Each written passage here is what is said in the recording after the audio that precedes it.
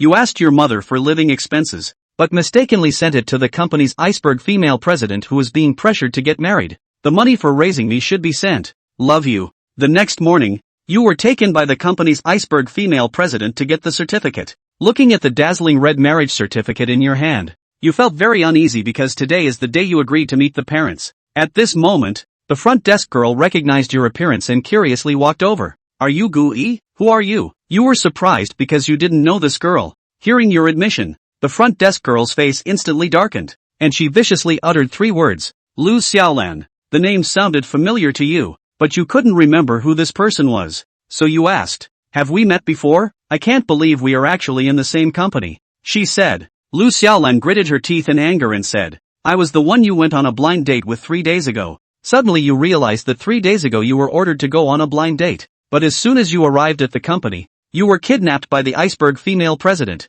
causing a delay. By the time you reached the destination, the person was already gone. Sorry, something came up that day. You apologized. Lu Xiaolan glared at you with her delicate appearance and the job at the Star Group. She had many suitors and was even hailed as the flower of the front desk. Is that all you have to say? Just sorry? At this moment, during working hours, many people were envious of this scene. A security guard was actually favored by the flower of the front desk. Based on what situation? This new security guard is actually dating our flower of the front desk and stood her up. What's his name? Why him? Lu Xiaolan glanced at you. Your height and appearance caught her eye. But unfortunately, you were just a security guard. However, even though you were just a security guard, you were the only son in your family. Your parents have a flat, and your grandparents have an old rundown house in the core area of the capital city. Lu Xiaolan had someone inquire, and the combined value of those 2 houses is no less than 30 million. If she didn't know this information, she wouldn't be interested in dating a high school graduate. Lu Xiaolan's eyes were slightly disdainful, giving a sense of looking down from a high position. You furrowed your brows, ready to turn and leave, feeling that there was no need to continue chatting with this girl who exuded such a strong sense of superiority. The more someone lacks something, the more they crave to show off something. Wait, you stood me up. I can overlook it, but I promised to go on a blind date with you, so I will definitely see it through. It's time for dinner. Let's go to the cafeteria and chat about our thoughts. You were just about to refuse, but considering that you stood someone up first, you agreed to come along. The security guards around heard this and their eyes turned even redder. On the other side, in the president's office of the Xinxing building, the frosty iceberg female president Chu Yining stood up from the president's chair. She seemed to have figured something out, and a smile appeared on her lips at this moment. A low, magnetic mature woman's voice sounded. Xian Yu. What is Gui doing now? A delicate woman walked into the office. She was Chu Yining's secretary. Xian Yu. Sister Ming.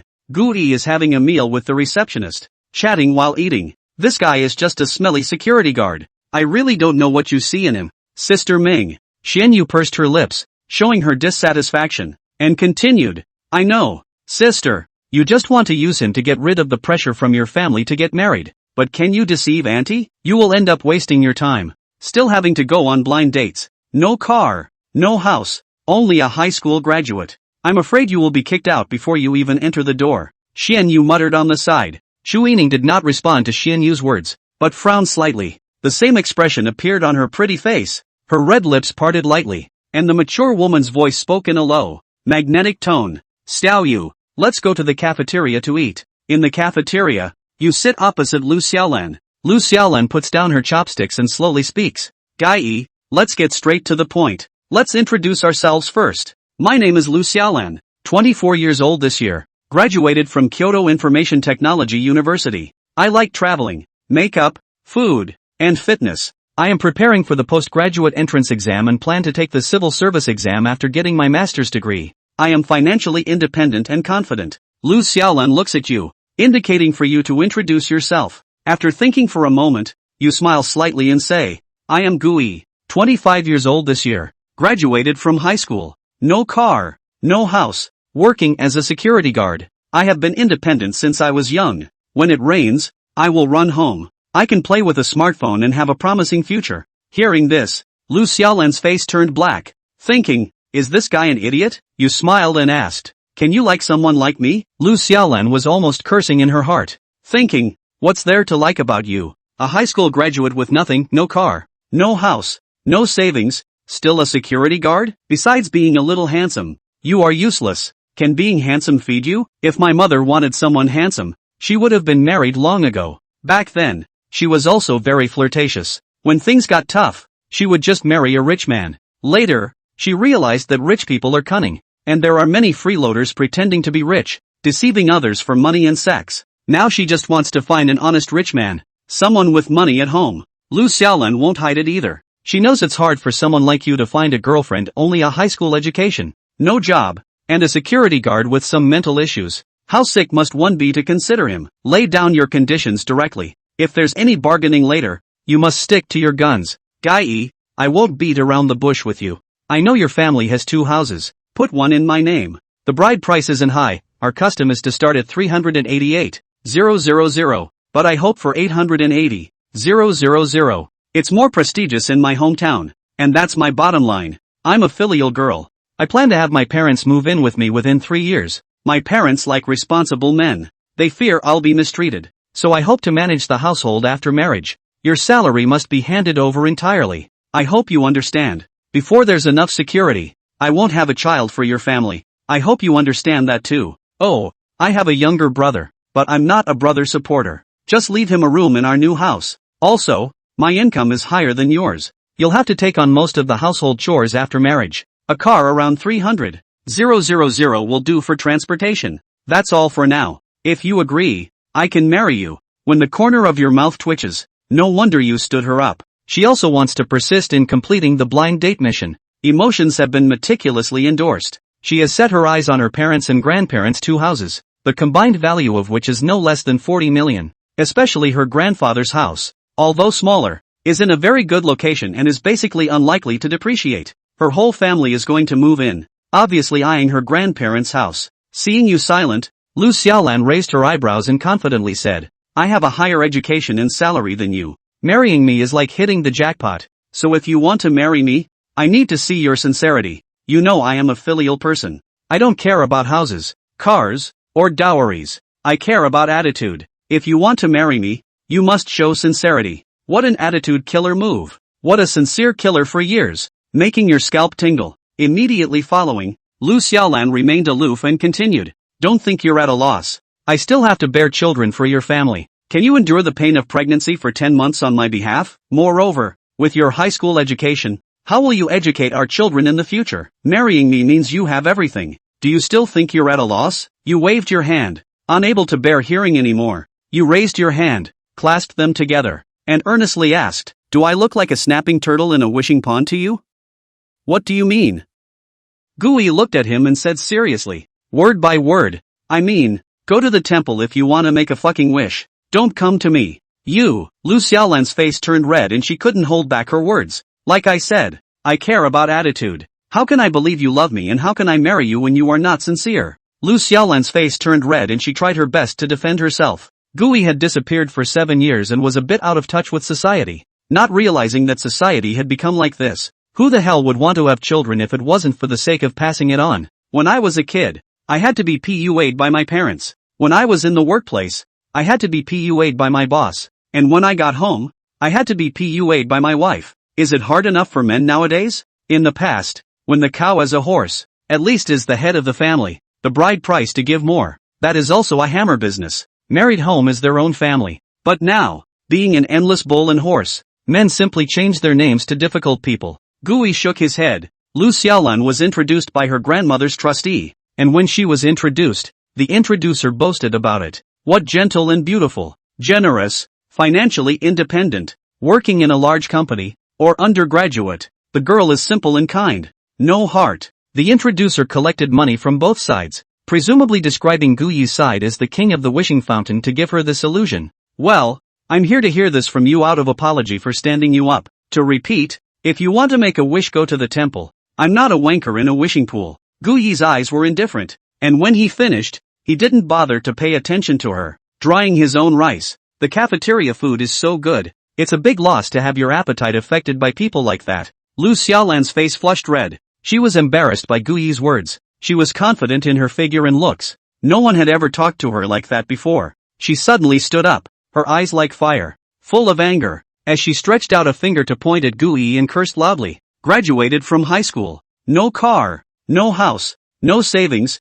And you're still just a security guard making a couple $1,000s a month. You don't want to put out anything. What kind of blind date are you out for? Do you want to whore yourself out for nothing, or do you want to eat soft rice? I'm telling you, a dog can't even look at you with someone like you. Lu Xiaolan's exasperated voice resounded through the cafeteria, and everyone's eyes looked at it in unison. Meanwhile, Xu Yining happened to come down from the elevator and walked into the cafeteria. She had just arrived when she heard Lu Xiaolan pointing at Gui's nose and cursing. People like you, dogs can't even look at you. Xiao Yu, what's her name? Xu Yining's face sank, her eyes as cold as icebergs, and her imperial voice rang out in a low tone. Lu Xiaolan, turn her on. ?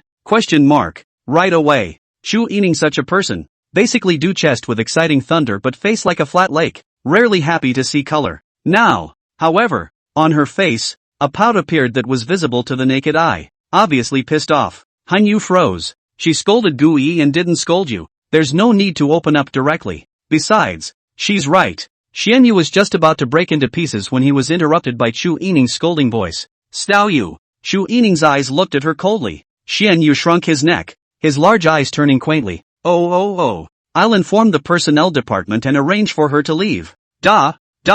The heels rose and fell with a crisp sound. The employees who were still eating melons just now, seeing Xu Yining come, immediately retracted their gazes and lowered their heads, doing what they should do. Don't talk, the president is here. Some of the newcomers, who were ready to go up to the president and give him a greeting, were immediately stopped by the put away your ass kissing routine. The president doesn't like it, just do your own thing. The president doesn't like to be bothered. Does the president come to the staff cafeteria to eat too? It's very rare that the president has his own private kitchen, presumably because he wants to experience civilian life on a whim. This is considered civilian life. This meal can't even be eaten outside for $300. So what kind of life did I live before? Let's just tell you this. The dogs here are better fed than you are out there. Do a good job and hang in there until you get your year-end bonus. Then you'll know how good it smells. Remember, in our company, you can mix, you can touch the fish, but one thing, you must never dish. What if the dish? Then it's front desk or security.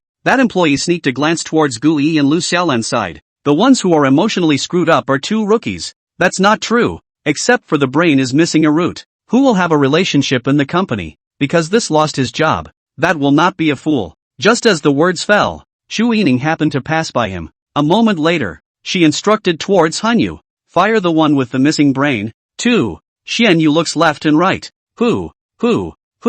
It's only the ones who get laid that are short in the head, and he doesn't seem to be getting laid. Xu Yining's face darkened, and she suddenly had the urge to open Xian Yu as well. The employees basically kept their heads down and their murmurs were cautious. It wasn't that Xu Yining had used any high-pressure tactics in the company. Quite the opposite. The company's system is very flexible. Not even saying there are few constraints. As long as you do your job well, the president is at the company, but rarely has meetings, and even less time for high-pressure employees. But there is one thing. The company doesn't keep idle hands. Can't do the job. Sorry, just leave. It doesn't matter if you're an ordinary employee or an executive. The corpse is gone immediately. And it's not good enough for anyone to plead for mercy. It is this decisive elimination system that makes the employees look at this president with awe. The Star Group has never been stingy with its employees. Higher pay is one thing, but the pay isn't several times higher than your peers. What really smells good is the perks. The benefits of the Star Group are a real ride. After experiencing the benefits of Star Group,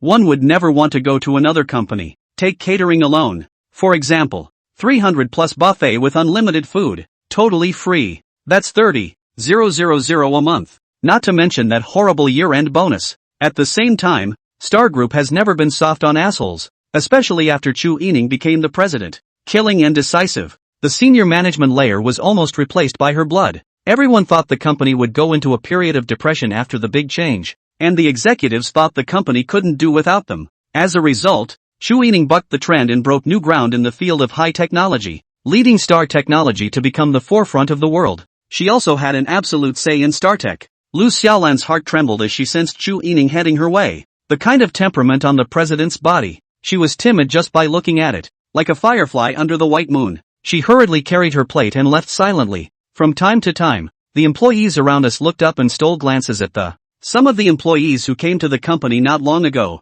or for the first time to see the real face of the president, were all amazed. There was a rustling sound of the president can be so beautiful. It's the first time I've seen such a beautiful girl. I've long heard that the president is the first beauty in the capital. Before I still think it's exaggerated. How beautiful can a person be? Now I see. What is the first beauty in the capital? It's clearly the first beauty in Blue Star. By the looks of it, the president is in his early 20s at most, so young to be in charge of such a large company. How impressive. To tell you the truth, the president is 28 this year, and her looks are the easiest thing to talk about. But to be honest, looks are only the most insignificant advantage she has. Just in terms of face value and body, some top-stream net-reds aren't bad, but they would be instantly killed if they dared to stand next to the president. That kind of temperament and aura is definitely not something they can compare to. Tweedledum. It's really hard to imagine what her boyfriend would be like. It simply doesn't exist, and as far as I know, the president likely hasn't been in a relationship yet,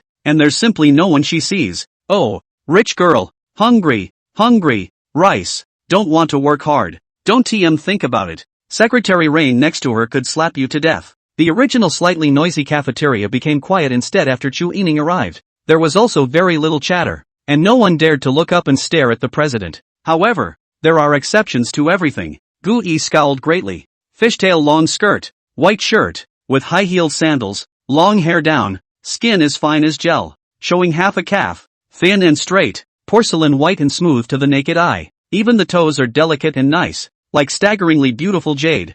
360-degree beauty. Look thin, but not small at all. Maybe that's a gift. Gui withdrew his gaze and continued to dry his rice. Chu Yining stopped next to Gui's seat, then collected her skirt and slowly sat down. The cool eyes were quiet as they looked at Gui. Full attention, no eyes. Xianyu ordered 2 sentences with the cafeteria aunt, then came back and sat next to Chu Yining. She sat down and crumbled her dry rice while she, really? I don't know why Yining-san chose you, but I advise you not to make a fool of yourself. Sister Yining has said that there is no male or female affair in her heart. Just now Lu Xiaolan is right. I think. Bang. Chu Yining directly pushed Xianyu's head down, his face pressed against the dining table. Just now, Lu Xiaolan said that a dog like Gui couldn't even look at him. So who was she scolding? At this moment, Xianyu is not broken. Just look at Gui's eyes are very grudging. Do not know also thought that Gui hoard her did not give money. Gui looked up at her and then at Chu Yining, his gaze fixed. This girl is beautiful. The kind of beauty you never tire of. The natural reddish lips, crystallized with a touch of. From a distance, it is a green mountain, and from close up, it is autumn water. It is obviously an iceberg temperament, but it carries an inexplicable sexiness when you look at it from a close distance. God knows how sweet it must be for that little mouth to take a sip. It was only when he saw it up close that he realized that those cool eyes were actually a pair of peach blossom eyes rippling with autumn water, covered by the cover of the cool appearance. A more eye-catching glimpse of that one-word beauty bone. In the clean white light, the reflection is porcelain white and tender. It is said that ancient despotic emperors liked to serve wine in the clavicle nests of beauties, and I wonder if this wine will have a different flavor. Gu Yi faintly answered. Well, I'm not in the habit of making a fool of myself. The 3 biggest illusions in life, that I can kill back, cell phone messages, and that she likes me. The 2 are kind of on their own right now. Gu Yi doesn't want to go on a blind date, and Chu Yining is plagued by blind dates, so the 2 of them hit it off and help each other out. As agreed, the 2 are now a contractual couple, and for the duration of the contract, both are to treat each other as boyfriend and girlfriend. Chu Yining's red lips lightly opened, exhaled like orchids with a faint aroma, and her imperial voice was low and magnetic. Were you just on a blind date? Gui sat across from her and could smell the fragrance. They say that pretty-looking girls are more fragrant, and they are true. Smell this light fragrance. Shin in mind. Such a girl, married home to hold the daily smell is not a loss. Refreshing, natural and harmless. Also, this ninny talks exceptionally well. The kind that makes your ears pregnant. Gui smiled and said casually, what would you do if you were actually on a blind date? Contract couples are just that. Although the spirit of contract is important, but when the time comes, the 2 people go their separate ways. You go your way, I cross my sunny road. It's hard to get anything out of a relationship like that when you're not destined to commit to it all. Chu Yining's clear eyes looked at Gui. Her red lips opened and closed, and she said seriously, word by word, I'd be jealous. Put.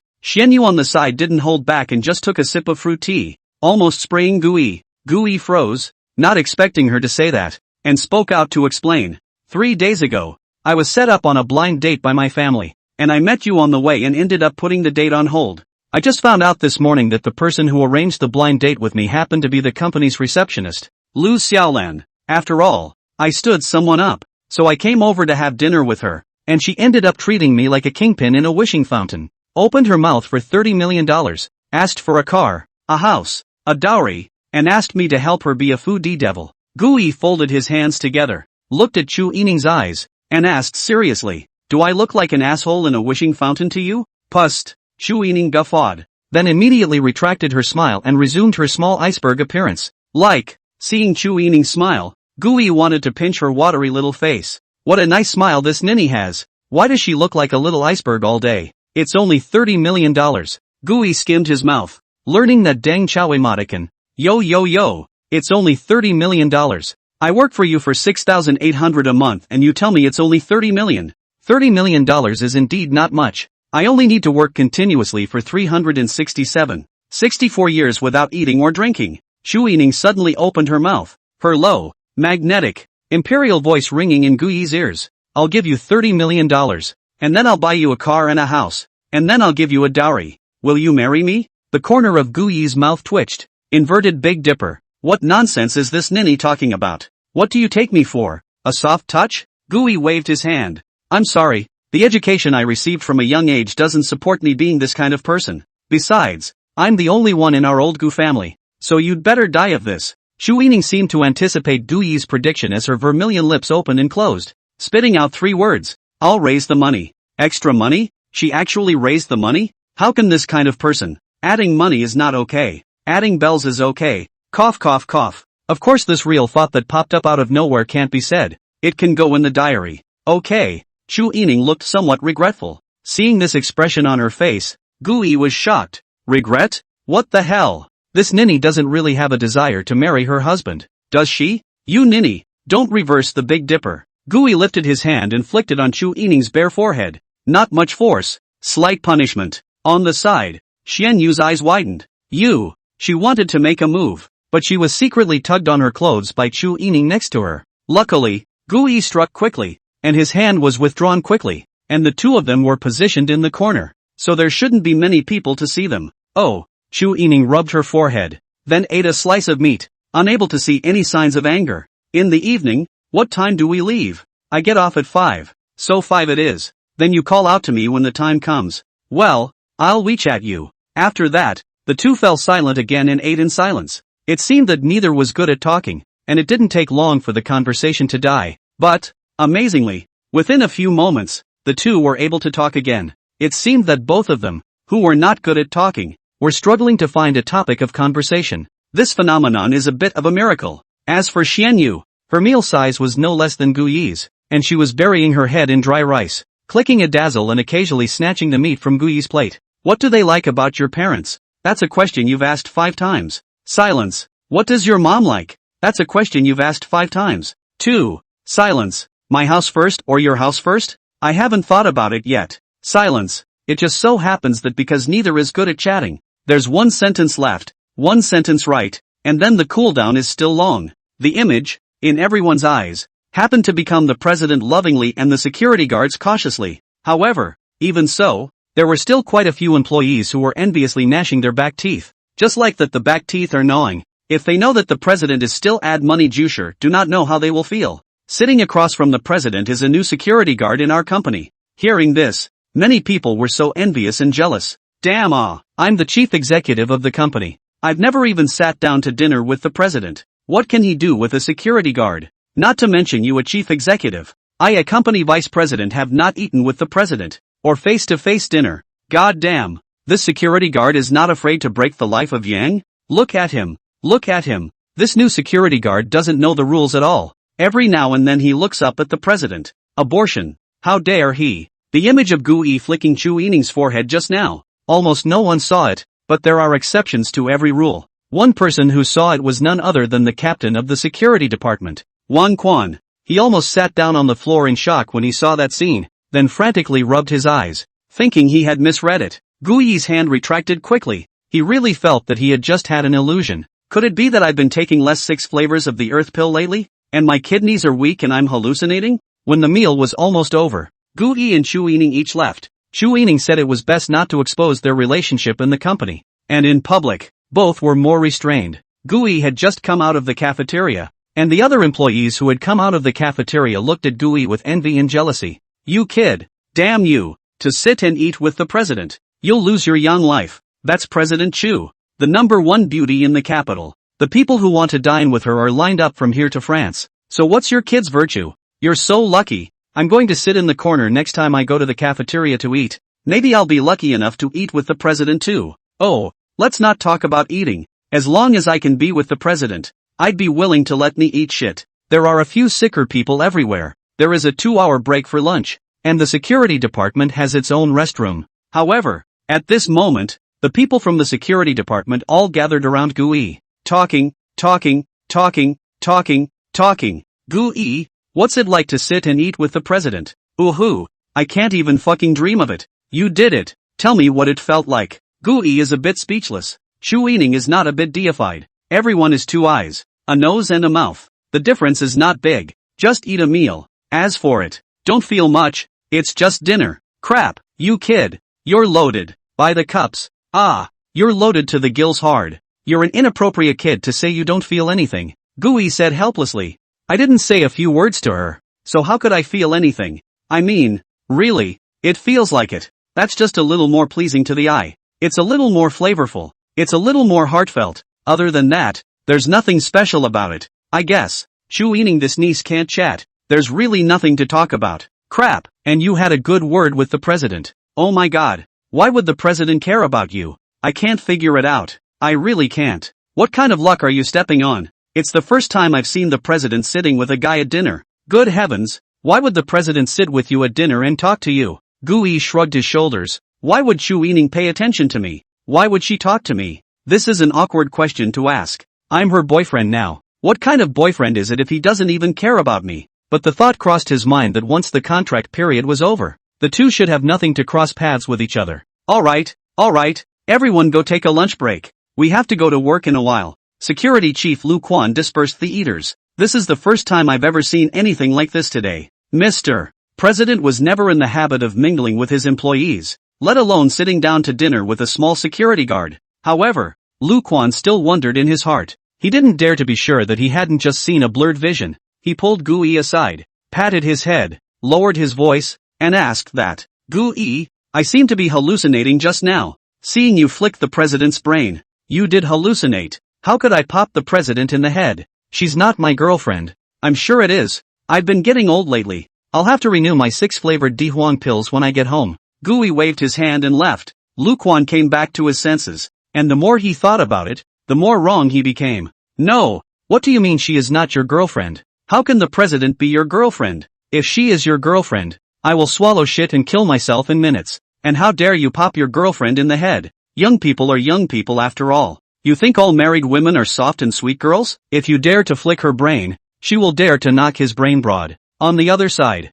President's office. Chu Yining was distracted all afternoon, and basically didn't do much office work except for signing a few documents. She had one hand propped up on her chin, her eyes gazing dully out of the window, her stunningly beautiful little iceberg face carrying a wandering mood of. It seemed to be thinking of something happy, and the corners of his mouth tended to rise. The light hit her face. Every strand of contour was like a beautifully sculpted landscape. Chu Yining, such a woman. Skin and bone phase are extremely beautiful, coupled with being in a high position, pampered, slightly powdered, skin color, not inferior to the women of the 28th. Such women, even at 40 or 50, are age killers, and beauty doesn't seem to expire on them. Chu Yining put the file down, opened the computer, clicked on a WPS file, and her slender white fingers struck the keyboard. A table appears clearly on the document. The form displayed a list of designations, followed by a list of the person's preferences, followed by a note of the gift she had selected. It was clear that they were all Gui's family members. The number of words below shows 3212. Those who didn't know thought she was writing a novel outline. Over 3,000 words. Who would have thought that an iceberg female president, meeting her parents for the first time, would have made a 3,000-word strategy? Sprawling, detailed displays, much labeling. Xiao Yu, come here for a moment. Help me see if I'm missing anything. Xian Yu was startled when he came over and, Sister Yining, this, you made this? Aha. Grandpa Gu, Grandma Su, who are they? Gui's grandparents. Uncle Gu, where's Auntie Lin? Gui's mom and dad. Where's little Shirori? Gui's sister. Then this aunt is also Gui's aunt? Aha. Crouching. Xian Yu's eyes widened. The graceful nationalist almost blurted out, "Sister Yining, what are you doing? Are you really Sister Yining?" Xian Yu stared, looking Chu Yining up and down, as if she truly suspected that the Yining sister in front of her had been possessed. What possession? Chu Yining playfully crossed her eyes. The first time I go to my boyfriend's house to meet my parents.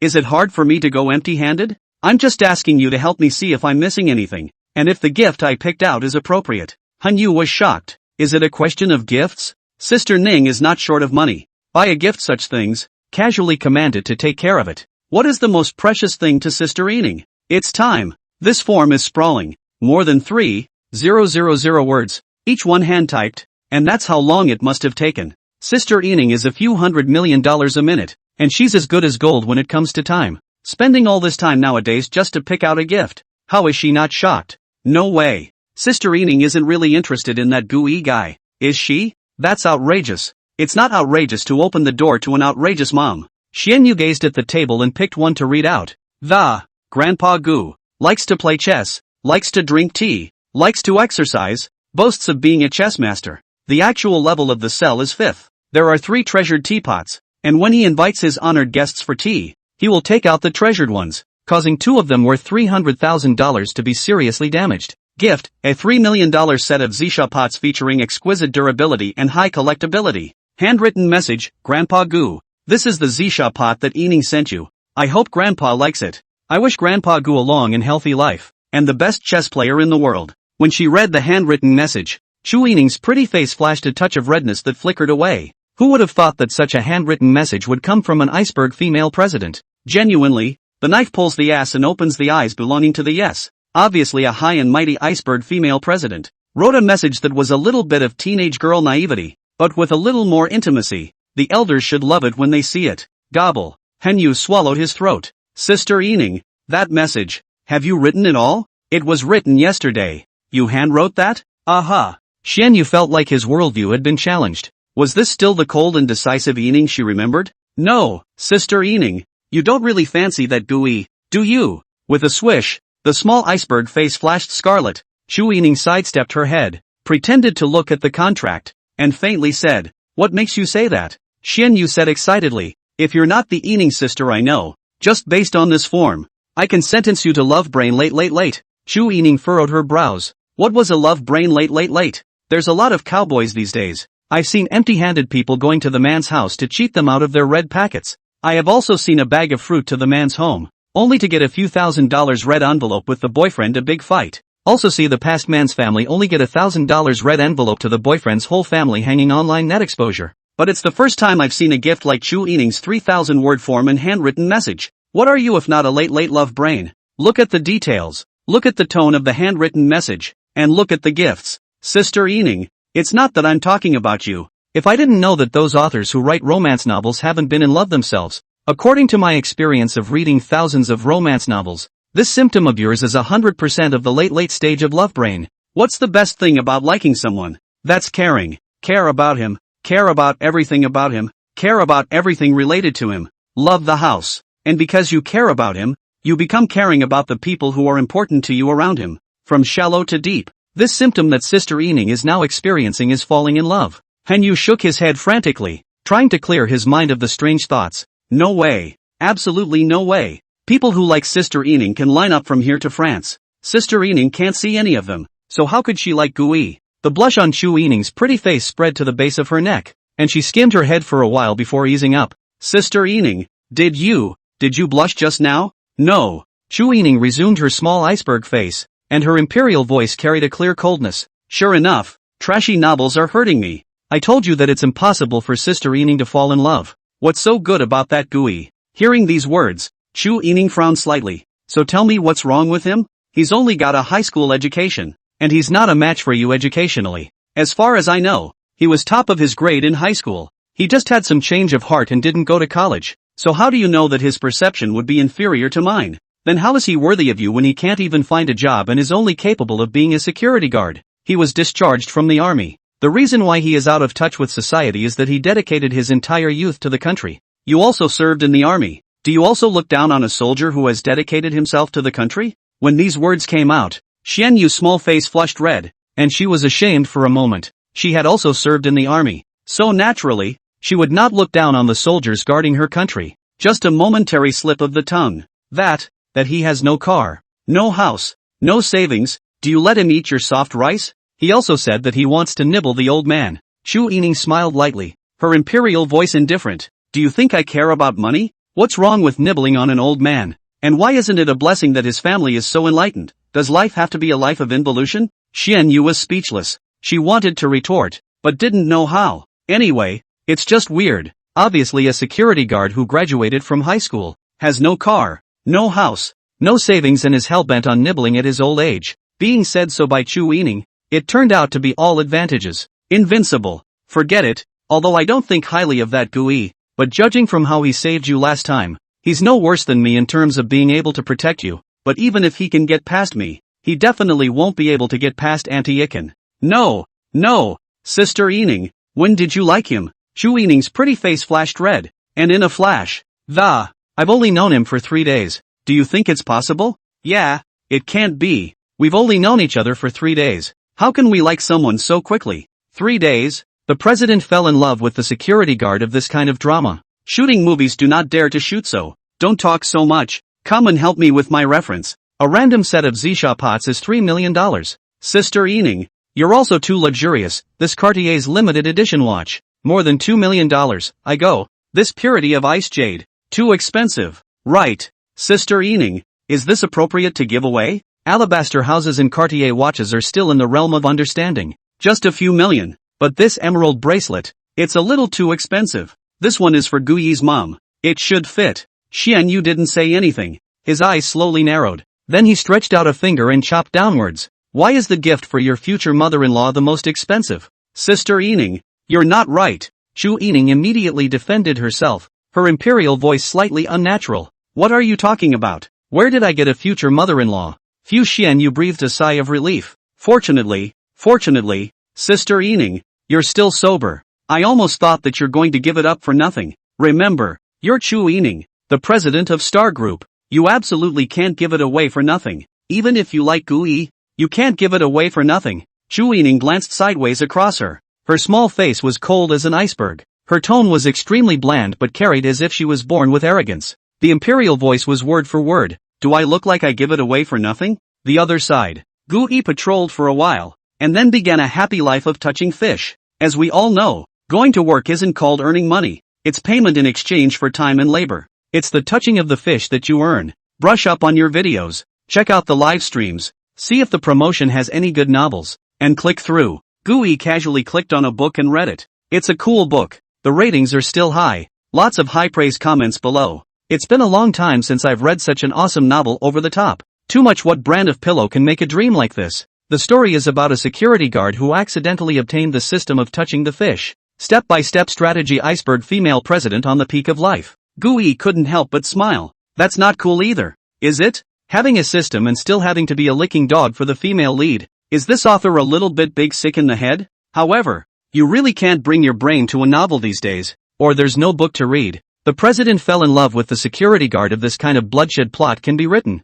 The author is more or less a little big disease in it. Gui flipped through the pages again, looking for any novels where the protagonist was a retired big brother or a scientific research big brother. However, after looking at it for a couple of moments, Gui was not interested. There was absolutely no sense of substitution. All 24 years, the Soldier King killing means is still confined to rushing to the front of others to kill people. Engaged in a lose-lose. This is not pure have a big disease, but all with a little brain cannot see. And what about nuclear-powered aircraft carriers? Controlled nuclear fusion. Developing them for military exercises to deter Western powers. Imagination should also be built on the theory of basic physics. Light. A controllable nuclear fusion is too abstract. The key to the development of the war carrier battle group and the nuclear power of the RO, as well as high-temperature resistant superconducting memory-type materials. Nuclear fusion produces a temperature of 20 keV. What is meant by controllable? The conversion rate reaches how much is called controllable? Forget it. Let's just read the book. Iceberg royalty president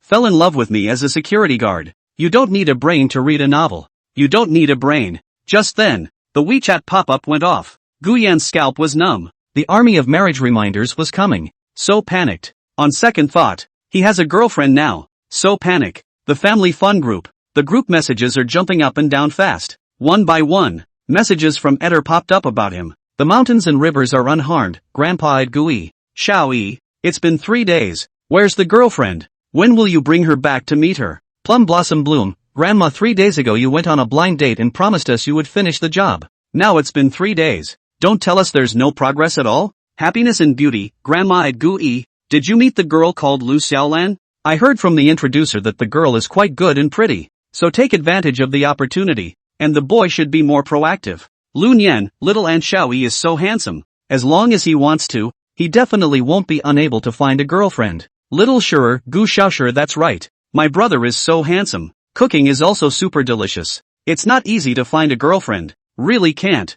I'll introduce my little girlfriend to you. He. I'll introduce you to my little girlfriend. Wife-loving Jangwo, Gu's dad Xiaosure. Don't mess up. You're still in high school. How can a best friend be introduced to your brother? Lin Evening Autumn, Gu's mom at Gu-yi. Son, 3 days ago you made a promise to mom that you would definitely find a girlfriend. Now where is the girlfriend? Seeing this flurry of news, Gu-yi was completely out of the mood to read a novel. Hey, life is hard. It's only 25 and you're being pushed to get married. Who understands? He just came back from the army side 4 days ago. He hadn't retired so soon, but when he returned from his last mission, he received a message. Mom had cervical cancer and had been operated on during the time he was gone, and fortunately it was under control. No one told him about something this big. He knew that what he was doing was too important to be distracted, so the boss didn't tell him. The doctor said the success rate was higher, and mom and dad didn't want him to worry, so they didn't tell him. He hasn't been home once, in 7 years. He had always assumed that mom and dad would be as healthy and vibrant as they had been 7 years ago.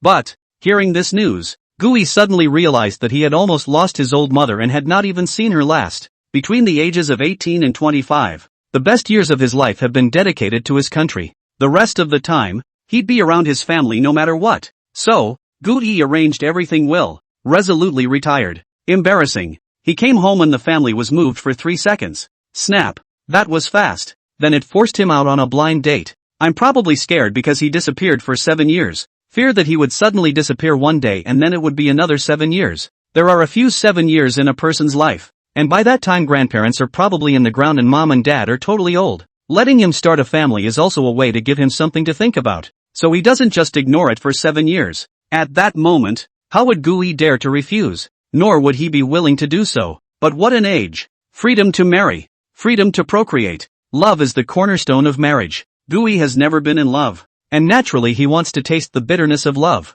And doesn't want to get married so early. He couldn't help but be pushed by his family. So he had to go on a blind date. Gu-yi replied back to the message in the family fun group with a hard-hitting message. Gu-yi, grandparents, parents, aunt, you do not need to worry. I now have a girlfriend. However, it will take a while for me to get a girlfriend. And I'm not sure if I'll be able to get a girlfriend in the future. Upon hearing this, the group once again boiled over and Gu Xiaosure typed the fastest as she realized that her brother had mentioned everyone but her. Xiaosure, brother, I'm worried about you too. Why don't you mention me? Do you not care about my opinion? Humph, angry. The corner of Gu-yi's mouth hooked and he directly returned. Aha. Little Sure, grandparents, look at him. He's a bully. Woo. When they heard that Gu-yi had a girlfriend, Guma's eyes lit up. Surprise. Huge surprise. In their eyes, their son is good at everything, but his EQ is a bit low and he won't like girls. You can tell he's a straight man of steel by the way he dislikes Shirori. A straight man of steel like that is not only hard to find a girlfriend,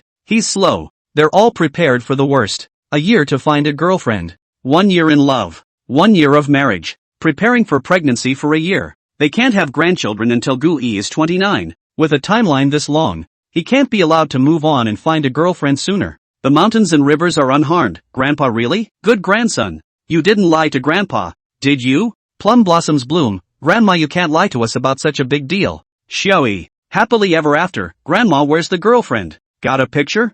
Gu-yi flipped through his cell phone, and there really wasn't a picture of him. He's not usually in the habit of taking pictures. No. Xiaosure, brother, you can't be lying, right? If she's your girlfriend, how come she doesn't even have a picture? Unless you pull your sister-in-law into the group. We'll believe you. He. Sinister laugh. Lu Nian, little Aunt Xiaosure has a point. Xiaoyi, we believe in your vision. Pull the girl into the group, and we'll trust you. Wife-loving Jangwo, Gudad +1. The corner of Gu-yi's mouth twitched. Thinking of Chu Yining's iceberg character, he immediately intended to refuse. Moreover, he and Chu Yining were a contractual couple, so it was inappropriate to add a group. The whole thing is a pain in the ass when you have to back out of the group. Most of all, Chu Yining's kind of big boss probably couldn't look at their kind of family group. Gui, it's not appropriate. I'm not even close to being married. The marriage is still far away. This is our family group. It's not appropriate for her to join the group. Lin Evening Autumn, Gu's mom, it's okay.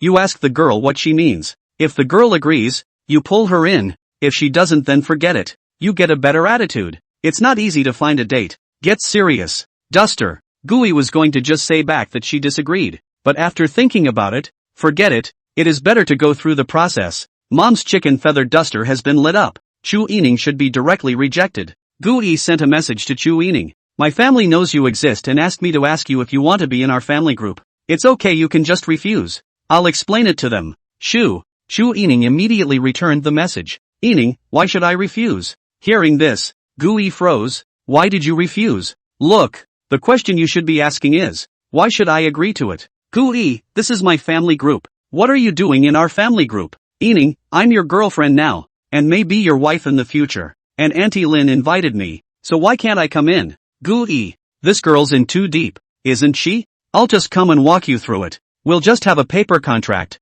and when it's over, we'll be passers-by. No need to get too involved. And he's telling the truth. It's better for everyone. Gui also understands that Chu Yining is trying to use herself to block the family's urging for marriage. The same goes for yourself. We all benefit from each other. He hadn't even been in love yet, so naturally he was especially concerned about his first relationship, and he believed that Chu Yining was equally so. That kind of fast food relationship. He'd rather be single. On the other side, we're just a piece of paper. When the contract is over, we're just passers-by. There's no need to get too involved. Leering like a thorn in the side, Chu Yining's heart seized for a moment. Heartburn. Absolutely beautiful little face. That pair of peach blossom eyes. The corner of the eye there is a tear flickering. Shinin was put back by her. Yining, if you don't let me in, next time I go to your house, I'll tell Auntie about it. Ahem. Gui, who was touching the fish on the other side, almost choked on his saliva. What? What is Chu Yining talking about? Sue, tattle on my mom? It's not a mistake. Chu Yining's kind of iceberg goddess, high and mighty president, would also use the tattletale routine. Crazy. Gui brainstormed and shivered. It's really hard to brainstorm. During these 3 days with Chu Yining, this niece basically had a small iceberg face. Even if she made her laugh occasionally, she quickly put the smile back. It was really hard for Gui to imagine what it would be like for this ninny to sue. Why don't you let her try to sue? Forget it, try it and die. We'll be beaten to death by mom. Gui, Chu Yining, I can pull you in, but you'd better not sue. And who taught you the tattletale routine? It doesn't work well with me. Actually, it doesn't matter if you sue. I'm still in charge in our house. Thinking of his mom's violent state of protecting her calf, Gui couldn't help but remind him. I advise you not to use the tattletale routine. Bamboo shoot stir-fry is no joke. Since childhood, Dad did not hit him. It was Mom who hit him, and the fear of being dominated by the bamboo shoots fried meat is still fresh in his mind. Gui, even if you sue,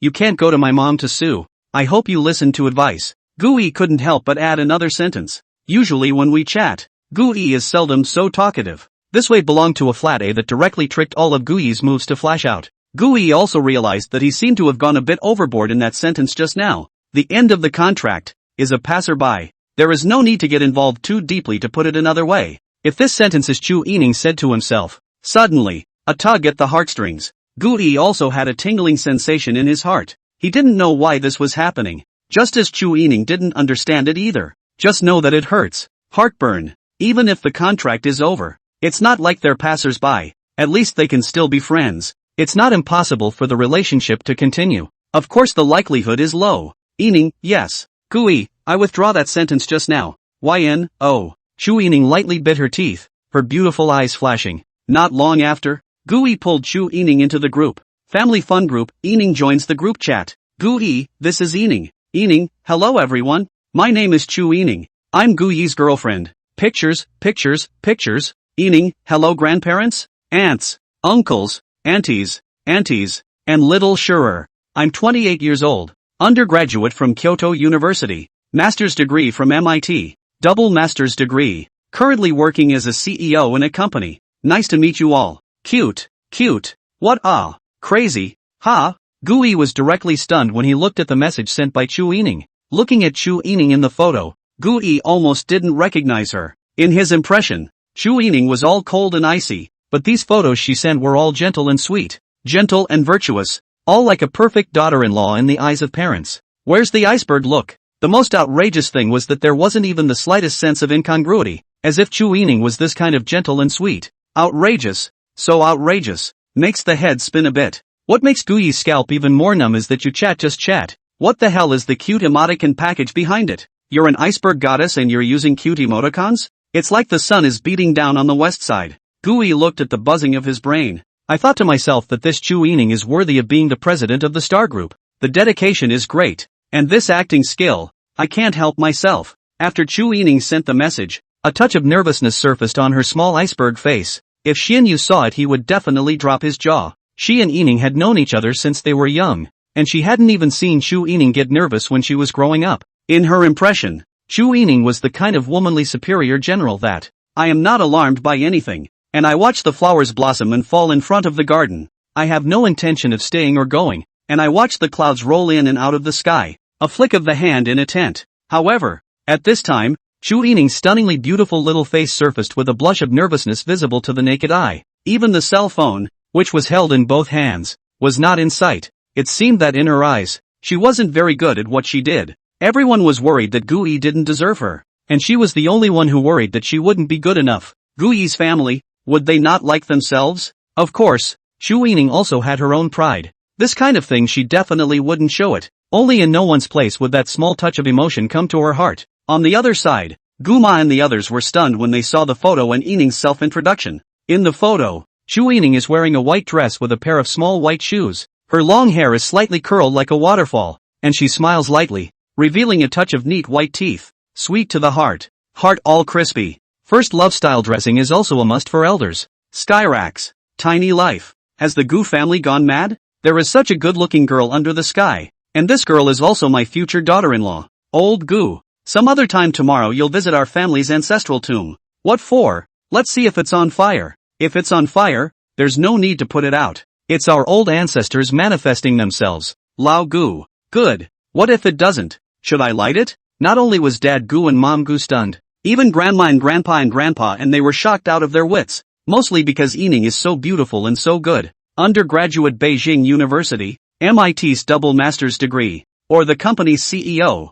This girl must be how powerful. It wasn't that they thought Guyi was bad. It was just that there was really too much of a gap when compared to others. Most of all, how could they not be excited when the other girl took such initiative to admit that she was Guyi's girlfriend and was so generous? Wow. Blow up. The group chat instantly exploded. Mountains and rivers are unharmed. Grandpa, I'm Guyi's grandfather. Welcome Yining. Warm welcome. A warm welcome. Fireworks. The old man, who was usually not much of a chatterbox, was using emoticons at the moment. Plum Blossom, Grandma welcome Yining baby, welcome Yining to the whole happy family. Warm welcome, firecracker, happily ever after, Grandma Yining is so beautiful. It's the first time Grandma has seen such a beautiful girl. Welcome Yining, a warm welcome, horn. Lunyan, little Aunt Yining is so beautiful, and a senior at MIT. And has her own company. It's awesome. Welcome Yining, a warm welcome. Fireworks. Little Shurer, Gu Shaoshur wow. Wow. I have a sister-in-law. I finally have a sister-in-law. Wow.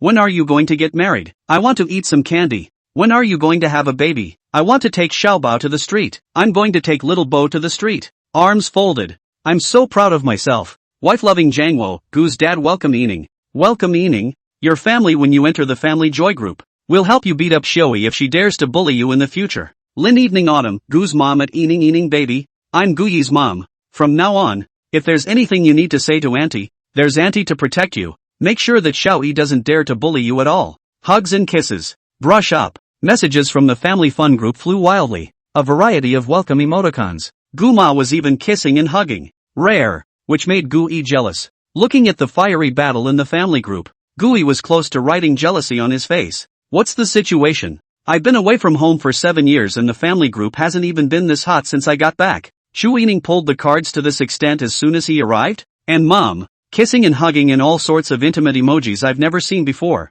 I don't even get that kind of treatment. For what? This is my family group. Why is Chu Yining, an outsider, more rowdy than me? No, no. She and I are just contractual lovers. We need to lower the heat. Gui was thinking contractual couple in his heart, but in reality it was just a little bit sour. This is my family and can only be closest to me. Gui, everyone does not need to be so enthusiastic. I am eating now although it is a boyfriend and girlfriend. But the 8 has not yet a skimming at small surer. What to marry? What to have a baby? Small children do not talk nonsense. This is my family group, and my word still carries weight. At the very least, there is still Xiao Shurer, the bottom of the food chain. To bully, that's a moderate statement on its own, and it should be recognized by the family. Descending Chu Yining this niece's hotness. What kind of cow or horse is she? In my family group, what makes her more rowdy than me? At this time, the group's messages were decidedly quiet. Gui's heart was secretly happy, just getting ready to talk.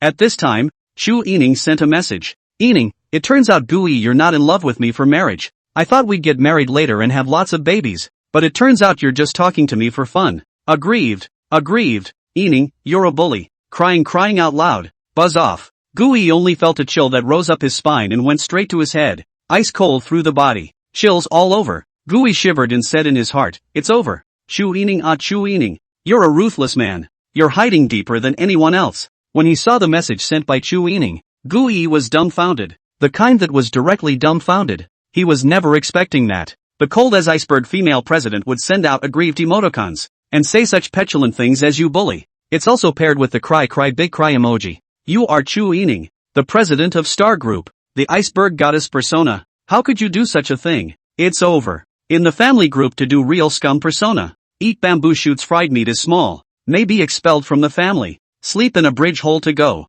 Wrapped up in a little quilt in a little bridge hole. Wiping tears from inside the quilt. Suddenly sat up in the middle of the night. I'm really not a fucking scumbag. At this moment, Gui could feel a cold wind coming through the screen. Deji. It's cold. The mountains and rivers are unharmed, Grandpa-eyed Gui. Xiao-yi, you'd better give us an explanation. Our old Gu family tradition of being good men has been passed down from generation to generation. So how did it come to you that you've become a scumbag? Plum blossoms bloom. Grandma, there's never been a scumbag in the old Gu family. I've been with the old man for decades, raising our eyebrows and respecting each other like guests. Teaching by word and example is the best family tutelage. And this has been the case in the old Gu family for generations. At Gu-yi, Xiao-yi, you'd better explain yourself. Happily ever after, Grandma at Gai-yi, Xiao-yi. Back then your dad had nothing, but your mom still brought a dowry to marry your dad without a second thought. What she saw was your dad's sense of responsibility and your family's family tradition. Come out and explain what it means to fall in love without the purpose of marriage.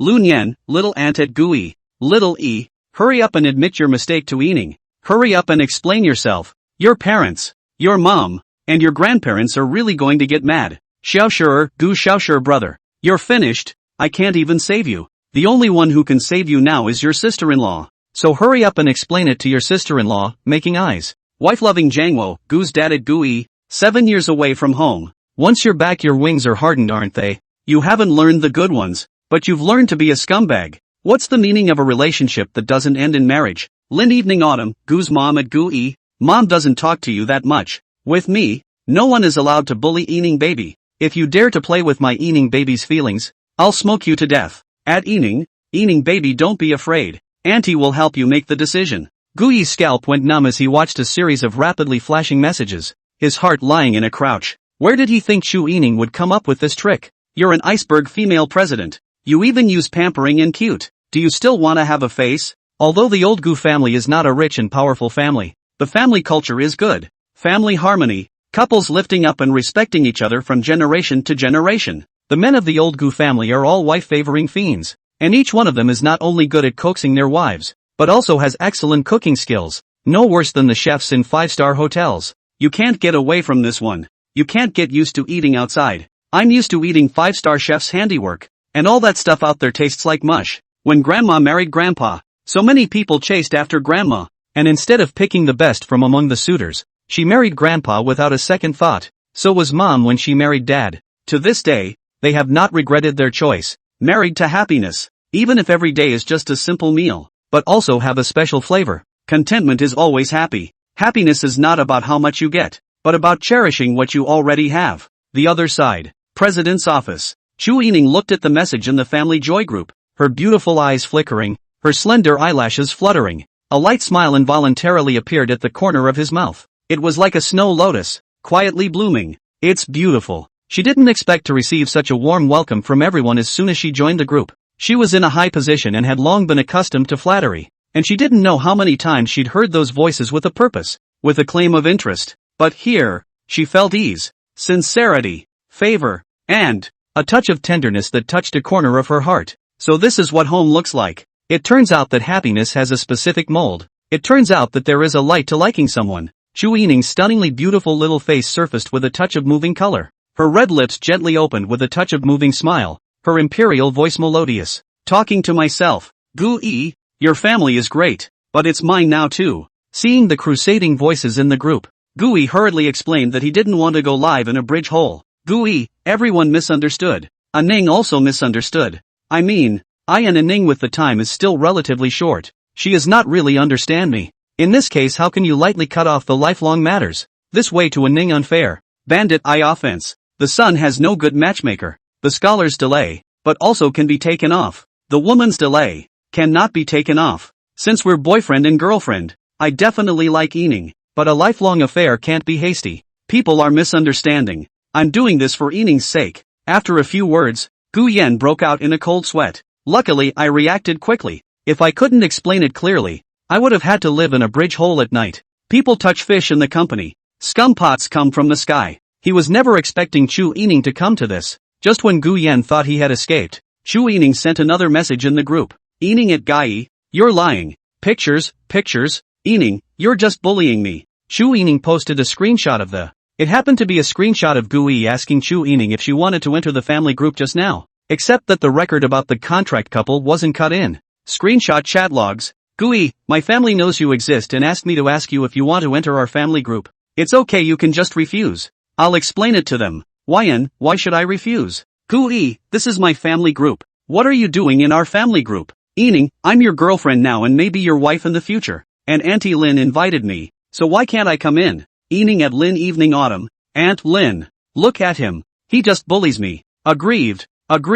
No wonder they say you should never mess with a woman. There was revenge she took on the spot and couldn't stand it for a day. Gu Yi was dumbfounded and immediately sent a message in the group. Gu Yi, Chu Yining, didn't you promise me you wouldn't sue? A gentleman's word is a promise. But you went back on your word. Gu Yi's teeth itched with anger. You're the president of the Star Group. And you went back on your word. Still playing the tattletale game. Toxic, isn't it? You've lost your personality. Yining, you see him? He also threatened me, or else I will not be allowed to enter the group. Grandparents, grandma, uncle, little aunt, little sure, Aunt Lin. You all help me to do crying, aggrieved. Wow. Blow up. The group exploded. As soon as the news came out, Gu Yi was directly attacked by the group, and was madly reviled. The mountains and rivers are unharmed, Grandpa you kid. You have no other skills but bullying your own daughter-in-law. Harboring a tyranny, isn't it? When I come back later, let's see how Grandpa will beat up this evil grandson of yours.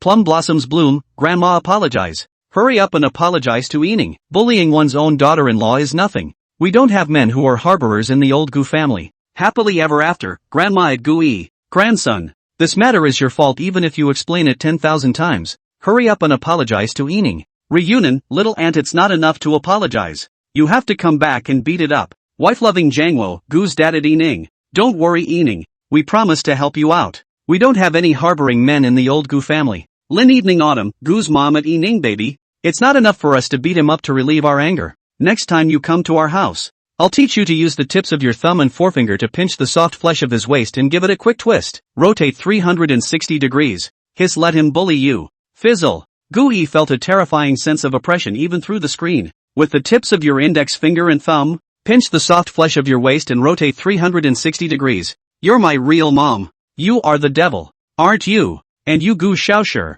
the kind that makes me kneel on the remote control and can't change the channel. Well. On the other side, Chu Yining in the president's office's beautiful eyes flickered, a bit eager to try. Stinky Gu Yi, let you bully me and dare to threaten me. Now do you know the price of messing with me? A touch of smugness surfaced on Chu Yining's pretty face. If Xianyu saw this, she would probably have to look dumbfounded again. When had she ever seen Sister Yining display this kind of expression of a little girl? Looking at the messages in the group, Gu Yi gritted his teeth and could only say in his heart, Chu Yining, count yourself ruthless. He also guessed that Chu Yining had come to avenge what he had just said. Those words were indeed a bit desperate. However, according to Chu Yining's character, it was unlikely that she would take it to heart. By all rights, those words should be what Chu Yining really thought in her heart. When the contract was over, would she, as the president of Star Group, still cross paths with a small security guard like herself? Can't figure it out. Just don't think about it. Let's get this over with first. Gu Yi at Yi Ning. I'm wrong, okay. Xiao Shu'er, Gu Xiao Shu'er brother. Apologize for not being able to add a few words to the line. There is no sincerity at all. Lin Lianqiu, Gu's mom re-apologize. Gu Yi at Yi Ning. I'm sorry. I was wrong. I shouldn't have taken my time. I should have let you get a license with me at Lightspeed and get married in half a year. Are you satisfied? This ninny is playing it realistically and with great dedication. Go get a license at the speed of light if you can. And get married in 6 months. It's strange that I say take your time and go step by step. And then I slandered me for bullying you. Gu Yi and Chu Yining's contract period was only 7 days. Once the 7 days were over, the two men directly by and large had nothing more to say to each other. Xiao Shu'er at Yi Ning. Sister-in-law, don't get on my brother's bad side. He's more of a straight man. Lin Evening Autumn, Gu's mom at Xiao Shu'er. Xiao Shu'er, I don't think your brother's been in love yet, right? Little Shields, yeah. Laughing. At Yi Ning. Sister-in-law, don't blame him because you're my brother's first love. Laughing. The mountains and rivers are unharmed, Grandpa at Gai. Your grandmother and I met at 17 and got engaged at 18. Wife-loving Jangwo, Gu's dad at Gai. Your mom and I met at 20 and got engaged at 20. Gu Yi's face darkened. Meow. Being mocked by the group. Gramps and Dad even stood up to show me off. Xiao Shu'er. This little ninny doesn't fight for 3 days, so I'll go back at night and beat her up. What's wrong with being 25 and never having been in love? Am I proud? He group put in a hard word. Gu Xiao Shu'er. Wait for me to come back. Little Shu'er, auntie, look at him. He's going to beat me up later, crying. Xiao Shu'er, ooh brother. I was wrong. I shouldn't have laughed at you for not having been in love for 25 years and 1 month and 23 days. I shouldn't have laughed at you for not having held a girl's hand for 25 years and 1 month and 23 days. And I shouldn't have laughed at you for not knowing what it's like to kiss a girl for 25 years and 1 month and 23 days. Whoa, I was wrong. Crying so loud. Next moment. Mountains and rivers are unharmed, Grandpa, voice message ha ha ha ha ha ha ha ha ha. Plum blossoms bloom, Grandma, voice message ha ha ha ha ha ha ha ha ha ha. Happily ever after, Grandma, voice message ha ha ha ha ha ha ha ha ha ha. Runny ear, little aunt, voice message ha ha ha ha ha ha ha ha ha ha ha ha. Wife-loving Jangwo, Gu dad, voice message ha ha ha ha ha ha ha ha ha ha. Late autumn in the forest, Gu's mom, voice message ha ha ha ha ha ha ha ha ha ha ha ha. The family fun group laughed their asses off. The world where only Gu Yi is injured reaches. On the other side, Chu Yining bared her teeth and laughed in the office, then hastily covered her mouth. Iceberg little face, like a snow lotus in full bloom, smiling like a flower. A faint blush surfaced where her cheeks had been. 25 years and 1 month and 23 days without having been in a relationship. 25 years and 1 month and 23 days without having held a girl's hand. 25 years and 1 month and 23 days without knowing what it feels like to kiss a girl. At that moment, Xian Yu, who heard the laughter, pushed open the office door and walked in. Sister Yining, I just heard a noise. Is something wrong? It's okay. Chu Yining was still holding the cell phone with both hands, not even moving her eyes away. Now the whole family happy group is happy. Only Gu Yi injured world reached. She sent a snickering emoticon to the group. On the other hand, Gu Yi was instantly unhappy when he saw this emoticon sent by Chu Yining. Jokes on who? It's not enough for others to laugh at me. Why should you laugh at me? Gu Yi at Yi Ning. Chu Yining. As far as I know, it seems like you've never been in love either, right? You're still older than me. Jia. Gu Yi had expected everyone to join her in a fit of laughter. It turned into a world where only Chu Yining was hurt. Anymore, he is the pro. I can afford to joke about it. However, just as Gu Yi's voice fell, the group's messages flew wildly. The mountains and rivers are unharmed, Grandpa Showy you brat. Picking up the treasure and still fooling around. Plum blossom bloom, Grandma a woman in her 3rd year holds a golden brick. Xiaoyi has not only picked up a treasure, she has picked up a golden brick. Happily ever after, Grandma I look left and right and I think Yining is younger than Xiaoyi. Lun Yan, little aunt at Gu Yi. It's a blessing of several lifetimes to meet a good girl like Yining. You must cherish people. Xiao Shu'er, Gu Xiao Shu'er wow. I can't tell that Yining's sister-in-law is over 20 years old. I feel younger than me. Sister-in-law is really beautiful. Starry-eyed, wife-loving Jangwo, Gu dad at Xiao Shu'er. Look at what you're saying. Younger than you, that's not underage. But Ening does look about the same age as you. Lin Evening Autumn, Gu's mom at Ening. Ening baby, your auntie's treasure girl. It's really cheap for that stupid son of mine. Kisses. Gu was dumbfounded. Is there such a thing as double standards? I've been single for 25 years and you guys are laughing like 200 pounds of bean. Shu Ening has been single for 28 years and you guys praise her one by one. Damn it. Who the hell is pro-life? However, Shu Ening's real face value was even younger than in the photos. With Shu Ening's skin condition and temperament, there won't be the slightest sense of incongruity when she goes to shoot a campus idol drama. You can do whatever you want if you're pretty. What a great dress for any age. So much so that it can display a style that is completely incapable. Then again, it's quite an experience pulling full circle to have a girl like that married to you, with all kinds of uniforms swapped around. Taking one wife is the same as taking several wives. Ahem, that's a bit of a stretch. On the other side, the president's office. Inside the office, Shu Ening put her cell phone down, a touch of sadness surfacing on her small iceberg face. There was a faint little gloom hanging over it. She had one hand propped up on her chin, her gaze peering out, on the stunningly beautiful cheeks. The sadness grew deeper and deeper. Sister Ening, what's wrong with you? Xian Yu walked over and asked somewhat strangely. The company is currently doing well and everything is on track. There was plenty of food to go around, and she didn't have to work as hard as she had before. Did something happen? In her impression, even when encountering very difficult things, Shu Ening would rarely reveal such gloomy emotions. Xiao Yu, do you think Gui will think I'm too old? Shu Ening asked in a low voice. She'd never considered such a question before. She also didn't factor male-female intimacy into her life's plans. But, now she seems to have her heart set on it. Things that she hadn't cared about quietly tugged at the heartstrings. Gui is 25 years old, and he himself is 28 years old.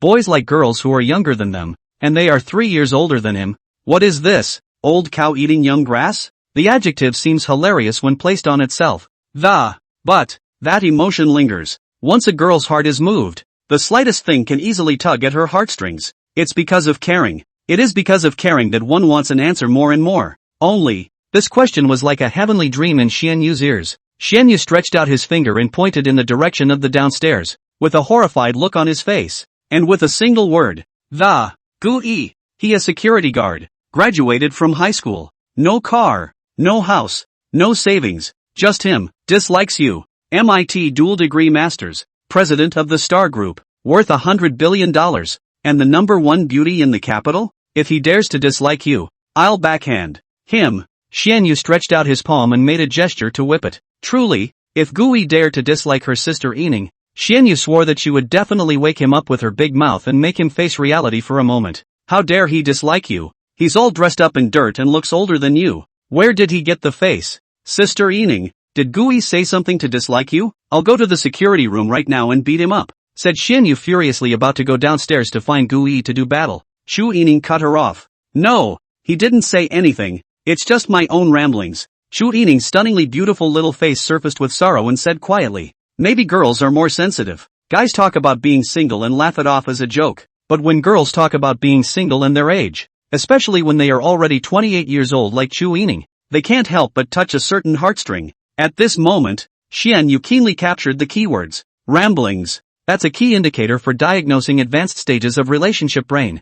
No way. Got to ask. Sister Ening, can I ask you a few questions? Shu Ening was still thinking about things and didn't think so, casually saying, you ask. You've spent 3 days with Gui. Do you feel that the man in your eyes has become more and more agreeable, and it even feels as if he's becoming more and more handsome? Hearing this question, Shu Ening's pretty face flashed with a blush that flickered away. During this time, because of their contract, the two try to both spend as much time together as possible as boyfriend and girlfriend. Unfortunately, neither has ever been in a relationship, and spending time together is limited to talking and listening to music. Is kind of getting better looking. Now that he saw Gui, he could not control his heartbeat more and more, and had that thumping feeling. It seemed like he was getting better looking even as his mind drifted back to him. Xian Yu was not only her secretary, but the two of them were also bosom friends who grew up together and talked about almost everything. Therefore, Shu Ening didn't think much about it. Xian Yu's eyes narrowed slightly as he continued to ask, and do you ever feel like you want to see him every day? Miss him when you don't see him, and feel like you can't get enough of him when you do see him? Shu Ening raised her head, a pair of peach blossom eyes looking at her in surprise, her imperial voice quite surprised. How do you know? She was confident that she hid her feelings well, How did Xian Yu see it? She didn't know why she had become like this lately. It's never come up before. However, over the past 2 days it feels like the symptoms are getting worse. She was also distressed. Do you really like Gu? She was still a little less than convinced by the answer that, after joining the family fun group, I had to admit to myself that I probably did have a crush on him, but only a crush. At this time, however, Xian Yu, however, was angry with 2 nostrils and muffled his voice. Sister Yining, do you know how you feel about Gu? There should be a little bit of goodwill. Shu Yining stretched out a slender white hand, her index finger and thumb comparing a very small gap, although she didn't want to admit that. But after joining the family fun group, she really got her heart set on it. She narrowed the gap a little more, signaling that she really only had a little bit of goodwill towards Gu. Xian Yu suddenly jumped up and waved one arm loudly. What a little bit of good feeling. You are clearly falling in love. Deep-rooted love. Love brain most late stage. Shu Yining's pretty face appeared red, and she argued in a low voice. It's too exaggerated. It's not exaggerated at all. What's more and more favorable? What's more and more good-looking? Why do I find him more and more unfavorable? You are clearly a lover's eye. Love brain on the head. And seeing him every day. Thinking about him when you don't see him. Feeling like you can't get enough of him when you do. You call that a little bit of good feeling. Sister Yining, you're finished. You've fallen in love. You're in the most advanced stage of lovesickness. Xian Yu stood in front of Chu Yining, waving his arms, gradually raising his volume. Word by word, cutting through the irony. She directly took Chu Yining's symptoms and came up with the ultimate grand diagnosis. You're done. You're in love. You're in the final stages of lovesickness. At this point in time, she is the legendary master of emotional analysis. No way. At most it's a good feeling. Shu Yining defended in a low voice. Good feeling, she acknowledged. Or else she wouldn't have signed a couple's contract with Gui. This good feeling was somewhat elevated by joining the family fun group. She admitted that there was a slight possibility that it might have evolved to like. But the most advanced stage of acromegaly is too much. And, which is so fast. Let me ask you, are you becoming more and more and caring about things related to him? Chu Yining responded. A little bit. If she hadn't, she wouldn't have made a 3,000 plus word spreadsheet on how to get gifts for his family. But it was, in her eyes, courtesy, dedication, and responsibility for the contract. Let me ask you again. What is it about the other person that clearly hasn't changed, but inexplicably attracts you more and more every day, so that you can't help but want to get to know him and care about him? Shu Yining thought about it. Her pretty face moved slightly, then she gently nodded her head, her imperial voice carrying a bit of unnaturalness, and a little bit. For some reason, she always felt that Gui was mysterious and special. A girl's mind is a fine one. The eyes are the windows to one's soul. Shu Yining had seen too many eyes. Desire, thirst, awe, malice. Gui had saved himself, but the way he looked at himself, clear and clean, as if he was just an ordinary girl in his eyes. Bang! Xian Yu suddenly slapped Chu Yining's desk. In my years of relationship experience, that's not even a favorite of yours. It's not like, what is it then? Chu Yining was slightly surprised. His own feelings towards Gui are not mixed with the kind of like between men and women,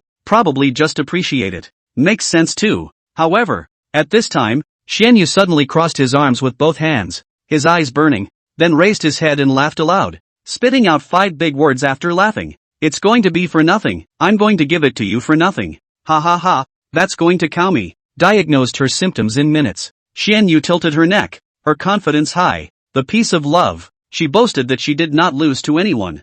I don't know if it's for nothing or not. However, Chu Yining saw Gui say, I'm sorry. I was wrong. I shouldn't have taken my time. I should have let you when I get a license at Lightspeed and get married in half a year. The little bloom in her heart was swept away. Inexplicably happy. Of course, White giving himself will never admit his own whiteness, and even has to set up a persona for himself that he will never give anything for nothing. She swept a sideways glance at Xian Yu, then spoke slowly in a very serious tone, her imperial voice low and magnetic. Xiao Yu, I admit that your analysis makes sense, but I don't think you've ever been in love, have you? After Yining came to the family fun group, the group became much more active than usual, especially Ori, who shared her daily routine to the group from time to time. The emotional family group has become her circle of friends. For his part, Gu's father, Elder Gu, was showing off his cooking skills in the group from time to time. Pictures, mountains and rivers are unharmed. Grandpa at Yining, has Xiao Yi ever cooked for you? 7 years ago his cooking skills were on par with mine.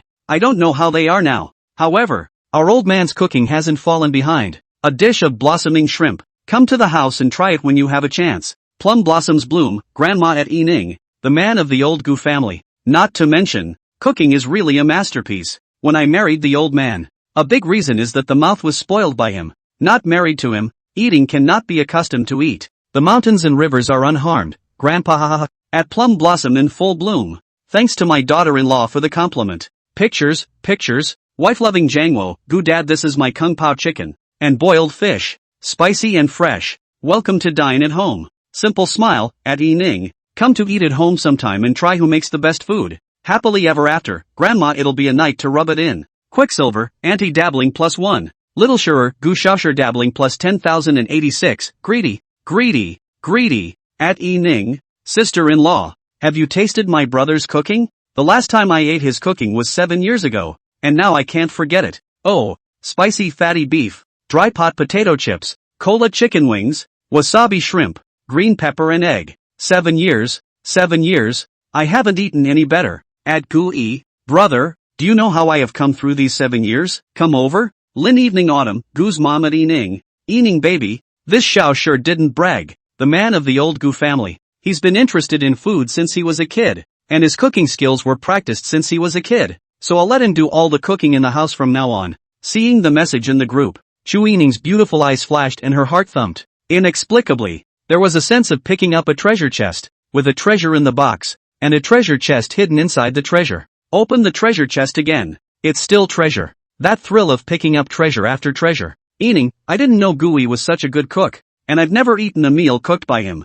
Little aggrieved. When Chu Ening sends this kind of emoticon, a flash of excitement flashes through her heart. Fun and happy. A feeling of unleashing your nature? On the other side, the cell phone screen flashes and pops up. Gui took out his cell phone, looked at it, and rolled his eyes for a moment. Look at all those emoticons Chu Ening posted. Weak and pathetic and helpless. The Gu family was limping from her neglect. They had never seen Chu Ening, nor did they know that she was the president of Star Group, let alone that this woman was a veritable iceberg. You pretend all you want. When we go to my house next time and meet my parents in them, let's see how you're going to act. Upon hearing this, the crusade came quickly. Gui is now certain that affection is deteriorating. Picked it up from his own garbage can. Chu Ening is pro-life. Who is she that she has to cook for her? Mountains and rivers are unharmed, grandpa at Shoei. People Ening cares about you so much. You don't even make a meal for them. Are you a man or not? Plum blossoms bloom, grandma at Shoei. This is your fault. You refuse to cook a meal. Do you have something against Ening baby? Happily ever after, grandma at Ening. Punish him for cooking and washing dishes and mopping the floor all at once next time. Xiao Shurer, Gu Shaosher at Ening. Sister-in-law your character is too gentle. You'll be easily bullied by him. Be tougher. Wife-loving Jangwo, Gu's dad there's still a man in our old Gu family who doesn't cook for his daughter-in-law? What a rarity. Lin evening Chio, Gu's mom at Gui. You'd better explain. I won't allow you to bully Ening baby. Guyi's scalp tingled. Are you being reasonable? I didn't tell her about my cooking skills. I didn't cook for her. And it's me bullying her? Forget it.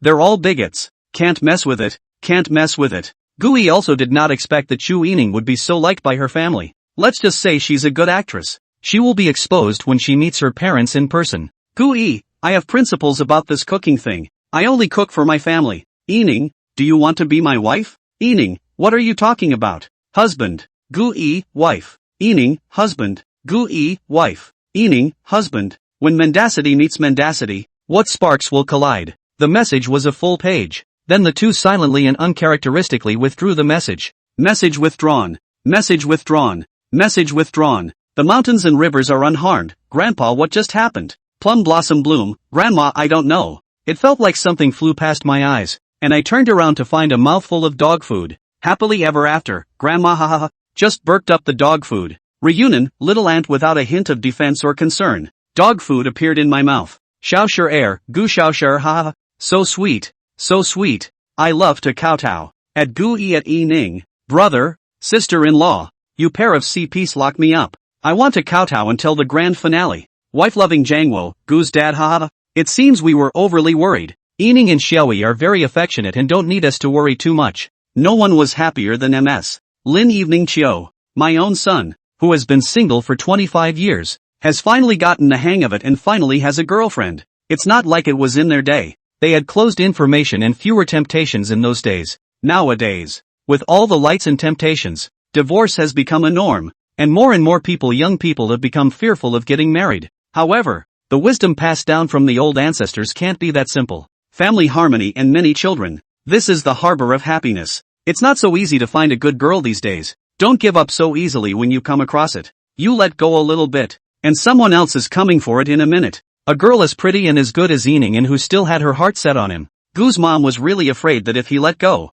he would miss out. It's not easy to smoke from the ancestors' graves. You still want to withdraw it? Lock it down. It has to be locked down. Brush it off. Shu Yining's cheeks became flushed, like a ripe little apple. Red. She wasn't sure why she was being so strange today. Shouting a boy's husband, this is something she used to think of as impossible. But today ghostly, but also shouted a whole page. That bastard Gui, he didn't let her go at all and kept shouting wife there. In this situation, wouldn't she be a wimp if she didn't yell? If he wimped out, there was no guarantee that this guy would get on his mouth in front of him. The last message was from her. This suggests a small victory for himself. Thinking of this, Shu Yining also looked a little happy. The other side. Wang Quan walked over. They are used to touching fish, but if there is no one to watch, once something goes wrong they can't afford it. Of course, the probability of something going wrong is extremely low. The entire star building has AL security system for full protection. Gu, what are you doing? Hugging a cell phone. Why is your face still red?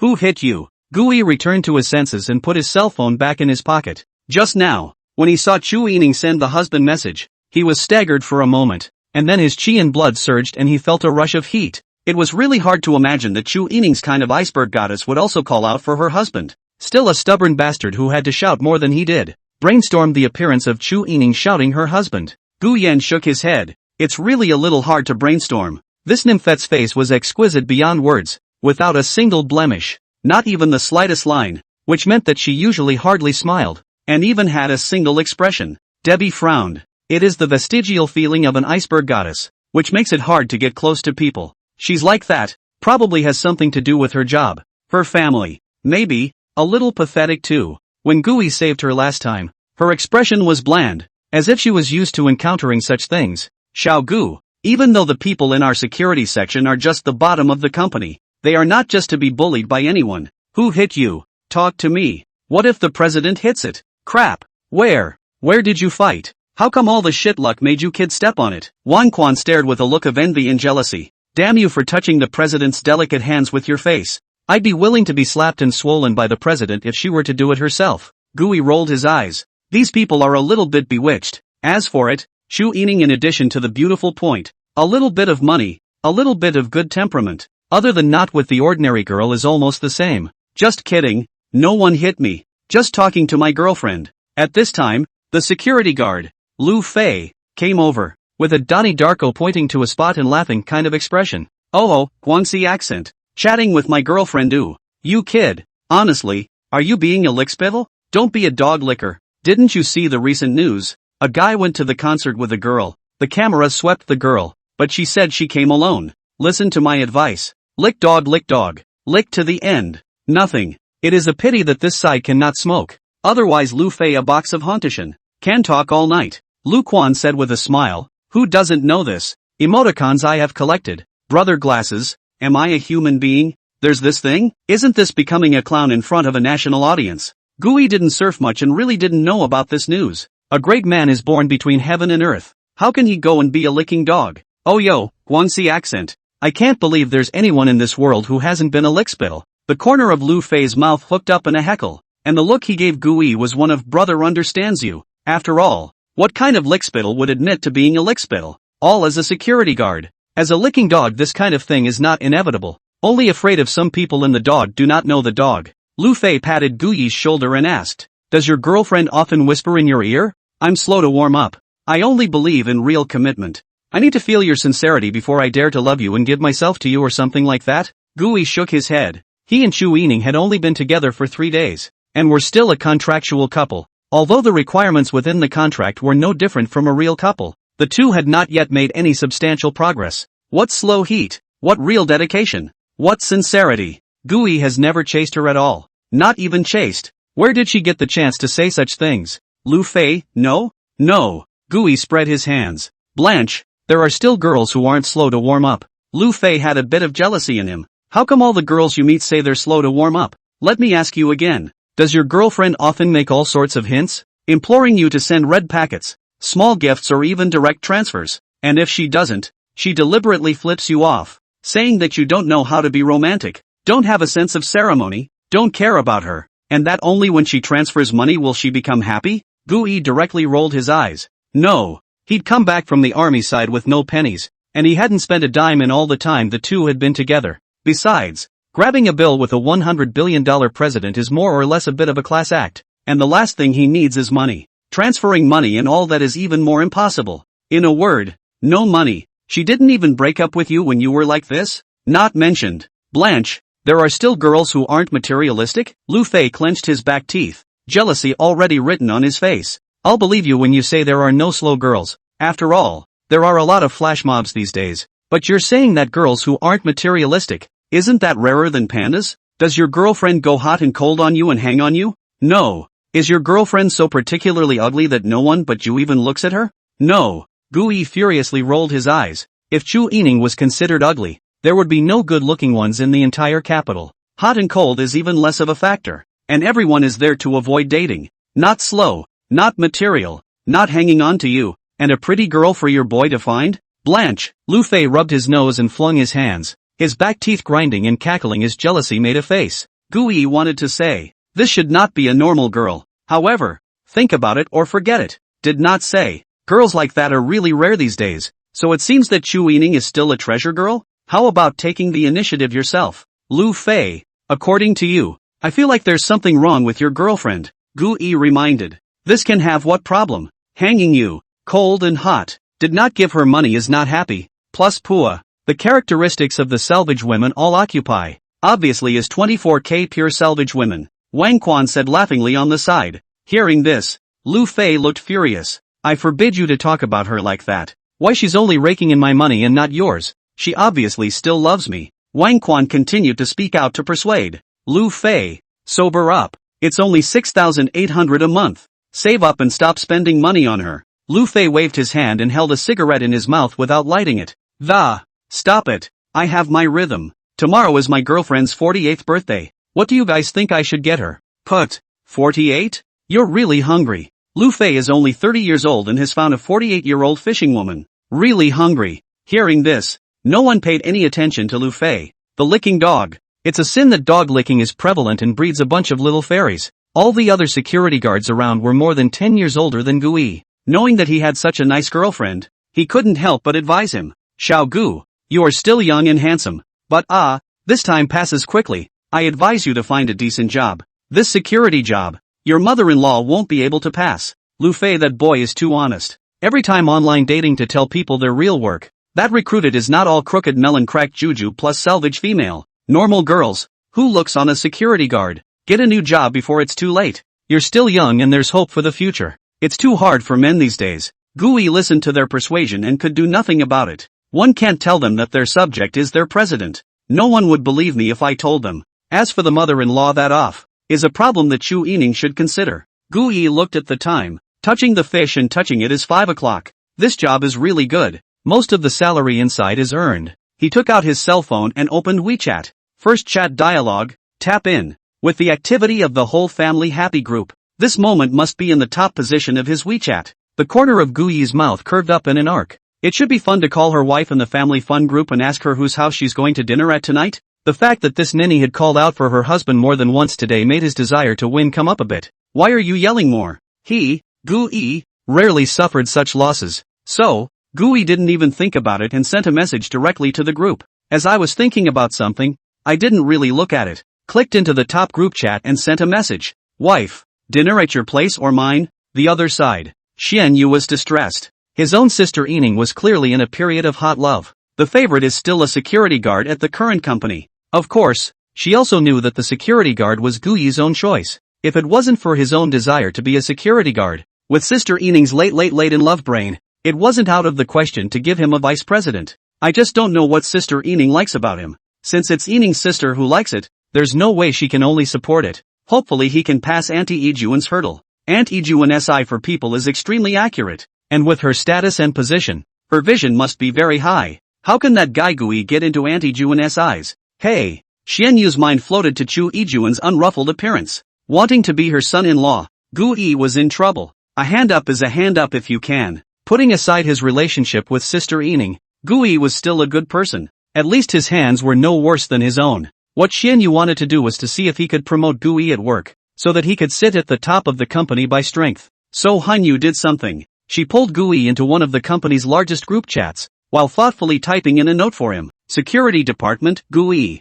The president is usually so busy that he can't possibly do everything himself and reply to his employees in person. To facilitate the work, some work that only needs to get a verbal response from the president will be reported directly in this group. Some message presidents don't even need to reply. They just need to be read. Employees with more than 1 year of service in the entire Star Building are pulled into this group. Leaving the company will also get you kicked out of the group chat immediately. Inside the group, it is not allowed to chat about anything other than work. In other words, this is actually a reporting group. All the employees unilaterally report to Chu Yining's group. Star Group Business Group. Investment Department, Lu Hao, Report President. In accordance with your instructions, we sold all the shares of the gaming club into the holographic entertainment industry. Investment in the company has Manhwa Technology, accounting for 11% of the shares, YFTF Holographic Technology Company, accounting for 12% of the shares. Industry Matrix Department, Li Jia, Report President. In accordance with your instructions, Microsoft, Amazon, Douyin, Meidan, Ali, and other companies' shares have now been sold. The industry matrix rearranged. And the current acquisition of the company are the UK TTY Technology, the United States of America's WWA Technology, Switzerland's QSW Technology. R&D Department Zheng Ting, reporting to the President. The icebreaking supercomputing system has gained a major breakthrough this morning. After many tests by the researchers, it has been confirmed that there is no error. And the relevant data I have already sent it over. And we are confident that before the end of this year, we will build the first icebreaking supercomputing machine belonging to our own. Human Resource Department Lu Shui, report to the President. This month's recruiting 450 people, dismissed 450 people, resigned 0 people. Dismissal compensation program for N plus 3 plus 30, 000. Plan to recruit 600 people next month. Administration Department Sui, currently there are 769 companies that have made appointments to visit, of which 23 need the President to respond to determine the specific time. The relevant planning of the Administration Department has been sent to Secretary Xian Yu. After the report, not long after, Chu Yining messaged back in the group. President Chu Yining. All she returned was a period. Plain and simple. Read. Not even bothering to type one more word. The employees in the company didn't have any surprises, and even took it for granted that the President was able to reply to the period, which meant that he had taken it seriously. If she didn't value it, she wouldn't even bother returning a period. The President's high spirits are known only to those who have come into contact with her. That's a real iceberg. It's just that the beauty of this iceberg is so buttoned up. Right after Chu Yining had just posted a period, immediately afterward a message appeared to all. Security Department. Gu Yi, wife, dinner at your place or mine tonight? The President returned the message. Everyone dared not slack off, even if it is just a period, but also to ensure that it is read status. So at this moment at least a third of the company had seen the message. One moment. Investment Department Hao Lu. Industrial Matrix Division Li Jia. R&D Department Zheng Ting. Human Resource Department Lu Shui, Gu Yi of the Security Department. You didn't just join the company. Why are you in the group? The company group only allows employees who have been in the company for more than 1 year to enter. Administration Department Sui, who allows you to send messy messages in the company's big group. Hurry up and withdraw it to me. Withdrawn. Quickly withdraw it. Bumped. Can't hold back. It's going to be premature. If the President wasn't there, this messaging, at most, he'd be punished, at most, fired. The President had just sent a message at that moment, and he was in the background calling his wife home for dinner. What are the chances the President didn't see it? Almost impossible. If the President sees this, he will definitely think that this is the work attitude of our Star Group's employees. Take the company's money, drink the company's coffee, eat at the company's buffet, enjoy the company's various recreational facilities, and then pick up chicks in the company? Eat your food, drink your food, take your food, use your food, pick up chicks at your place, and then you have to pay me a hefty salary every month and give me an over-the-top year-end bonus every year. Is this appropriate? Your own conscience hurts. The employees all know in their hearts that the President is perfectly capable of not giving them such high treatment, and they have nothing to say about it. Even if the treatment is cut in half, it's not comparable to a normal company. These days a job is hard, And a good job is even harder. A job at the level of the gods. That's a job that's so far from the ancestors' graves that no one would ever want to throw it away. This rash young man, it's not a big deal if he gets himself fired. But if he gets us involved, where can we argue? At this point, not only were the other employees nervous, but even one of the company's vice presidents was alarmed. Vice President of Investment Department, Lu Xiaoyan, Security Department, a security guard. Who allows you to enter the group? Who allowed you to fall in love in the company? Security Department, Gu Yi. Vice President of Investment Department, Lu Xiaoyan, against the heavens. A security guard lawless, taking the company's money in the company to fall in love. The company to support you people to eat? Vice President of Investment Department, Lu Xiaoyan, it's really time for the company to straighten up. Those crooked practices must be put to an end. At Security Department, Gu Yi, who is your wife? Report her name. I announce that you are fired. Vice President of Investment Department, Lu Xiaoyan at President, Xu Yining. Report to the President. I've handled the matter properly. Do you think I've done the right thing? After Gu Yi sent the message, he put his phone away and then packed up his things. The cell phone vibrated one after the other. You don't have to think about it to know that the whole family group is going crazy right now. If Xu Yining goes home with herself, then we'll have to raise our eyebrows this time. Walk at a 45-degree angle across all the steps. See, your son's done well. He's brought home a girlfriend. However, there was another reason why Gu Yi didn't look at his cell phone, and that was nervousness. It's impossible to say you're not nervous about bringing your girlfriend home for the first time. When the time came for his family to rant and rave, he didn't know how to respond, so he just didn't look at his cell phone for now. On this side of the security department, this squad that Gu Yi was in, the only one in the large group before Gu Yi entered the group was Wang Quan. At this moment, Wang Quan of course saw that message from Gu Yi. When he saw Gu Yi's message posted right behind the president, buzz off, a breath of cool air was sucked backwards. His cold hairs stood up in fear. Gu Yi, you boys are in big trouble. Companies don't allow office romances. All companies don't allow them. At least not explicitly. This is a place of work, and no boss will allow you to get laid here in the name of work unless you talk to the boss himself. But that would be like two eunuchs falling in love, nonsense. A security guard. How can he fall in love with our beautiful goddess president? As Gu Yi's superior, he had gotten into such a big trouble, and he was afraid that he would not be exempt from pursuing the blame. Security Force Chief Wang Quan at Vice President of Investment Department, Lu Xiaoyan. Mr. Lu, Gu Yi is from my department. He should have sent it to the wrong group. And his girlfriend is not from our company. I'm sorry. I'll apologize for him. Vice President of Investment, Lu Xiaoyan, at this point you still want to harbor him? As the head of security, do you think you have no responsibility? Let me tell you, the time he sent the message was 5 o'clock sharp. He wants to get off work as soon as it's time to get off work.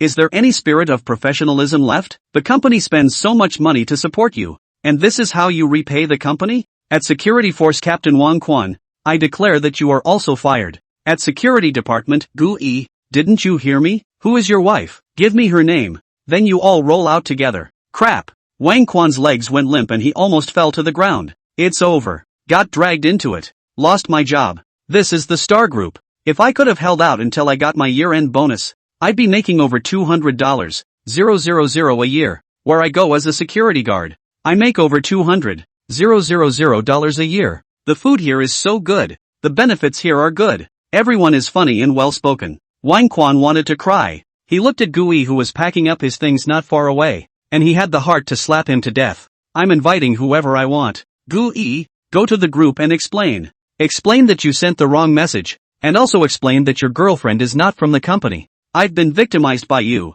If the president gets angry, the whole company will have to suffer with him. Come on.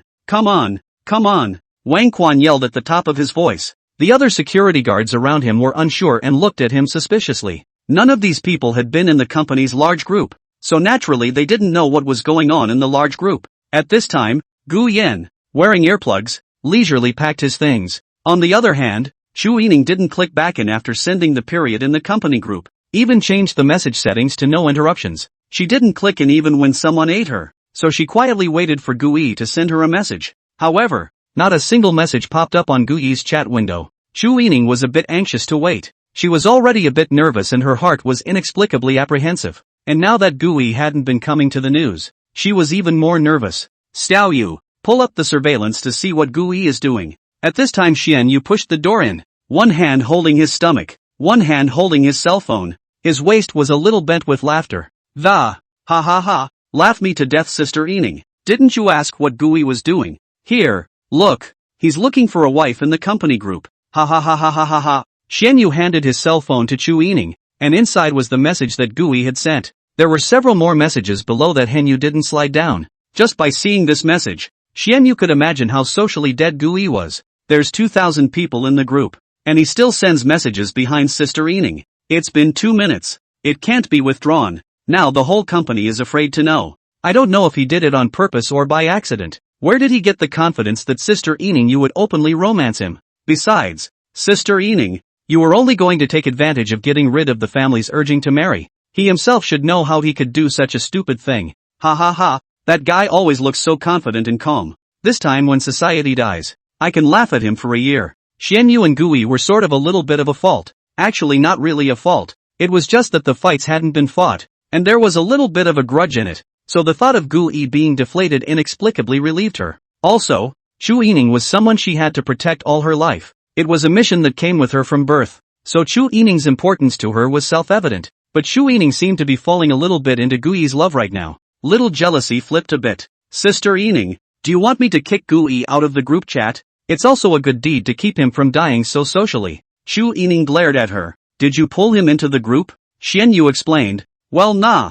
I was thinking of promoting him a bit so that he can become a company executive by strength. So that he'll be better off on Auntie Ijuan's side when the time comes. Chu Yining looked at the time and probably understood what was going on. Gui should be trying to send the message to the family joy group. I ended up accidentally sending it to the wrong group. To the company group. Why are you calling out for your wife? Is it because I called out my husband one more time in the family fun group? This guy. You want to shout one more wife? Door is not even there. A lot of people are scolding him. Sister Yining, the vice president of the investment department, Lu Xiaojin, is in the group to 8U. Put. Ha ha ha ha ha, ha ha ha ha. He knows that Yining's sister is unlikely to announce a romance with him, but also sent the message to the group. Really think someone looks at him Still wife. Where did he get a wife? Really put up shameless. Han Yu spat in a broken voice. Chu Yining, on the other hand, scanned the group chat. President Chu Yining? She also posted a question mark in the group. No. However, one of her messages was like a huge rock that instantly stirred up 1,000 waves. The president knows. On the other side, the heart of Wang Quan, who had pulled Gui's arm to let him read the group message, thumped violently. The body shuddered, then stiffened. Some people look fine and actually walk for a while. Done. It's over. Completely killed by this grandson. My security chief job. Captain Wang, are you alright? Why is your body stiff? When Wang Quan came back to his senses, he couldn't stop the tears from falling down. Ooh, end of the mail. The president is pissed if he sends a question mark. You're killing me. You say you. How can you send a message to the wrong group? Put me in a bad situation. We have to roll together. My $250,000 a year. My happiest career as a professional groper. The most delicious eatery of my life. Gone. All gone. Hear me say thank you for the encounter. I really will. Old Wang was like a frosted eggplant, and he had little strength to speak at the back. The suddenness of the blow was too much, and it was a bit of an adjustment. Request for power generation. Gui probably looked at the group chat and was also speechless. How he got into the group he forgot. It seemed like Han Yu had given him a push before. Han Yu was also really good at picking the time, and happened to pull him into the group chat at 4:59 p.m. He also accidentally sent the message to the company group. Awkward. There was a VP in there who kept screaming for him to be fired and told him to aid out his wife and fire her along with him. There's no way Chu Yining will admit to this wife thing. However, her own job was arranged by her. Where is the turn of a vice president to fire at the drop of a hat? He won't be fired himself, and Lao Wang certainly won't be fired. This matter has nothing to do with him at all. Purely lying shot. This captain was nice enough to help himself out in the group, but he's a security chief who's a man of few words. So what do those bigwigs care about his opinion? Captain Wang, don't worry. Expulsion shouldn't be expelled. I just sent a wrong message. As to be expelled straight away? Wang Quan heckled. We're just the lowest level of security guards, and it's the vice president of the company who's talking about firing us, and they have the upper hand. In front of so many people. If we're not fired, how can people pull their punches? This Lu Xiaojin is so sinister. He is clearly trying to step on our bodies to curry favor with the president. Trying to gain favor with the president. But then what can we do? We are just the lowest level security guards. They are the vice president. If they don't fire us, do they fire the vice president? Maybe? Gui shook his head. He doesn't know either. At this point 2 minutes have passed and withdrawal is not possible. It wouldn't do any good for him to explain. A security guard. Who cares about his explanations? It didn't matter to him. He didn't have any problem not working and nibbling at home. Grandparents' retired paychecks add up to $23,000 a month. And both mom and dad make a steady $250,000 a year or so. None of them are spending money and want to save it for him. Gui also does not want to spend their money. And as a result, mom and dad and their energies are all focused on urging him to get married.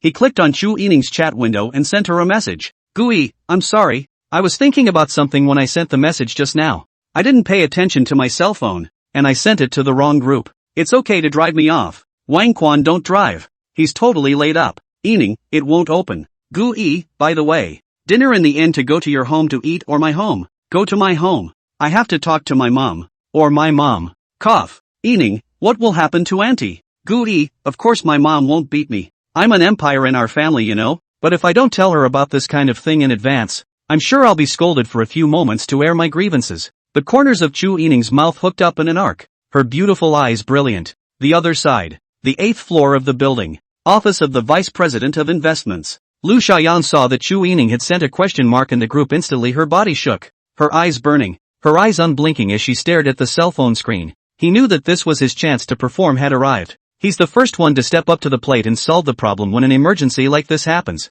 And immediately, the problem was elevated to a level that seriously affected the company's interests. Not only did he use the situation to knock all the staff around and erect his own prestige, he also raised the issue to one of staff work ethic. Office romances are not allowed in any company. At the very least, it's not allowed on the surface. No boss wants to pay for an employee to fall in love at his or her own company. The fact that someone actually called his wife home for dinner in a company group this time can be used as a sign that the hidden employee attitude problem is very serious. The Star Group's salary package is already high. And with all the benefits, the expenses are enormous. With this knockout of my own, the next time the company cuts pay and reduces benefits, no one else will dare to complain. This saves the company a great deal of money on its own. If the president doesn't take a pay cut or a benefit cut, then after this knockout, everyone will be more in awe of the president. So, either way, it's something that works in the president's favor. At the president's level, he should understand me at a glance. Thinking of this, the corners of Lu Xiaoyan's mouth arched up,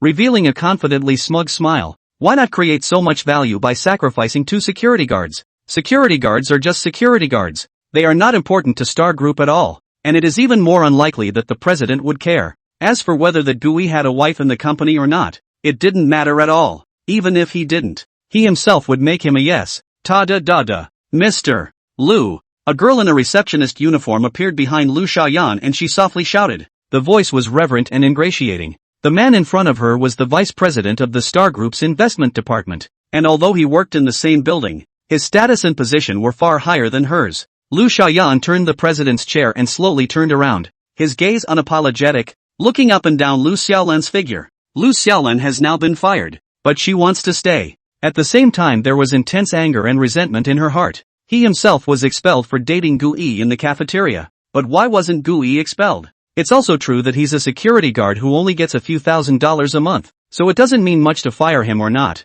No one would care. But she cares. She had come to Star Group for a year already, and she knew how exaggerated Star Group's year-end bonus was. Lu Xiaolan was not willing. She wanted Gui to end up as bad as herself. If it wasn't for him, he wouldn't have gotten himself fired from a blind date. Moreover, by helping Mr. Lu, he promised to personally introduce himself to jobs. He was the vice president of the Star Group. If he could hug his thighs, how could he look at the shabby houses of Gui's family? The years in the capital had opened her eyes to she was no longer the country girl. Tens of millions of dollars is just average in her eyes. Mr. Lu, what am I going to say in the group?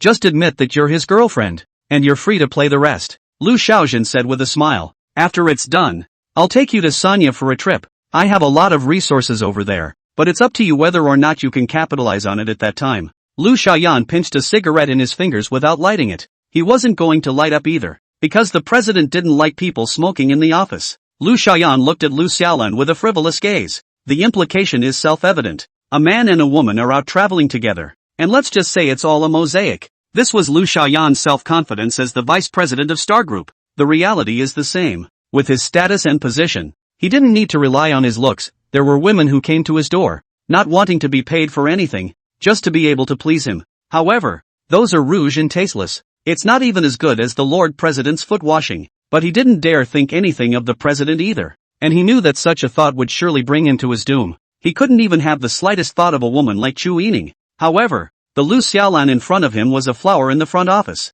which made him feel something else. Lu Xiaolan naturally understood. She also knows what men like. She puts on a show of shy constraint, then subtly expresses her adoration. Star Group Business Group. Receptionist Lu Xiaolan at Security Department, Gu Yi.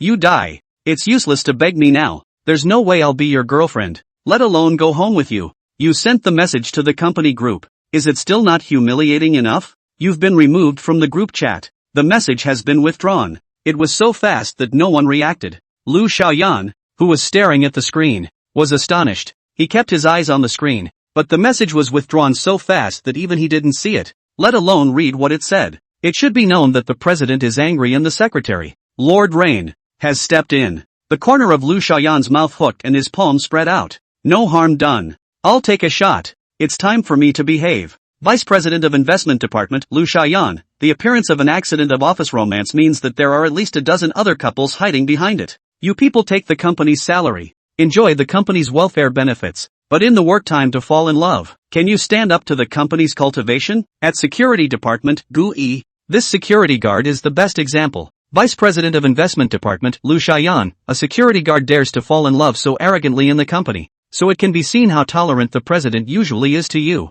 The president's tolerance is not indulgence. Don't you all understand that? Vice President of Investment Department, Lu Xiaoyan, in my opinion, this kind of thing must be dealt with seriously and must not be softened. At Security Department, Gu Yi, dismissed. Head of Security Force, dismissed. And that wife of Gu Yi, all dismissed. Lu Xiaoyan, Vice President of the Investment Department. In the future, if you encounter this kind of office romance, the relevant personnel and their immediate supervisors will be dealt with seriously. Maximum direct dismissal. President Chu Yining, President, do you think I handled it correctly? Everyone knew that Lu Xiaojin was using the security guards to give himself authority while pleasing President Chu. The mouth is a bit of a pain in the ass. But who wouldn't want to kiss President Chu's ass? Who wouldn't envy this kind of thing that can help the president solve problems and also kiss the president's ass? But he's the VP. Not many people can take it from him. When something like this happens in the company, the president wants to reduce treatment and wages, and people have nothing to say. When something like this happens,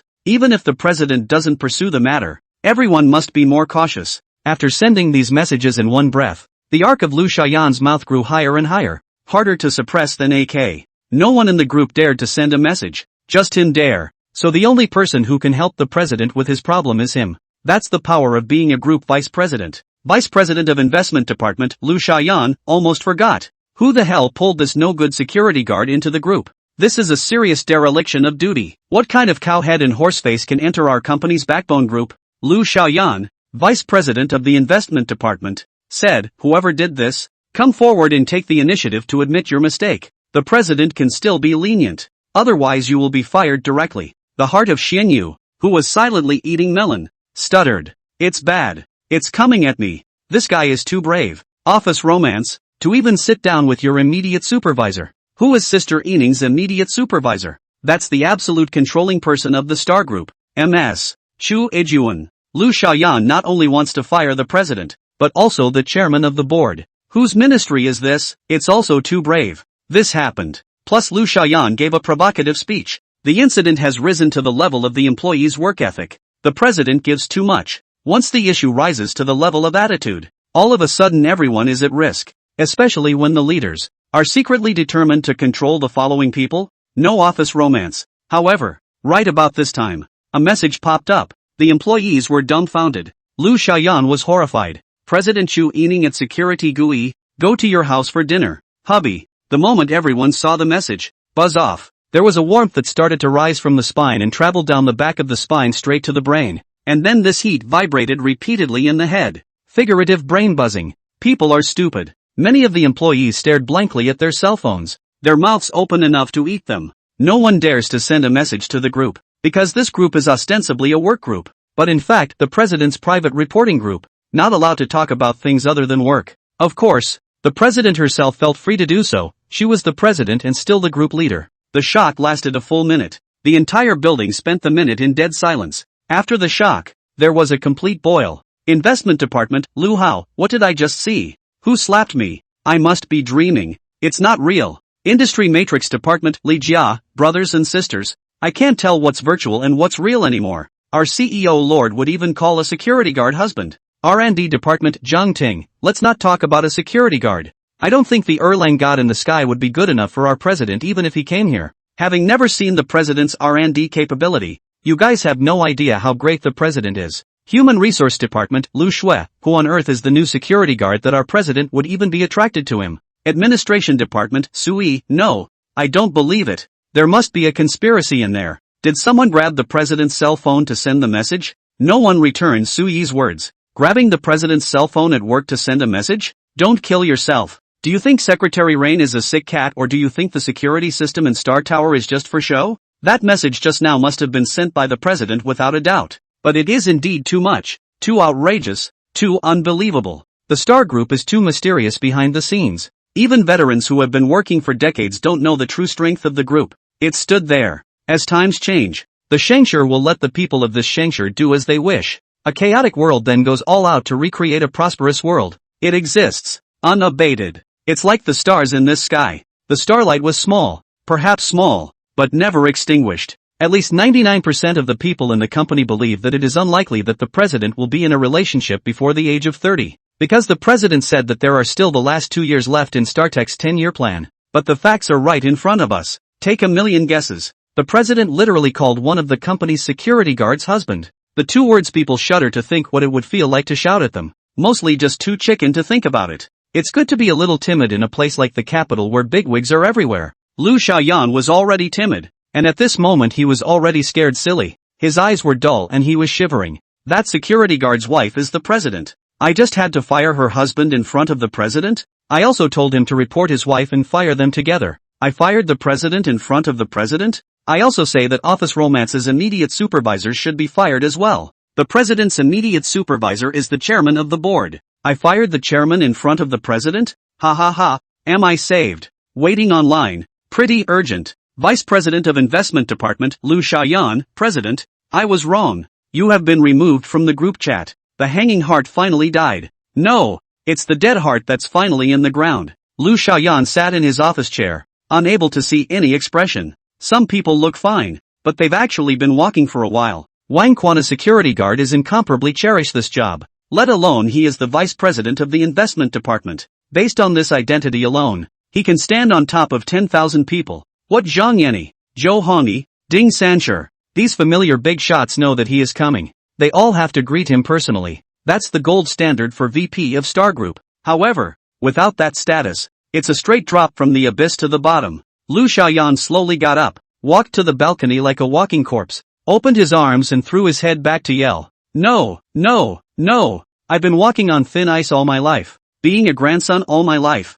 Just bullying the security guards and flipping out. Why is that? No, I can't take it. Originally walked for a while Wang Quan at this time to experience what is called ups and downs. The luster returned to the pale face with a fleshly glow. Those who didn't know thought he had taken some kind of elixir. Saved from being fired. I kept my job as a groper. I kept my $250,000 a year salary. And I kept my cafeteria buffet for 3 meals a day. And so on. Clunk, clunk. When Wang Quan stood up, his legs were weak and unsteady. And he bumped into things one after another, but his gaze was always on Gui, deadpan staring at him, total concentration, not a blink, full of him. If you don't know, you'd think the old king was bent. Wang Quan glanced at his cell phone again, the corners of his mouth quirked and he muttered, no, it can't be, how can it be? Snap, Wang Quan's cell phone didn't hold steady and fell to the ground with a snap. The other security guards around him rushed to help him. Captain Wang, what's wrong with you? What's impossible?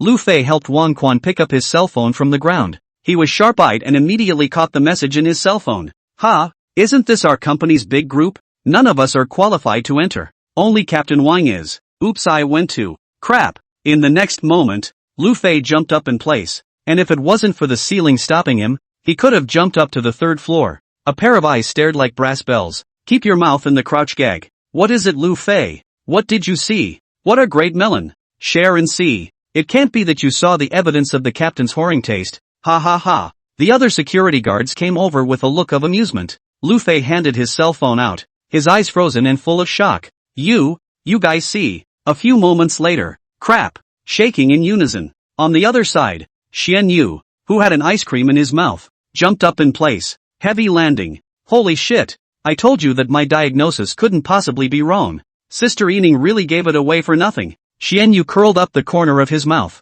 What's wrong with not having been in love? Does it affect my ability to achieve perfection in the realm of love? At this time, Gui had already packed up his things and walked out of the company. He had an appointment with Chu Yining in the underground parking garage. There was an area in the underground parking garage that was Chu Yining's private parking area. There are 6 Chu Yining's commonly used cars on display over there, and repairs and maintenance are usually done by people who come over here to maintain them. A 6.2-meter Maybach, overall black. The car's multiple details are different from those on the market. It should be a customized model. A Rolls-Royce SUV model, Cullinan, the whole length and height of the car, are a little larger than the market. Should be customized in terms of safety. Others are sports cars, Ferrari, Lamborghini and the like. But there was one car that caught Gui's attention. It's a wall gun. Gui grinned. Come on, my dreamy clarity. The wall. The cannon.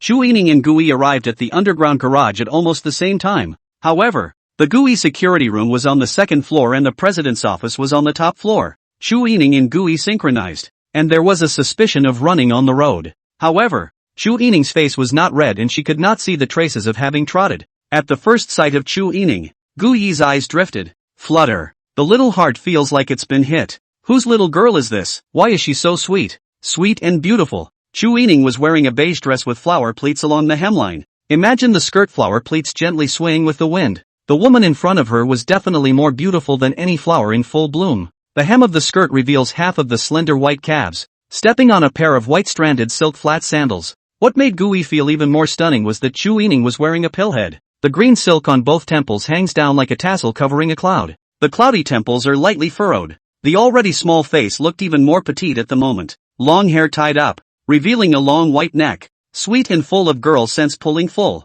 Chu Yining walked towards Gui, and Gui's heart skipped a beat. You came prepared. Little white dress, ball head, flats. I didn't realize you looked so good in ladylike clothes. Chu Yining's iceberg little face. Imperial voice faintly asked, meaning I don't look good in other styles? This niece was usually this dead out. Her little face cold and icy. Gui was already used to it. Let's just say that looking good feels different. Even if she was dressed in cloth, the beauty in her would be hard to cover, and she would even have a unique broken beauty. What can I say? Beauty to a certain extent can really do whatever you want and look good any way you want to wear it, but I really admire you. Gui suddenly said with a smile. Admire me for what? I admire your dedication to making such a big sacrifice to help me with my parents. Don't worry, I'll do my best the next time I go to your house too. In Gui's opinion, Chu Yining had made a great sacrifice with this getup. Chu Yining didn't reply to him, but swept over all these cars around and asked him, which one to drive? Gui sidestepped, then walked toward the tall pickup truck that, make fists with both hands, fists up and flat, drive this one, pull backward, the wall, the cannon. Gui still wanted to pull Chu Yining along with him to gun. Come, experience the sensation of firing a cannon together. Great wall, cannon. Chu Yining threw the car keys to Gui, her imperial voice carrying a strong refusal. No fight, doesn't understand romance. This was Gui's assessment of Chu Yining. 2 people get in the car. Gui sat in the driver's seat and Chu Yining sat in the passenger seat. He is a straight man. The door of the car did not give Chu Yining to open, but at least he drove someone else's car. This Great Wall Cannon pickup truck has a rather plain exterior, but a very refined and luxurious interior. The touch of the sofa and steering wheel is no worse than a Rolls-Royce, and it is obvious that this one is also a customized model of Chu Yining. Gui tapped his knuckles on the window glass as well as other metal. The glass material is multi-layered and can be unscathed up to 762mm bullets. There is the most advanced artificial intelligence emergency smart driving system in the country, and the navigation is extraordinary. This thing is expensive to build. Neither of them spoke when they got in the car. The car fell into silence and the atmosphere was a bit awkward. Gui broke the silence with a sniff of his nose and asked, Yining, did you spray perfume? No. Then why does it smell so good? Is the makeup marinated in flavor? Chu Yining crossed his eyes. I rarely use makeup. Really? I don't believe it. Gui moved up to sniff it, his nostrils leaning in close. That light rose fragrance becomes a bit stronger, and you can smell a light milky scent when you get closer. It's nice and cozy. Chu Yining's pretty face flashed a flash of redness. A flash. Did not look at him, did not look at the car window, and did not stop him from continuing his sniffing action. However, Gui came up to 5 or 6 centimeters and stopped, then went to sniff elsewhere. It does smell uniquely of you. Lift your armpits and I'll smell you for fox odor. Gui. Shu Yining's eyebrows rose and she glared at him fiercely, her imperial voice carrying anger. If it was her usual style, there was still oppression in that expression.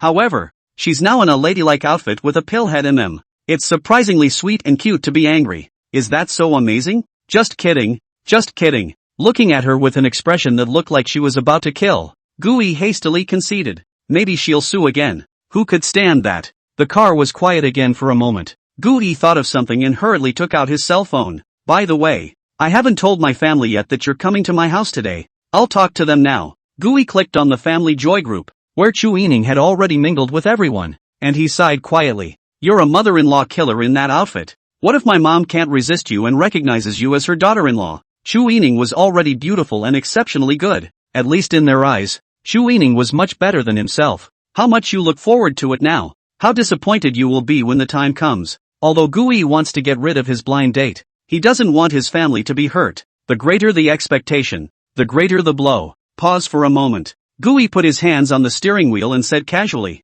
when the contract ends and we break up, how can we explain it? For some reason, when it comes to the word breakup, Gui's heart stopped beating abruptly for a moment. It's like losing something important. There was a momentary palpitation. However, from the beginning they were in a contractual relationship, and Xian Yu had clearly told him that Chu Yining hadn't denied it. It's not up to anyone else to say if they're worthy or not. However, if they didn't like each other, such feelings, Gui would rather not. Even if he liked Chu Yining, but Chu Yining didn't like himself, he would never be brazen enough to bother. Break up. 7 days haven't even arrived yet and you're thinking of breaking up? If you hate me, you could have just said so and our contract wouldn't have to continue. Chu Yining's tone was icy cold, and her imperial voice was unusually low and a bit heavy. After saying this she turned her head over to the car window, so Gui couldn't see her expression. Just the pair of autumn eyes leaning against the corner of the car window had flushed red. The sting and loss when she heard the word breakup was no less than Gui's. She turned sideways to Gui, her white,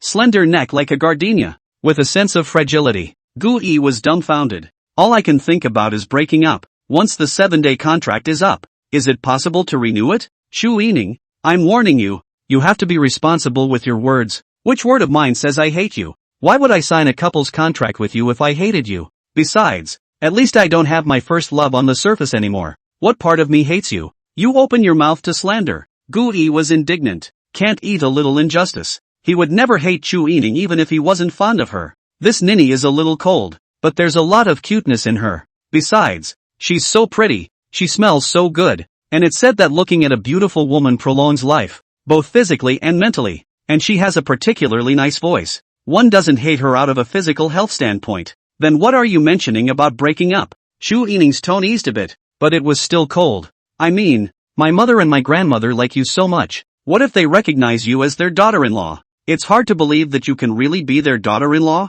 Chu Yining didn't say anything. Gui snorted. How will you explain it then? It's not nice to deceive a group of people who love you so much. This niece had just come to the family group, and her family disciple position was vaguely trending to catch up with her own. Everyone loved her. When the time comes, there has to be an explanation anyway. Don't you care? I have my rhythm. Chu Yining spoke in a low voice. Gui froze, feeling that this was somewhat familiar. Having heard it somewhere today. Let's leave that aside for now, because there's a bigger problem at hand. What's the problem? Don't think you're a good actor. My mom and the others are savvy. I'll admit you're acting like it in the chat group, but we're bound to flip when we meet. Why? Why do you think so? Do we look like a couple to you? Gui shook his head. Have not eaten pork yet seen a pig run. I've never been in love, but I've read romance novels and TV shows. Even if you haven't seen these, you've always seen the couples on the street showing their love. Chu Yining was in deep thought. She knew what Gui meant by that. Between the two of them, they hadn't even held hands so far.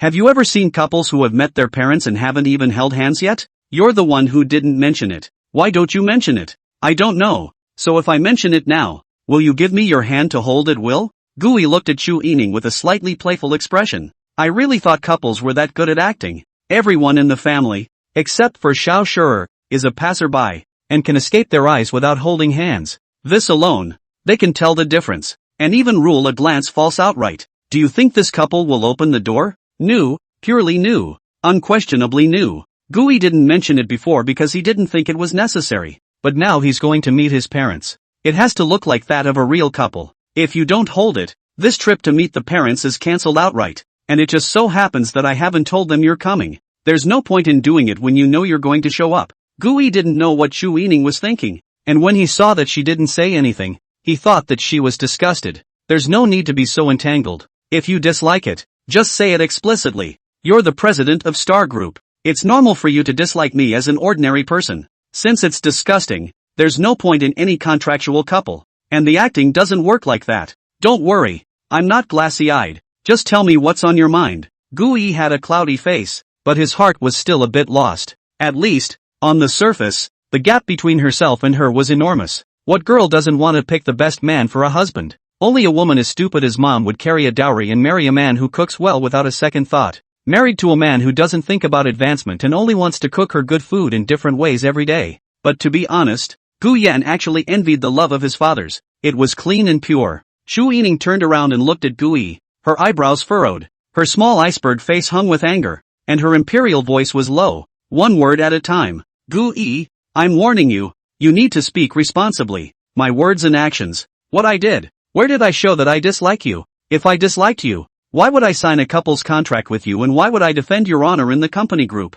You don't have your first love in plain sight? Do I have mine? Open your mouth and slander. Next time, I'll be rude to you. How? Gui asked curiously. I don't know why. Obviously is the iceberg goddess. Very oppressive, but this moment pillhead with a small white dress. Fierce up actually have a kind of milk fierce flavor. If the bottom line wasn't so high, it would be tempting to pick up and rua a bit. It's okay to suck it up. Cough cough cough. Shu Yining took off the white twisted silk flat sandals on one foot, revealing white feet with a hint of pale pink. Exquisite and compact. No nail polish. Very neatly manicured nails with a light pink color. Shu Yining lifted some of her small feet and waved them in front of Gui. White and pink. It's a little dizzying. Gag yourself with this. Gui. It's said that girls' feet smell 7 times worse than boys. Who can stand up to this? However, Shu Yining's feet seemed a bit different. It's clean, unblemished, and pink. Cough cough cough. Unacceptable. That kind of thing is absolutely unacceptable. Gui suddenly narrowed his eyes and smiled.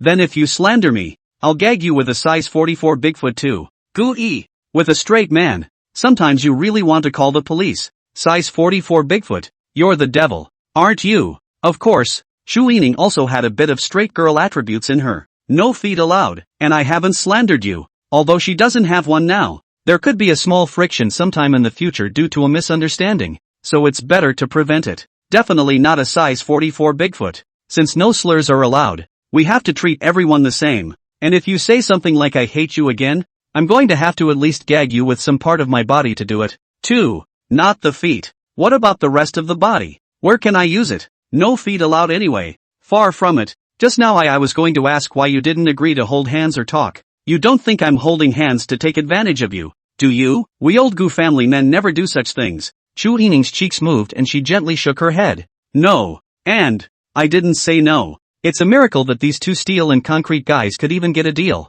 Shu Yining thought that if Gui liked her, he would definitely hold her. And the two of them are serious boyfriend and girlfriend during the contract period. So why wouldn't he hold it? That's the kind of thing a girl agrees to when she doesn't say no. Why ask and say a bunch of useless things? He probably just doesn't like me that much yet if he doesn't hold me. Since he didn't like me that much, what was the point of me offering to let him hold me? What Gui was thinking, on the other hand, was to respect the girls. When a girl doesn't give explicit consent, she doesn't give explicit consent. Since there is no explicit consent, it seems frivolous to hold someone casually on your own. The more like it, the more careful you are, the more you care, the more you think about it. A lot of times it's overinterpretation and nonsense. If Xian Yu were here, he would probably be able to diagnose Gui with a love brain late as well. The distinguishing feature of this symptom is that the focus is too much on the other person and the lack of God's perspective. That's what they say about the authorities and the bystanders. Then you put your hand in the center. Shu Yining released both hands.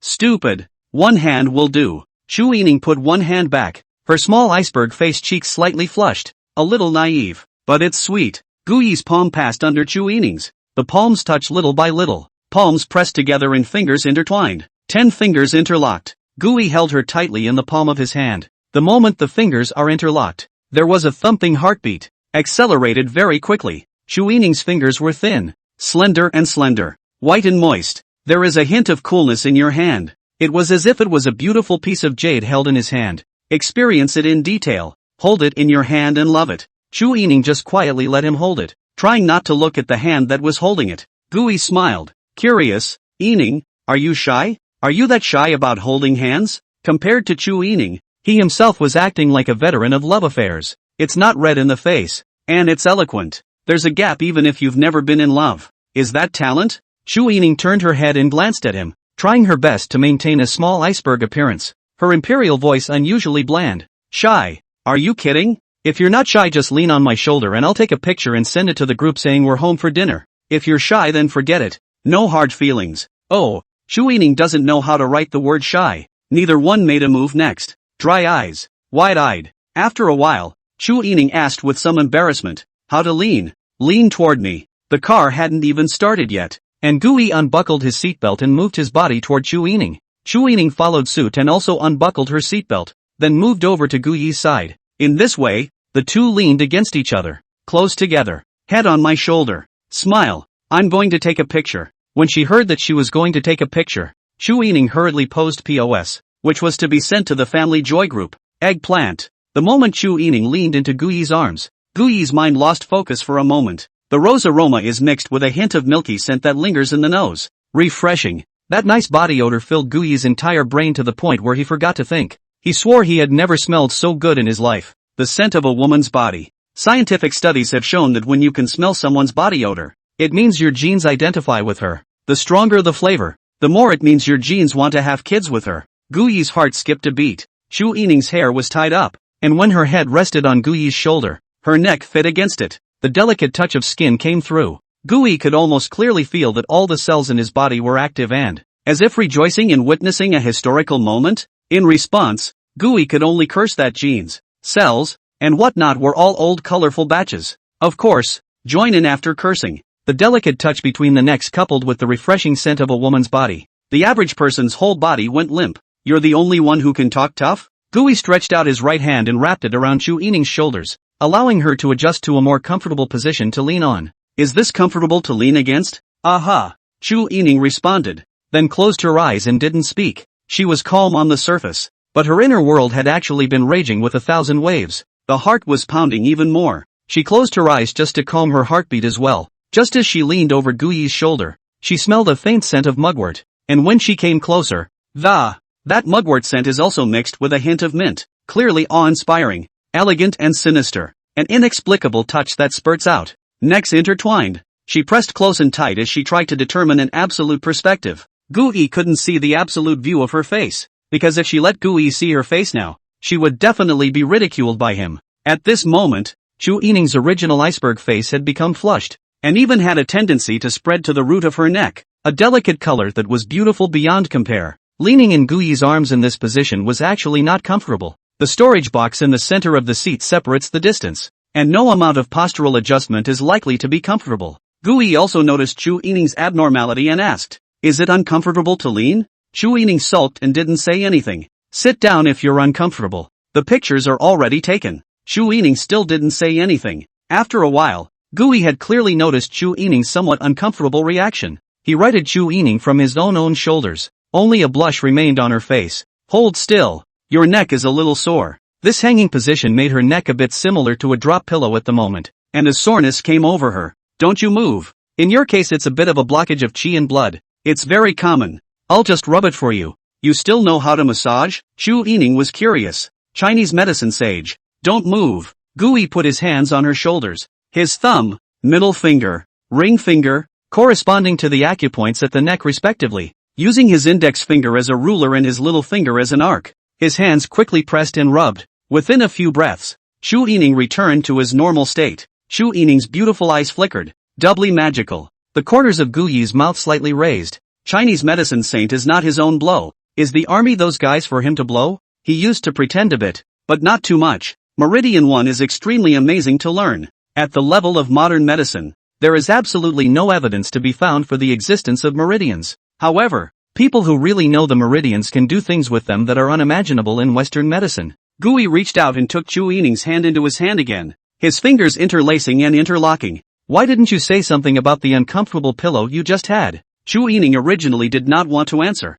but, As if sensing Gu Yi's concern, she could only skim her head, her red lips lightly opened, her imperial voice low and magnetic, spitting out a few words, to save face. When Chu Yining leaned on Gu Yi's shoulder just now, Gu Yi asked her several times if she was comfortable. He cared about her feelings. He wanted to give her a good experience. This kind of unintentional outpouring of emotion is more expressive of a person's inner world. Gu Yi grinned, taking her small, slender hand in his. He played with it. His palm was so large that Chu Yining's hand could be completely covered off in the center of his hand. Yining, were you just shy? No. I saw you blush. Swish. Chu Yining pulled his hand out of his palm, then turned away and didn't want to pay attention to him. Said to save face. Can't understand human language, can you? It was all said that Chu Yining didn't know how to write the word shy. Could he understand it? He was at least the president of the star group. How could a word like shyness be linked to the president? It's impossible to admit it anyway. Not in this lifetime. Chu Yining's persona just didn't know how to write the word shy.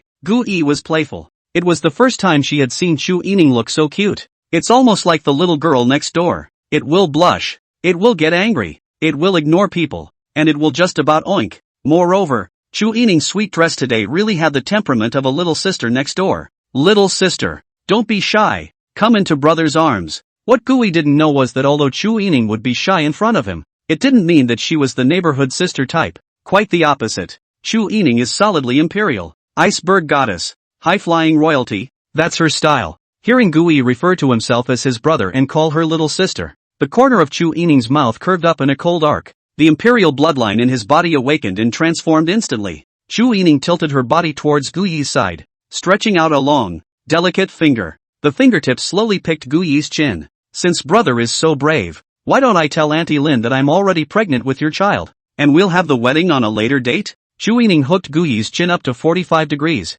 Her eyes were parallel to each other. Her red lips opened and closed, and her imperial voice sounded leisurely in Gu Yi's ears. What's the intention, brother? The word brother was aggravated. A warmth mixed with Chu Yining's unique fragrance hit Gu Yi's face. It's a little fragrant. It's a little itchy. The heart itches more. However, what Chu Yining said caused Gu Yi to shiver. Cough cough cough. There's no shame in conceding when it's time to concede. Sis. You're sis. You mustn't say anything in front of my mom. If mom knew that he got a girl pregnant without the family's knowledge, a smack would be trivial. You may have to wrap a small quilt in a small bridge hole. This kind of thing. Not only would Gu's mom beat him up, I'm afraid that even Gu's dad, Master Gu, would have to whip out the 7 wolves and give him a lifelong tutoring session, because the old Gu family rules don't allow it. This kind of name is not correct, and extremely irresponsible behavior. In the Gu family to be a large number of the family bucket. You really can't talk nonsense. Our old Gu family doesn't have many family rules, but this one happens to be a serious offense against the family rules.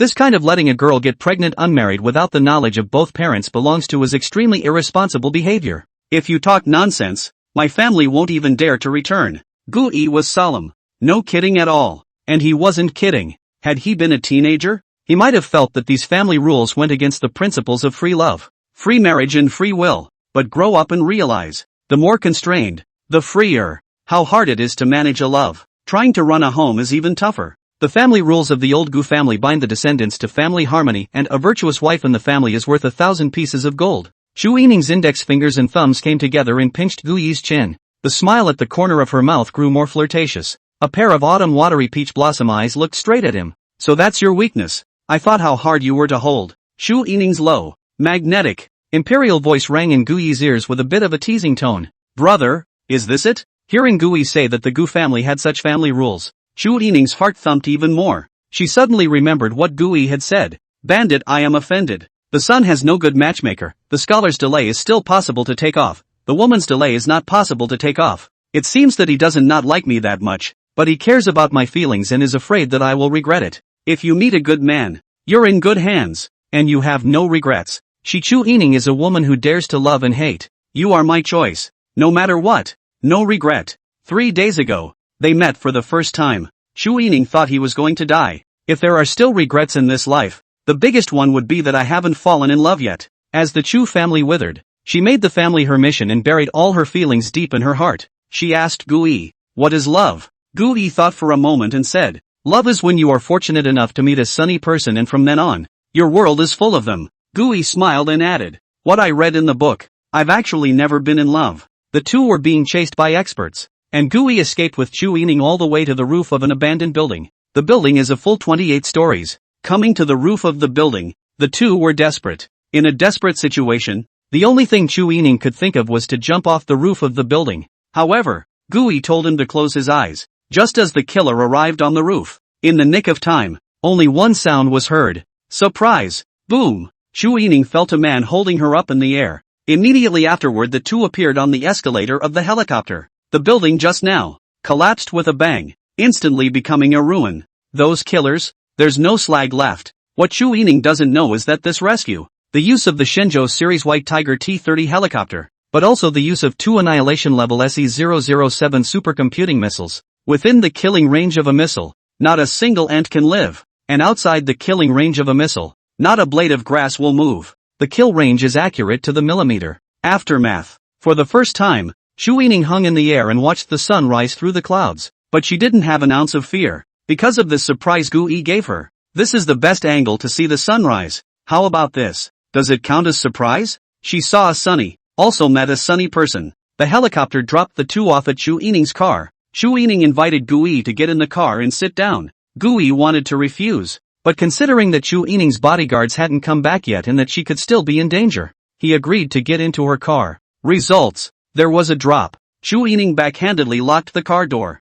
She moved her body back and lifted her long, slightly curly hair, which fell down and fell around her ears, revealing her snow-white, slender neck. Taking off her high-heeled sandals, her long legs lifted up, straightened out, and rested on the dashboard leaning against Gu Yi's side. Black stockings wrapped around long, straight legs. Escaping just now, a hole broke open in the upper side of her calf, revealing a smattering of snowy grease, porcelain white and smooth to the naked eye. Iceberg goddess plus sidekick plus black silk plus rags plus reverse locked car door. Gu Yi didn't react at all. What's this for? Test the cadres? Which cadre can't stand such a test? What are you doing? I heard that you haven't been in love yet? Chu Yining put her black silk leg on Gu Yi's leg. What for? Please open the door. I want to get off. Gu Yi hurriedly pulled the handle. Chu Yining's smile was cool with a touch of voluptuousness. Sorry, the car doors are locked. Every time she thought of the image of their first encounter, Chu Yining's cheeks couldn't help but flash a blush. Chu Yining in that car was just too bold.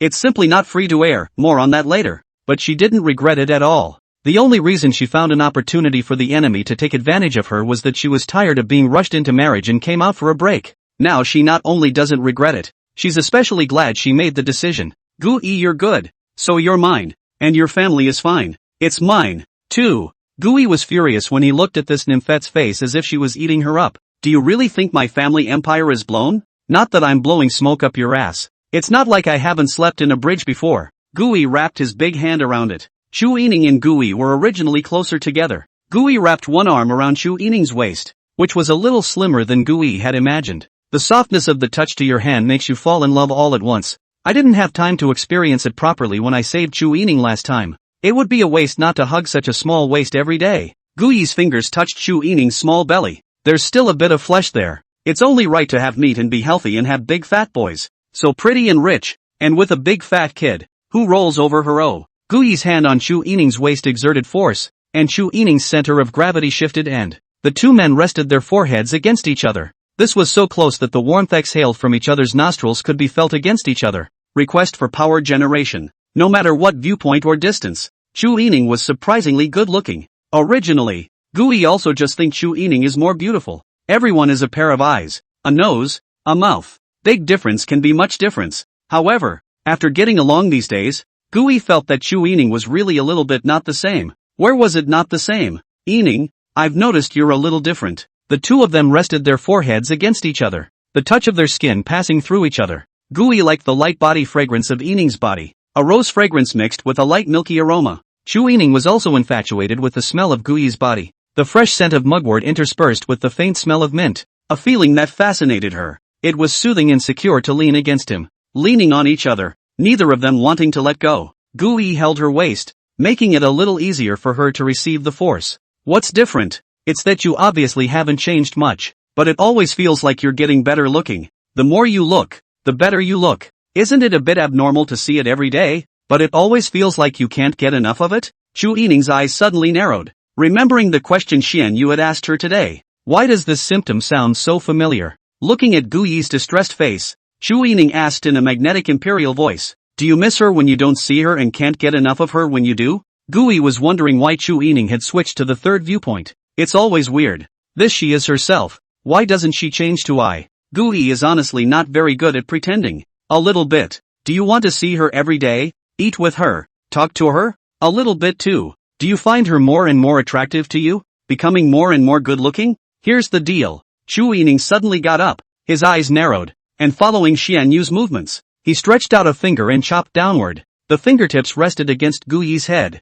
The corners of his mouth simultaneously raised in an inexplicably smug arc. The imperial voice becomes light and meta. Heartwarming wow keeps touching your stomach. According to my diagnosis, Mr. Gui, you have fallen in love. Chu Yining arched her eyebrows, and before long, her smile blossomed into a dimpled smile. This ninny is ecstatic. Laughter echoed through the car. Cuckoo cuckoo. Goose goose goose. It was the first time Gui had seen her laugh so happily. Her laugh was crisp and magnetic, and she laughed out of the back with a goose call. Chu Yining could be sure of one thing now. It wasn't that Gui didn't like himself or didn't like himself that much, but he was sure he liked himself. The premise is that Xiaoyu's diagnosis is reliable. Xiaoyu's analysis sounds reasonable, but Xiaoyu she herself has never been in love. Is the diagnosis reliable? So annoying. Why shall you live 27 years? January 12th days are single. Hey, Xian Yu, who was on the phone with Chu Yijuan at the company, suddenly sneezed. Falling in love and all that? Gui naturally wouldn't believe it,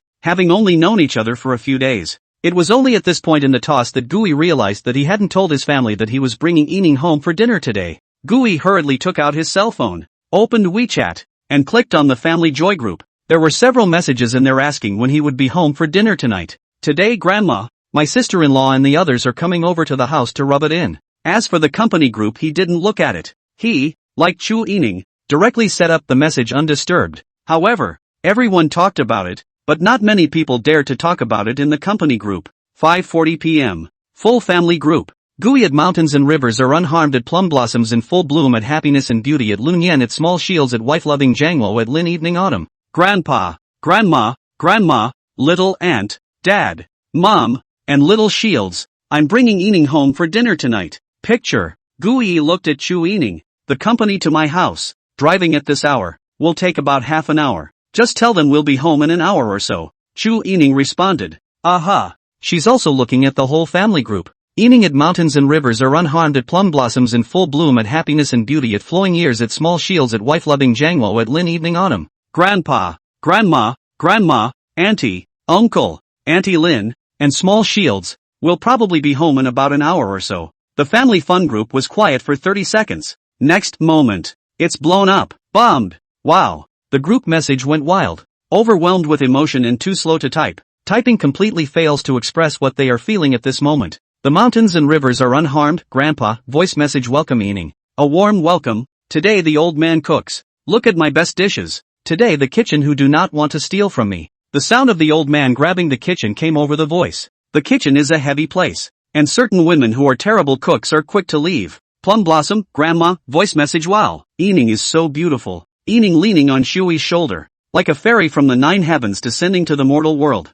As if she were a shocking, graceful dragon, leaning on a person. Cuckoo. Seeing this message from her grandmother, Chu Yining snickered at the corner of her mouth. Grandma is so funny. The analogies are so funny. Gui also rolled his eyes when he saw it. Described Chu Yining as a fairy who descended from the 9 heavens to the mortal world. As if she were a shocking, graceful as a swimming dragon. To yourself that is, a person. Nice description. Next time don't describe it. Happily ever after, Grandma, voice message oh my god. Can I see Yining baby today? I've already come over here. And I didn't prepare any gifts. I'll send a red packet. What's the situation? Why can red envelopes only be sent up to 200? At Xiao Shurer, teach me how to send 20,000 red envelopes. Xiao Shurer at Happy Me. Grandma, the maximum of a single red envelope can only be sent to 200. You want to send 20,000 can only send it a few more times. Or transfer money. Xiao Shurer, voice message sister-in-law, my dearest sister-in-law, my longed-for sister-in-law,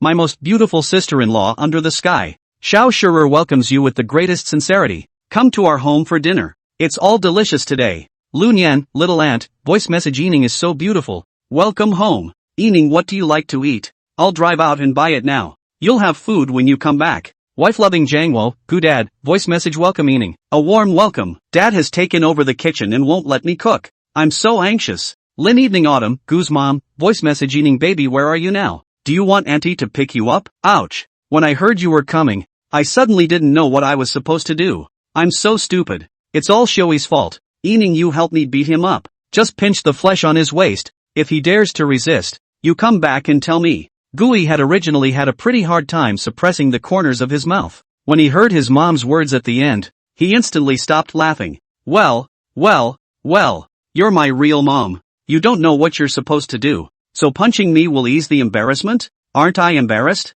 Eaning, you're not really pinching, are you? Gui suddenly looked at Chu Eaning, the corners of his mouth twitching slightly. Chu Eaning's beautiful eyes flashed. Her long eyelashes fluttered twice, leaping forward, obviously a little excited. But her tone was rather hopeless, and her imperial voice sighed with a, I don't dare not to do what Aunt Lin ordered me to do. Don't worry, you're my boyfriend now. I won't push. It's just a walk in the park. Gui was skeptical. Really? Why does it feel like this ninny jumped at the chance to pinch me? I didn't mess with her. Really? Gui felt that he hadn't messed with her. But in Chu Ening's mind, this guy could have messed with himself too many times. What? You go your way in the sun. I'll go mine. What? After that, they're just passers-by. They won't cross paths again in this life. And what a breakup. Then you pinch. Gently. Aha. As the words fell, Chu Ening dropped one hand to Gui's waist. A bad feeling always pervaded Gui's heart. No. This ninny has a grudge against me. However, it was too late for that.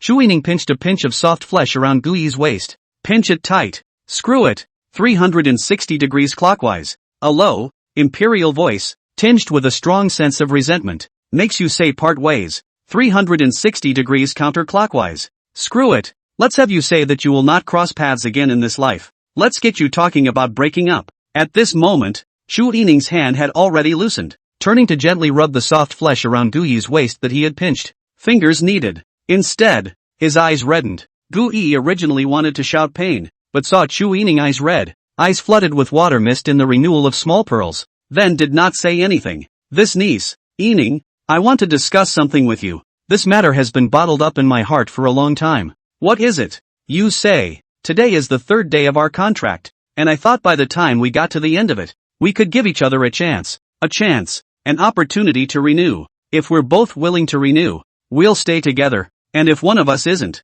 willing to renew, then forget it. There's a lot I'm not doing well being someone's boyfriend for the first time, but I'm going to work hard to convince you that I'm a man worth trusting. Gui took Chu Ening's hand up, interlocking his fingers and holding it in the palm of his hand. I wonder if it would be too much to ask to make such a request, but I want to try, because I knew I would regret it if we just ended it hastily after the contract. Can we put a renewal clause in the contract? Chu Ening looked at Gui, her small face with a huff, her imperial voice low and magnetic, asking rhetorically word for word, when did I say the contract wasn't renewable? Chu Ening suddenly felt that men being too responsible was also annoying. It's just too much of an impact on her light-speed white giving. Of course, people who give for nothing don't realize they give for nothing and don't admit it. Really, Gui's eyes were glowing. Don't get too happy. It's not that easy to renew your contract. I want to eat your cooking. It's not good enough to continue. I also need you to pick me up and drop me off at work. And I can't pick up the continuation. I also want you to yell wife 3 times a day.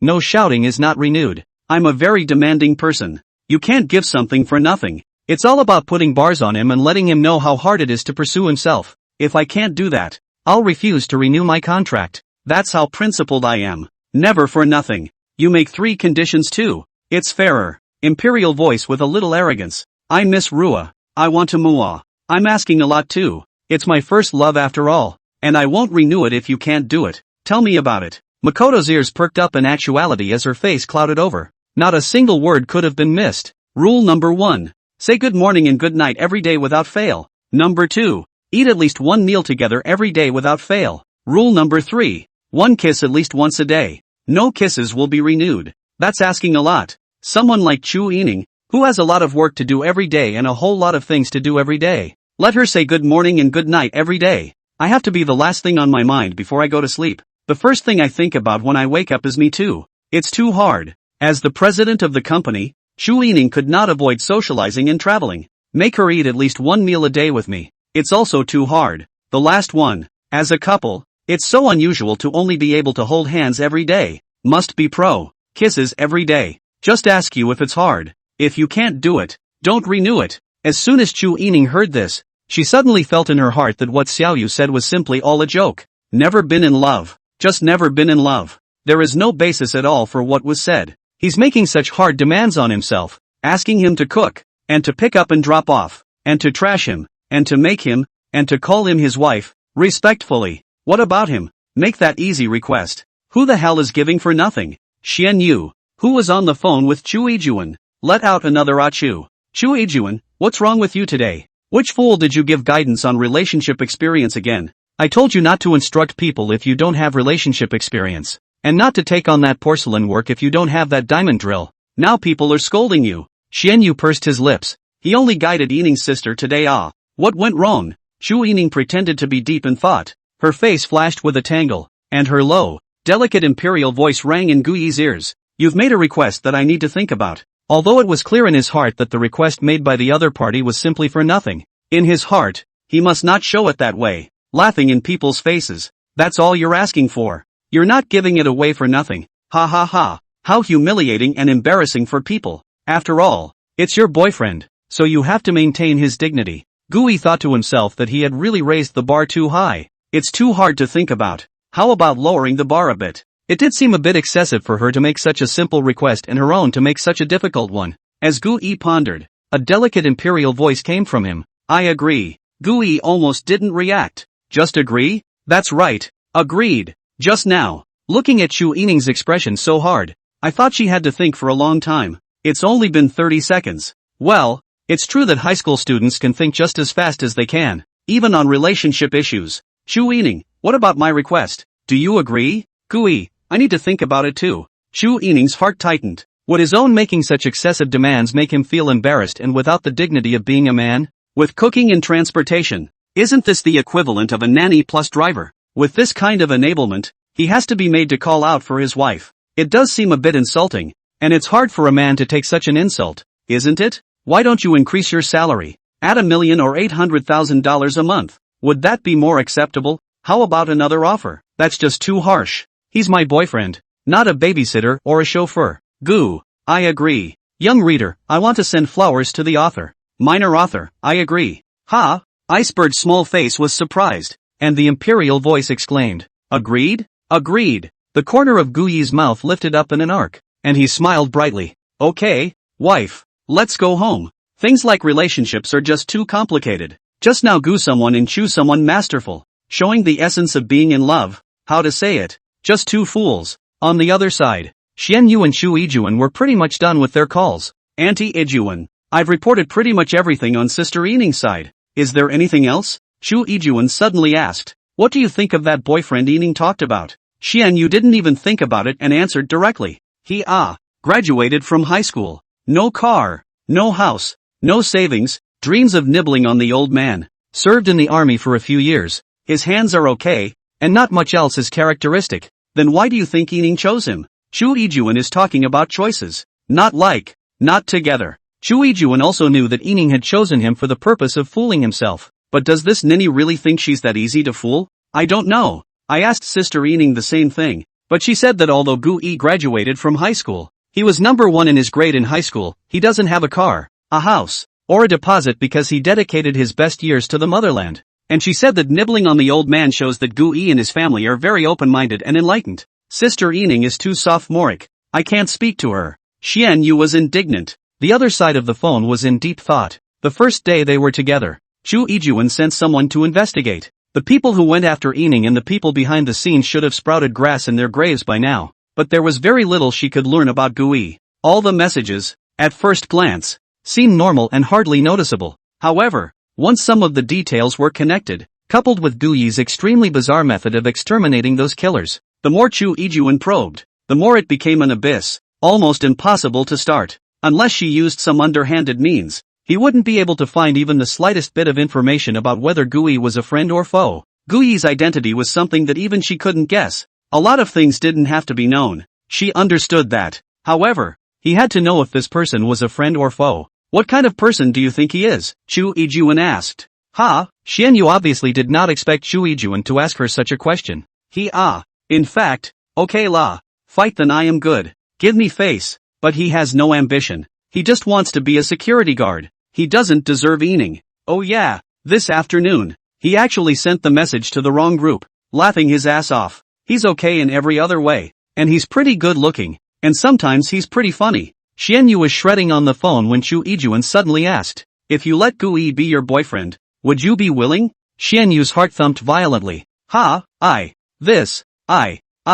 He's only a high school graduate, but it feels like he's actually a cultured, classy guy who used to be top of his grade, just didn't go to college. Car, house, savings, whatever. I'm not short of money. I can support him. Who says a woman can't support a man? After reading some of the Gu Yi family group chats earlier, his family is really nice. If I let Gu Yi be my boyfriend, what the hell should I do? Henyu blushed. Just then. Well, I'm just asking. Don't think about it. You don't stand a chance. Sometimes it's really tempting to call the police. Why do you ask? Look at Xianyu's red face. You're all caught up in the warble. It's okay. Go about your business. Oh, snapped. Warped mouth. Ah no. Xianyu hung up the phone. She used to wait for Auntie Ikijin to hang up the phone. This time come the little tantrums. Xianyu was actually quite pretty, with looks of the clean cut with a touch of Britishness kind. But she's too tall. Barefoot are 180 centimeters. Casually wear a shoe. Many boys cannot press. Combined with her training, she had defined muscle lines in her arms. Her shoulders were broader than the average girl's and her waist was thicker. So, guys try to chase her. She takes off her jacket, and they all run away in fear. If you don't run away from fear, you'll run away from another punch. It's so hard for this ninny to want sweet love. What the heck? Ask me that kind of question. Chu Ijuan had a presumption in his heart after asking the question. On the other side, Gu Yi drove the car, and Chu Yining was in the passenger side. Chu Ijuan's phone call came in. It wasn't very convenient to answer the phone in the car, so Chu Yining simply turned on the outside voice. Something wrong? Chu Yining's voice was magnetic and nice. However, the voice on the other side of the phone was also very penetrating, with a hint more majesty than Chu Yining. Gu Yi drove quietly, trying not to make a single sound. Yining, pick up Ian from school and be home by 6:30 for dinner. I'm not coming home for dinner tonight. Not going home to eat? Chu Ijuan's voice carried a bit of displeasure and questioning. The atmosphere in the car was inexplicably a bit depressing. Gu Yi wouldn't say half a word anyway. Creatures like mothers-in-law have always been the most difficult to deal with in the entire biological world. It's good not to mess with it. Chu Yining imperial sister voice low, said faintly, going to my boyfriend's house for dinner tonight. It's on its way now. Silence on the other side of the phone. After about 30 seconds. I won't make dinner then. Why don't you pick up your sister and go eat at your boyfriend's house too? With a snap, Chu Ijuan hung up the phone, obviously with emotion. Chu Yining's face was bland, which made Gu Yi a bit curious. Asked in passing, your mom? Chu Yining side-eyed him and faintly returned, your mom. Gu Yi rubbed his nose. Why did it sound weird? Like he was cursing. Yining, are you going to pick up your sister now? I had heard Yining say long ago that she had a younger sister who happened to be 18 this year and was in her senior year of high school. If you do that math, it's the same as Gu Xiaoshi, who also happens to be 18 and a senior this year. Is it in time? I'll have Rain pick her up if it's too late. As important as your sister is, you can't be late to meet your parents for the first time. What school is your sister in? 4th grade. Such a coincidence. My sister is also in the 4th grade.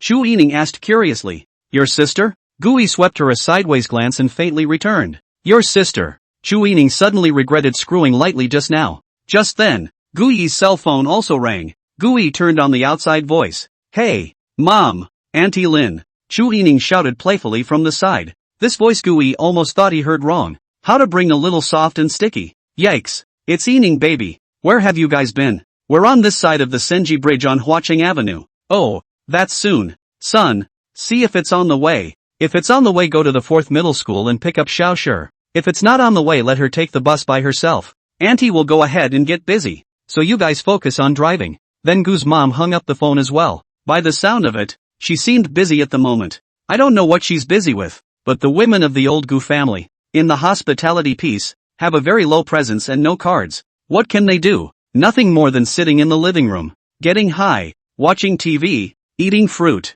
The kitchen is heavy, so don't even think about setting half a foot in it. The day Gu Yi first came back, Gu's mom lowered herself to the ground, begging and pleading with her dad for the chance to cook a dish. Yet it was ruthlessly rejected and banished from the kitchen's heavy floor. This is the family empire of the men of the old Gu family. This is a coincidence. Your sister and my sister are both in the 4th grade, both waiting for us to pick them up. Let's take a trip. You do have to take a little detour to pick up someone from the 4th grade, but it's not a big problem. The other side. Capital 4. School gets out at 5:30, and now the school doesn't allow evening study sessions anymore. Students are studying on their own to prepare for the entrance exams. The pressure is on. Of course, not everyone is stressed out. For example, the school bully, Gu Xiaoshi, is the school bully of the 4th middle school. Stable top 3 in grade. With these kinds of grades, she can basically enroll in any prestigious school at home or abroad. However, good grades didn't mean someone was hardworking. Gu Xiaoshi was a real jerk. There is another type of person who has very little stress.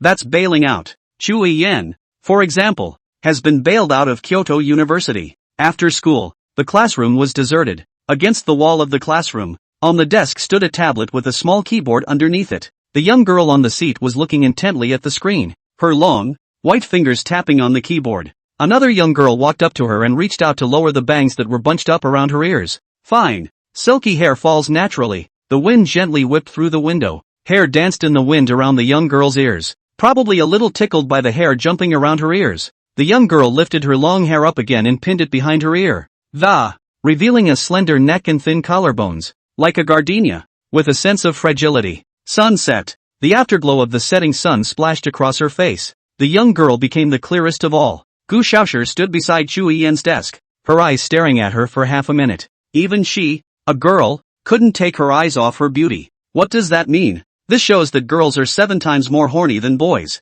Gu Xiaoshi sat next to Chu Yan, one hand flat on the desk, one hand propped up on her chin, her small mouth pouting, her expression a bit sullen. Xiao, you're here. Come over here and help me out. Is this description okay? Stop writing your novel for a moment. Something big is going on. Chu Yan stopped the keyboard and turned his head to look at Gu Xiaoshi suspiciously. The soft light of the setting sun fell on her shoulder blades, lining her skin as white as satin. The line of the collarbone was dyed with a light golden color. The long hair fell softly on both shoulders, and where the golden halo reflected, there was a small reddish mole. The small mole is right where the neck and shoulders meet. Pure and sweet appearance. Because of this small mole, actually more a few points of demonic, Gu Xiaoshi couldn't help but sigh again as she looked at the beauty. Something's really wrong. My plan to raise my sister-in-law has been cut off. It's so upsetting that the sister-in-law I've raised for so long can't end up being my sister-in-law. The main thing is that my Ian is so beautiful, gentle, kind and lovely. It would be a waste not to be my sister-in-law. But now my brother has a sister-in-law, and the sister-in-law is equally gigantic and beautiful. What to do with a word? Gu Xiaoshi admired Chu Yan's beauty and realized that she actually had some resemblance to sister-in-law Yining. It's true, ugly people come in all shapes and sizes, and beautiful people are all in the same vein. Gu Xiaoshi switched to propping her chin up with both hands, her mouth pouting even higher, her little face sullen. You're my brother's built-in girlfriend. Now he has a girlfriend. What are you going to do? Swish. Chu Yan's small face was flushed. With his head down he couldn't even look at Xiao. She's got this built-in boyfriend that she's never even met. Teenage girls are wistful and have a lot of longing and yearning for their boyfriend. Plus Xiao often read in her ear, saying that her brother is tall, handsome, especially gentle. Cooking is super delicious. Gu's family is also especially good. Grandparents, uncles and aunts, as well as a small aunt, Xiao will spoil her as a baby group up. Anyway, just marry her brother and be super happy.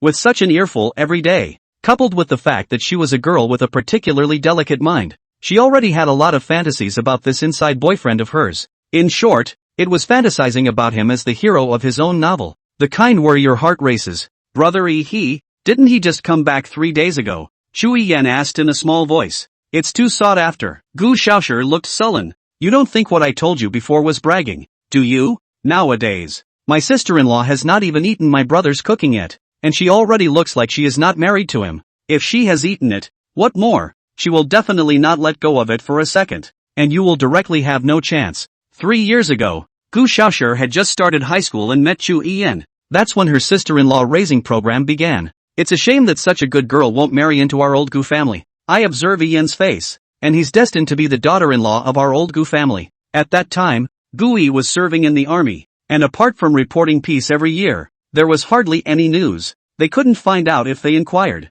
It was very mysterious. Gu Xiaoshi then bragged in Chu Yan's ear, bragging that her brother had gone on a mysterious mission and was particularly powerful. Anyway, the clicker blew it out of the water. Plus Gu Xiaoshi's setting for Chu Yen was, "You're his internalized future daughter-in-law." Listening to those stories made up by Gu Xiaoshi, Chu Yen's sense of agency became especially strong. A young girl was already pregnant, plus blowing in her ear every day. This internalized future daughter-in-law status, she had already fully accepted. So to speak, as long as the time was ripe, Gu Xiaoshi would directly send the fragrantly washed Yen to Gu Yi's bed, and this would be a done deal. Pity. Man's plan is not as good as God's plan. Things are moving too fast. Her brother is bringing his girlfriend home for dinner today. It would be fine if this girlfriend sucked. Ki's sister-in-law is huge and beautiful just like one word baby. Together is not necessarily married. Married is not necessarily go to the end. Or I slowly wait for him. Chu Yen lowered his head. Weakly out. She's soft, doesn't fight or grab,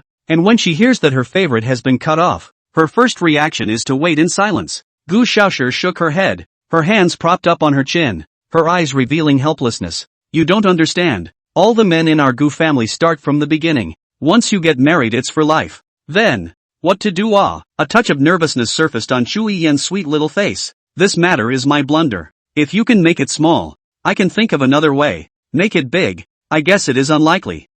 Chu Yen's cheeks flushed red. Surprise surfaced on her pure and sweet little face. Then her head shook like a rattlesnake. No, no, no, no. I don't want to be a little one. Alright then. Gu Xiaoshi let out a long sigh. Resigned. The sister-in-law raising program was declared a failure. 3 years of hard work for nothing. The best one-liner in the world is going to be cheap for another man. The only good thing is that Yining's sister-in-law is 10 years older than little Yen, so she can have babies earlier and have little nieces for me to play with. He. Both my brother and sister-in-law are so good-looking. What a great-looking little baby they must have. Hold one in your left hand. Hold one in your right hand. Blow up the street. Envy them to death. He. The sister-in-law raising program is declared over. Creation. Ichiyo. Forget about my brother. Even though you haven't met yet, you're considered one of the most knowledgeable people in the world about him. In the future, when you look for a boyfriend, you should follow my brother's standard. Chu Yen's head was lowered.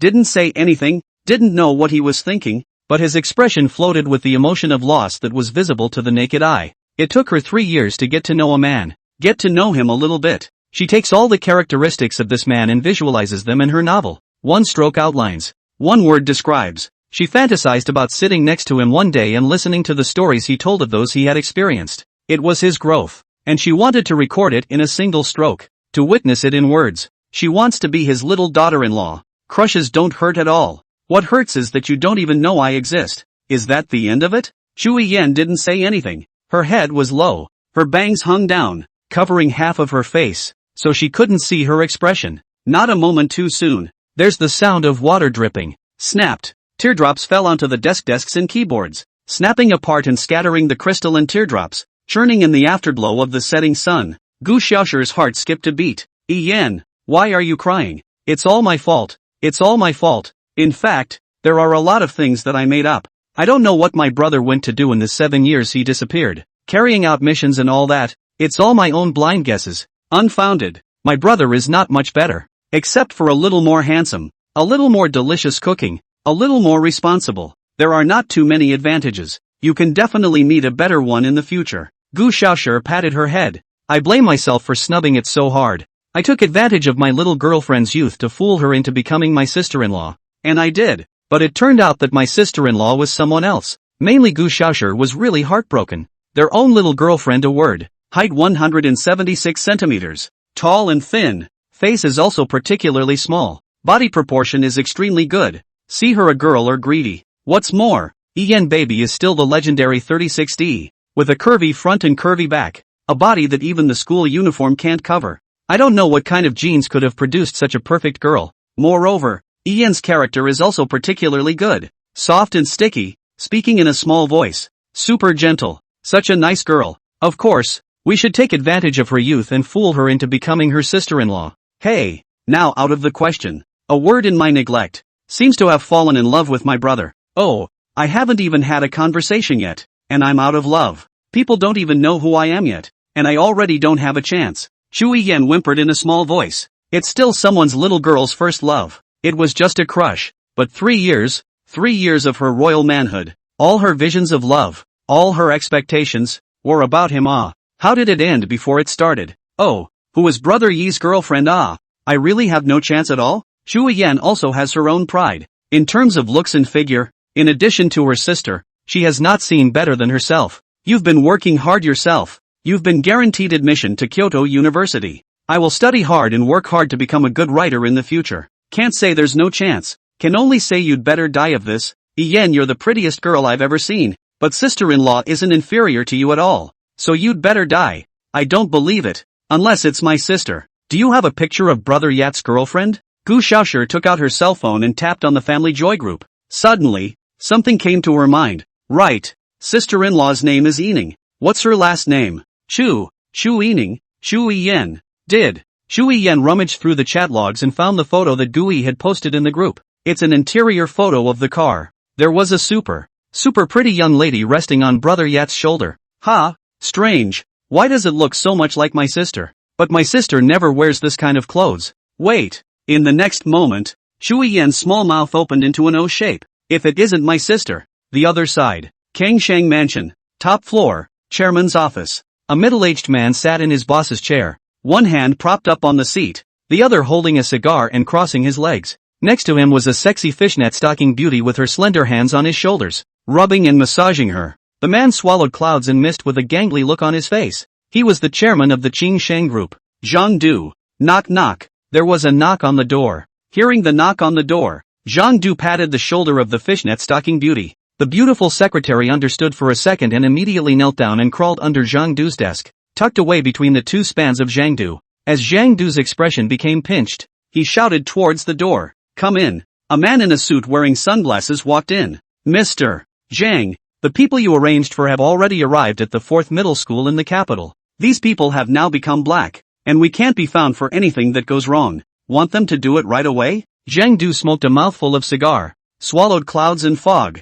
Double happiness plus, eerie also. Are you puzzled as to why we are making a move against Chu Yijuan's daughter? The sunglasses suit man's name was Zhang Li, Zhang Du's nephew and now one of Zhang Du's right-hand men. Zhang Li nodded his head and said in a deep voice, "Mr.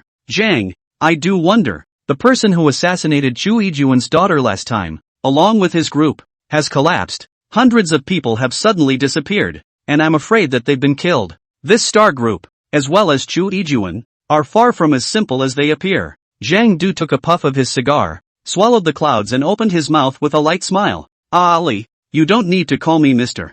Zhang in my office. Uncle.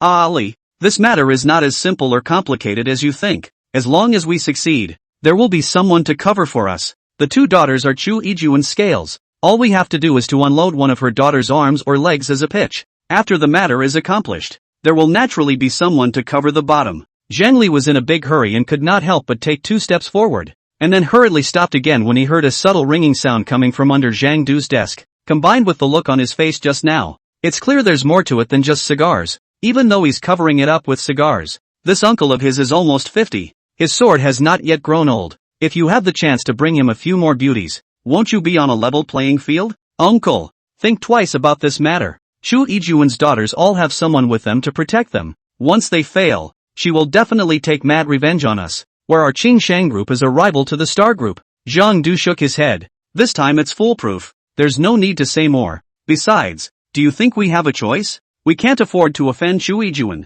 but we can afford to offend the one above. After this is accomplished, the Qing Shang group is bound to go further, and those bad debts of ours will be written off. It's now or never. I don't believe I can't remove one of her daughter's arms. Zhang Li didn't say anything, just nodded and walked out of the office. Only after tension left did the fishnet stocking beauty crawl out of her desk on her knees. Looking at the woman's beautiful and moving face, Zhang Du's mouth curved up into an evil arc. "Come out, Xian Xian. Your husband is gone." The other side. Gu Yi's phone rang. He's driving. Letting Chu Yining take a look. Chu Yining saw that the phone number displayed a strange string of characters and didn't connect directly. "Gu Yi, want to take it?" Gu Yi gave a sideways glance, then found a place to stop the car. "Get on the phone." A voice rang out on the other side of the phone, and Gu Yi's brows furrowed. "Gu Yi, a group of assassins have appeared in the 4th form, all black. They're not targeting you, but heading in the direction of your sister. You're over there, take care of it by the way. All of your permissions are still in place, so if you need anything, just call it up directly. This time the killer is targeting the school. The negative social impact of a bad injury or death in a place like a school is immense. Gu Yi happened to be on this side, and with him making a move, he was able to minimize the negative impact. Listening to the tone on the phone, these killers were just minor characters, so Gui didn't have to worry too much. Gui is surprised that others have retired, but the permissions are all still. It seems that something is completely bound. The other side of the phone had hung up. Gui frowned slightly. Since the boss had said that the assassins were not running towards him, there was no reason for them to target Xiao Shi. If anyone dares to target Gui's family through him within the capital, then any trace of it will be bloodied by the organization. Since it's not Shirori, could it be Ichiyo? Combined with the last time Ining was killed in an attack. I'm afraid it's the same situation this time. Back in the car, Gui spoke in a deep voice. Ining, there are killers in the fourth form. They should be targeting En. What? Chu Ining's delicate body trembled violently. A chill flowed through her body, penetrating her body with icy coldness, her eyes staring at Gui in death. Don't worry, it's just some minor characters. Xiao Shi is over there too. I'll get out of the car now and rush over there. You drive the car to the entrance of the 4th middle school in 20 minutes. Sensing her nervousness and fear, Gui reached out and rubbed his hair in his hair, which was delicate to the touch and as smooth as silk. Since the boss had informed him that the message was to solve it in passing, it meant that there was no danger in this matter and the enemy was only of an unimpressive level. Even if he didn't make a move, with the organization's ability, he could remotely manipulate the instantaneous killing of these people. Except for the bad social repercussions that would result, Gui wasn't worried. Since he had all his permissions, he could instantly kill these people from 1,000 miles away as well. However, at this moment, Chu Ining was terrified. The ninny's fists were clenched, braced against the dashboard, and her whole body was shaking. Because Chu Ijuan had said that those who had murdered Ining last time, along with the masterminds,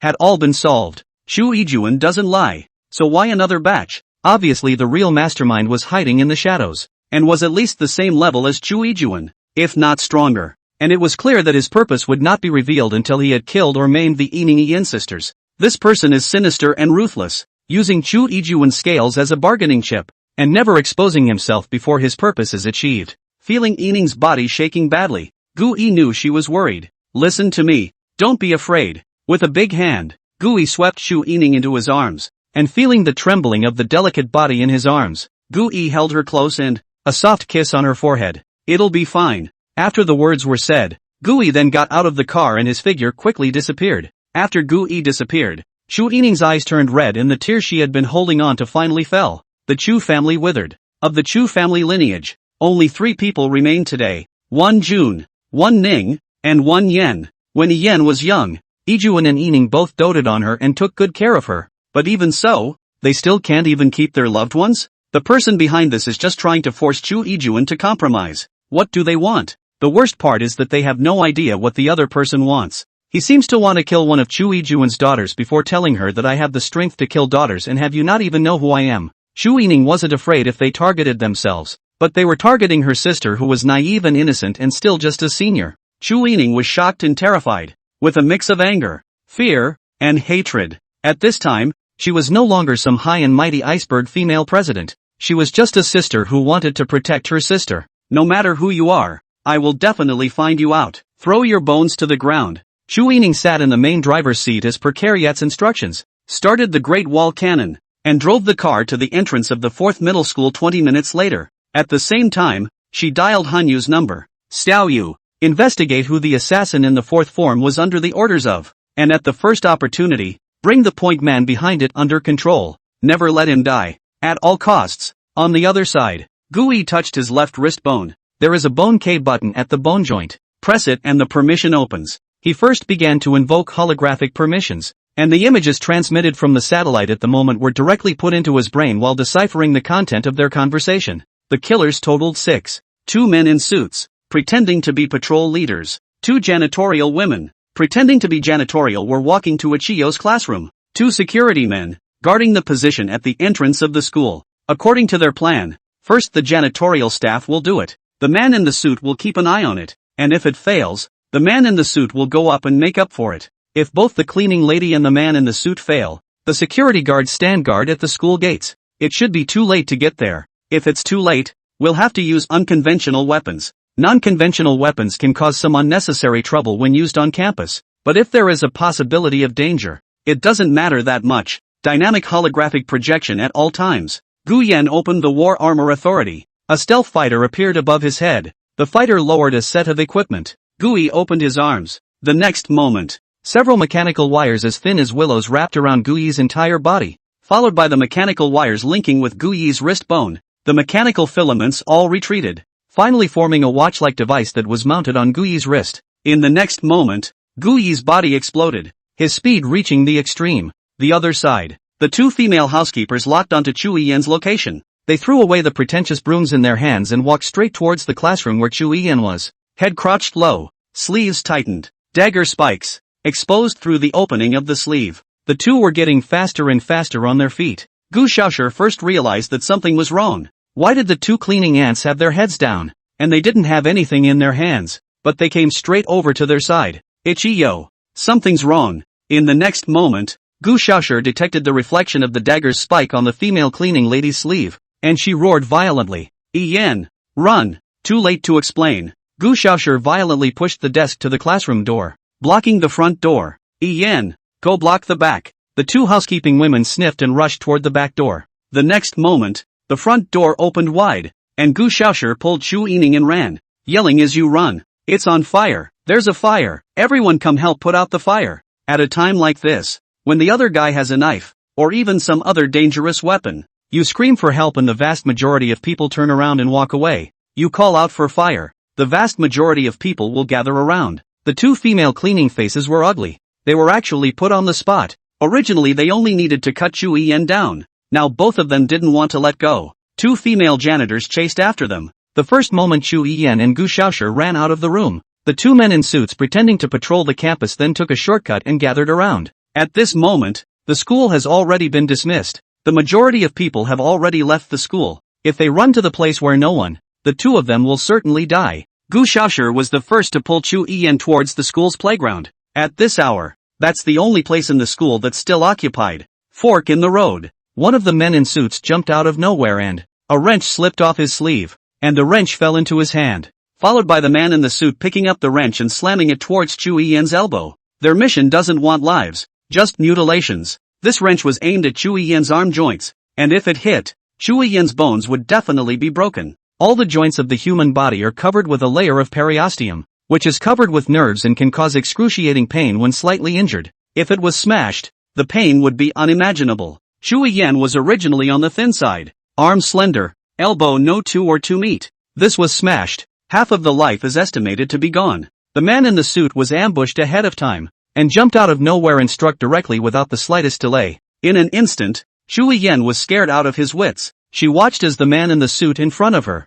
raised a large wrench towards her, then slammed it towards her. Dying was the last thought in her head. Chu Yan stood in place, no longer knowing what he should do. The man in the suit appeared too suddenly, and in the face of the large wrench that was about to smash into her, Chu Yan chose to close her eyes. 2 lines of tears slipping from the corners of his eyes. A few moments later, the tears were like pearls on a broken string, fluttering down. Oh, mom, sister, I miss you guys and I don't want to leave you. Woo, brother, I am your inner daughter-in-law. I haven't seen you yet. I haven't had the chance to let you know my existence. I am going to die. I don't want to give up.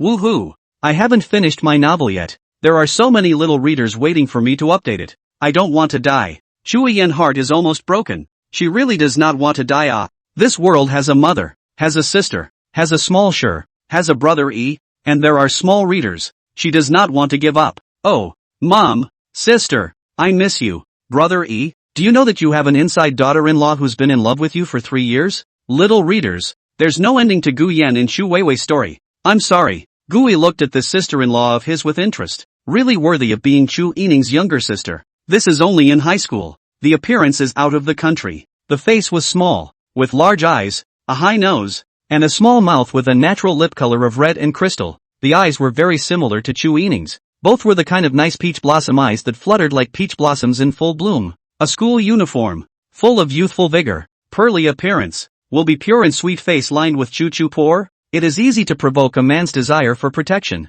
Hearing her shattered thoughts, Gui couldn't help but laugh a little. This little ninny is different from her sister. Her sister had her first love at 28. She had an early love at 18 and had a crush on someone for 3 years. Meaning this ninny liked someone when she was 15. Gui was a bit curious as to who was the brother she was talking about. For someone in her condition to have a crush, this guy is awesome. Great God. Start a class. If you get a chance you must get to know him and ask him for advice on how to fall in love. This little thing called love can be so complicated. He just couldn't guess what this niece, Yining, was thinking. Sometimes it felt as if she had a crush on her, and sometimes it didn't feel real. Isn't it true that there are 3 major illusions in life? That I can kill back, that my cell phone is calling, and that she likes me. He felt as if Yining liked him, but he couldn't believe it. Because you saved her life once? Or is it because of that contract? Or maybe it's because of mom and them? None of it feels realistic. No matter what, she saved her sister this time, so she should give herself a few extra points when she renews her contract next time,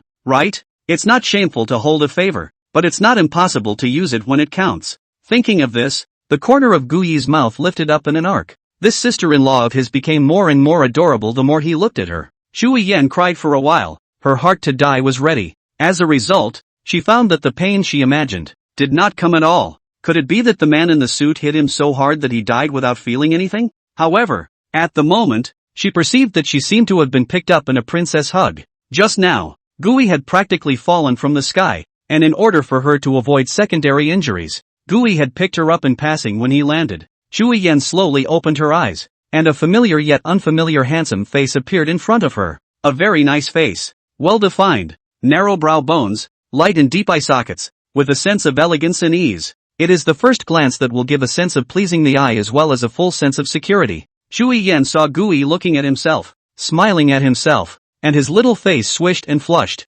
his head immediately buried into his arms, not daring to look at him. Gui smiled because he thought of something happy. Why was he happy? It was because there was a car to get Shu Yining to renew his contract. Brother E. Shu Yan suddenly thought that Brother E did not recognize himself at this moment, so he hurriedly changed his words. Brother-in-law. Gui froze for a moment. Brother E? Why does it sound a little familiar? Isn't that the name of the love guru? Should have freaked out and yelled it wrong. Hearing her call out to her brother-in-law, Gui asked, "Your sister and I talked about me?" Shu Yan shook her head. She didn't quite dare Gui. Her head was always low. Her speaking voice was also soft and sticky, sweet and nice. "No, I and Xiaoshi are girlfriends. I know from Xiaoshi that you are my sister's boyfriend." Yining is an imperial voice. And this Nini is a 100% pure sweetness with a bit of lowly attribute attached. The height doesn't match Lori though. Gui nodded. But the heart is suddenly a little unbalanced. His own entire family knew of Yining's existence now, and Yining didn't seem to have mentioned his existence on his family's side.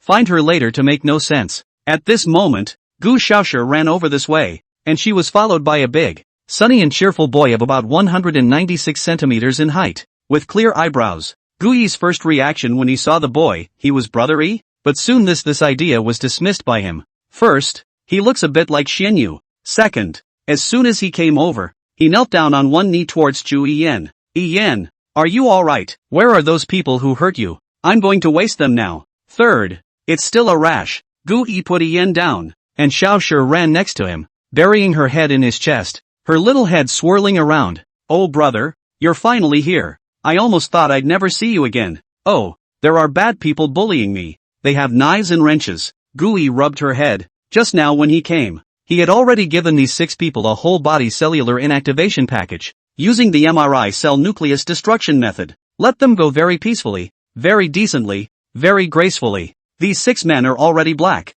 and each one has a murder on him, making it troublesome for the officials to kill them instead. The bad guys are gone. They came for the one word. "Okay, it's okay, let's go home and eat. And don't mention this to mom, dad, grandma and grandpa." Gu Xiaoshi came out of Gui's arms and nodded repeatedly. Aha! When she jumped into Gui's arms, she had a handful of snot and tears, and when she came out, her little face was twice as clean. It all rubbed off on him. Brother, Yan is a bit freaked out, so why don't you take her to see her sister-in-law first? Hearing this, Xianting hurriedly got up to block Gui's path. "Big brother, you saved Yan. I should thank you, but where are you taking Yan? Who are you?" "My name is Xianting." "Xianyu is? It's my sister." "You know my sister?" The guess was right. They look so much alike, as expected of siblings. Xianyu 180 centimeters. Her brother grew to 196 centimeters, taller than Gui. At this moment, Gu Xiaoshi jumped up and slapped him on the side of the head, loudly scolding him. "Baka, my brother is Yan's sister's boyfriend. Who do you think he is?" "Ha, brother-in-law," Xianting exclaimed, looking at the mysterious man in front of him in shock. Hearing this brother-in-law, Gui was still quite flattered. The kid's a bit of a rash. but he's got good emotional intelligence. Xian Yu was the guard that Chu Yining had nurtured together from childhood to adulthood. Xian Ting should be the guard that Chu Yian had raised together since childhood. The boy was tall, but every muscle in his body was extremely solid, a degree that could not be achieved by working out. It requires super intense training in conjunction with secret herbal quenching, day in and day out. The smaller the quenching limit, the higher it is. When Gu Yi was in the army, a famous team member under him started quenching from a month old, and her body strength was more than 10 times stronger than an ordinary person. And this kind of person would almost never get sick in her whole life, and her ability to survive was far beyond that of an ordinary person. If you want to talk about disadvantages, the only disadvantage might be that it's expensive. Certain cosmetic surgery women in the dating market are not fond of sneering at men with their faces. This face of my mother cost your family a set of house money. What are you going to take with me on a blind date? If a face of a plastic surgeon woman cost a suite of rooms, then Li Zijing would have to spend at least a set of 4 houses in the busiest area of the capital just to quench her face of such a small size. Compared to that, the little bit of pain from quenching was nothing. Brother-in-law, where is my sister? I want to go find her. Chu Yan weakly voiced out. Right now she was super eager to see her sister. Almost she thought she would never see her sister again. It turns out that brother Yet has become a brother-in-law. Suddenly it makes sense then. Fate is really marvelous. If you can't be brother Yat's youngest daughter-in-law, you can still be his sister-in-law. You'll be spoiled by your sister and brother-in-law, so you don't have to get married. Brother Yi and sister are the closest people to Ian. It's not impossible to be the youngest sister is already older than me. I'm the youngest. Little readers don't need to be afraid. Your author is back, and will give you a 10,000 word update today. Hallelujah. Chu Yan swept away the fear from just now and turned into a yuan-chi full of young girls. Brother and sister Yat are so great together. Chu Yan had been holding Gu Yi's hand tightly just now, not daring to let go for a second, and now she took the initiative to pull Gu Yi towards the school entrance. Xianting reflexively stopped in front of the two again. Yan, if not it's better to wait here for Sister Yining to come. I can protect you here. At this moment Gu Shaoshi jumped even higher and slapped even harder. A slap from the sky that hurt her hand. Loud and clear. Bakayalu. It's so hard for me to create a little chance for Yen to be alone with my brother. And USB keeps messing up here. NMD. You're going to make me slap you, aren't you? Gu Shaoshi thought about it, tossed and turned, and could not sleep at night. Finally, they all decided that they could not give a word of treasure to another man. I've been struggling for 3 years with this whole thing of lulling my little girlfriend into becoming my sister-in-law while she's green. 3 whole years. You know what I've been going through for the last 3 years? I've watched my snub little BFF grow into a big, beautiful girl with a slender waist and long legs, standing up and looking at the world. And it ends up being cheaper for someone else? No way. Absolutely no way. My sister-in-law was raised by me and can only be cheap for my brother, not for anyone else. Request for power generation. Her 3 years of fooling around was not for nothing. Yen was already deeply in love with her brother Yi, and was bent on being his little daughter-in-law. It's a coincidence that the eldest daughter-in-law has one, and there is a shortage of youngest daughter-in-laws. Gu Shaoshi thought beautifully. Brother, Yen, you guys go first, I'll take care of this SB. Xianting looked confused and pointed his finger at himself. SB? Gu Yi nodded, counting the time. 20 minutes was about right. Yining should already be at the school entrance. Things were simpler than he'd thought, having been on previous missions and gotten into the habit of being cautious. But he was also overthinking it. How could these little kalamis compare to those missions he had? Gu Yi led Chu Yan towards the school entrance. Gu Shaoshi stayed where she was, her arms crossed over her youthful chest, her eyes looking strangely at Xianting. Still saying that you can protect Yen. Just now Yen suffered from danger. Why was my brother the one who saved her? Not you? I was just playing ball with a classmate. And I promise, I'll never play ball again, and I'll never let that happen again. Xianting raised 3 fingers and swore. Do you think Yen is pretty? Gu Shaoshi suddenly asked. Xianting obviously didn't expect Gu Shaoshi to ask him such a question. He scratched his neck. I think that Yen is the prettiest, kindest, sweetest, and gentlest girl in the whole world. My mission is to protect her, and I will do so for the rest of my life. Xianting looked a little embarrassed, chanting, and Gu Shaoshi suddenly asked again. Do you like Ichio? Xuanting's heart thumped violently. His face reddened at once, and he stammered for half a day and, he'd never thought about it. What Shirori means is, does Ichio she likes me? But what to do? What the hell do I do? Yen was the second young lady. He was only a guard. How could he? But what if Yen liked him? Should he reject her? What the hell am I supposed to do with this? Xianting blushed and even covered his face with his hands, his head lowered. I didn't like a word. I didn't. The corner of Gu Xiaoshi's mouth hooked. Well, it's good if you don't have any. Yan doesn't like you. You don't have a chance. Ha! Xianting froze. The big sunny boy's face was flushed. Gu Xiaoshi had trolled him into warping in 2 words. Yan doesn't like me. Why did you ask that just now? Xianting's face held a red color. Just now it was shy. Now it's angry. I was just testing to see if you liked Ichiyo. You boy. Indeed. Gu Xiaoshi showed a Jin Jidan only this one place to smile expression in gesture. The big sunny boy's angry red face reddened even more, but it turned shy for the moment. Me. I didn't.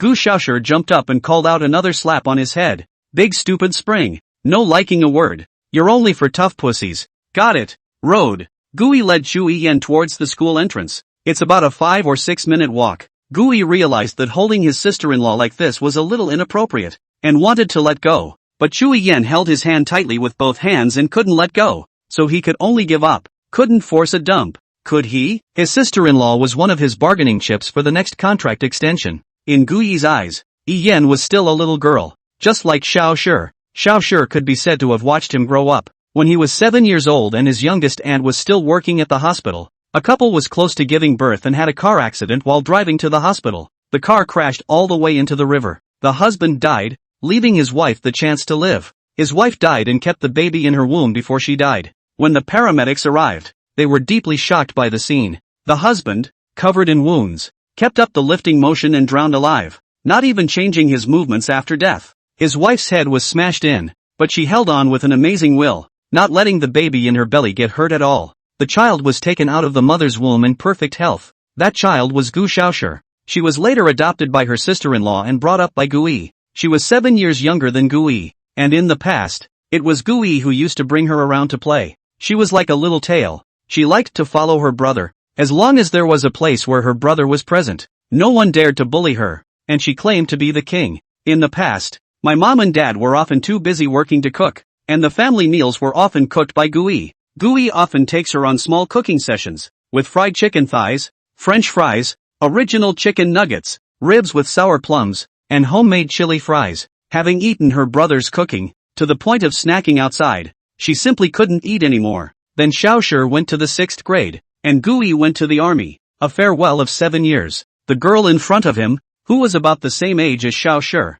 was Xiao Shi's good friend, and Gui naturally had an extra bit of goodwill. Are you and Xiao Shi good friends? Gui asked. Aha, we're best friends, best in the world. Xiao Shi is the best to me, taking me to play, teaching me how to write novels, and introducing me to boyfriends. Chu Yan's small face was slightly red, and she lowered her head, not daring to look at anyone. How are Xiao Shi's grades in school? Gui asked. Shirori is super good. She's in the top 3 in her grade every time she takes a test. The corner of Gui's mouth hooked up a light smile. The top 3 in the grade. Ah, very average. Did Yan have a boyfriend at school? Gui asked. Nope. Then why did I just hear you call out to brother yet? Not boyfriend? Ah, Chu Yan's small mouth exclaimed in shock, her small face bursting red. Brother you heard wrong. No, brother-in-law you heard wrong. Gui? Little girls are just thin-skinned and start talking nonsense when they get anxious. You can yell at the wrong person. Gui also did not put on the heart. The children well. Good understanding. Talk about love will not say with parents. Are secretly talk about, the main fight is stimulus. Gui rubbed her hair, because he saw Chu Yining's great wall. The cannon. Chu Yining got down from the car, saw Yan, and immediately ran wildly. What elegance, what calmness, what high coolness, are all gone at this moment. When Yan saw his sister, his eyes instantly reddened, tears pooled in his eyes, his long eyelashes gently blinked, and tears fluttered down. Oh, sister. Ichiyo and her sister's personalities are here anyway. Yining's character is more domineering, bold, decisive, with a woman's unique perseverance and toughness. She was rarely affected by her emotions when she encountered problems. It was only after being with Gui that her emotions fluctuated more when she was affected. Yan's nature was soft and sticky, well protected by her mother and sister since she was a child. Innocent and rosy and simple. She has no bad intentions towards anyone and her world is simple. Whether it was Chu Yijuan or Chu Yining, or Gui, who had just met her, they all wanted to protect this innocence. For it is when innocence exists that goodness materializes and goodness has meaning. Ichiyo is a wonderful girl. Yan, Are you alright? Chu Yining hugged Ian's shoulders, checking up and down. Even if her sister suffered a little injury, she would be worried beyond measure. This was her sister that she had held in her heart since she was a child. Chu Yan jumped into his sister's arms and hugged hard. I almost thought I'd never see my sister again. Oh, I can't let go of her. Chu Yining's eyes are also red. What is the use of wanting more wealth, if one's own family cannot protect? What is the meaning of those riches? Since someone dared to touch her sister, they should be prepared to be retaliated against by the Star Group at all costs. Chuchi got up from his sister's arms as his brother sobbed and mumbled out, if my brother-in-law hadn't shown up, Ichigo would have been killed by the bad guys with a wrench. Sister, when did you get together with your brother-in-law? Why didn't you tell me? Sister, when will you and your brother-in-law get married? Can I be a bridesmaid? Sister, when are you and your brother-in-law going to have a baby? I also want to hold the baby to blow up the street. Originally it was still a sad atmosphere. Chu Yan painted a picture, his eyes blinking and looking at his sister, from time to time sneaking a glance at his brother-in-law. Quirky look. When is your sister getting married? Can I be her dowry? In ancient times, there was a maid, so I'll be a maid for my sister. He. Of course, she only dared to think about such beautiful things in her heart, not to say them out loud. Chu Yining's cheeks flashed with a blush that flickered and disappeared, and he chided in a low voice. What marriage? What babies? What a mess you ninny is thinking. Chu Yining wanted to take out her sister's majesty, but unexpectedly Chu Yan was not afraid at all and directly hid behind her brother-in-law. My sister is not too young to have babies. If you have one a year, you'll have 5 babies by the time you're 33. What do you think, brother-in-law? Cough. Gui clenched his hand into a fist, blocking his mouth to avoid the corners of his mouth that he couldn't suppress from being noticed. What do you think? Make 5 babies. Chu Yan's 5 fingers opened and closed. His fingers were slim and straight, white like jade. Even the position of the bone joints were well proportioned and good looking. She is 3 centimeters taller than Chu Yining. Her body is slender. This is only 18 years old. She is out of the exquisite and unparalleled. After 2 more years, it is estimated that her sister is the same as her sister. The beauty of the country and the city. Chu Yan winked at Gui and lit up 5 fingers. It means 5 is enough. If it is not enough, I heard that giving birth to a child is very hard, and I cannot let my sister work too hard. My sister and I are blood sisters. I give birth for my sister. It is the same, right? Chu Yan secretly thought in her heart. Her small face slightly reddened. I can't let my brother-in-law see what I'm thinking. Ahem. Gui's eyes dodged slightly. It's not a dodge, and the real idea is about to be exposed. It was a good thing he had his hand in the way at this moment, or his true thoughts would have been exposed by the corners of his mouth that he couldn't suppress.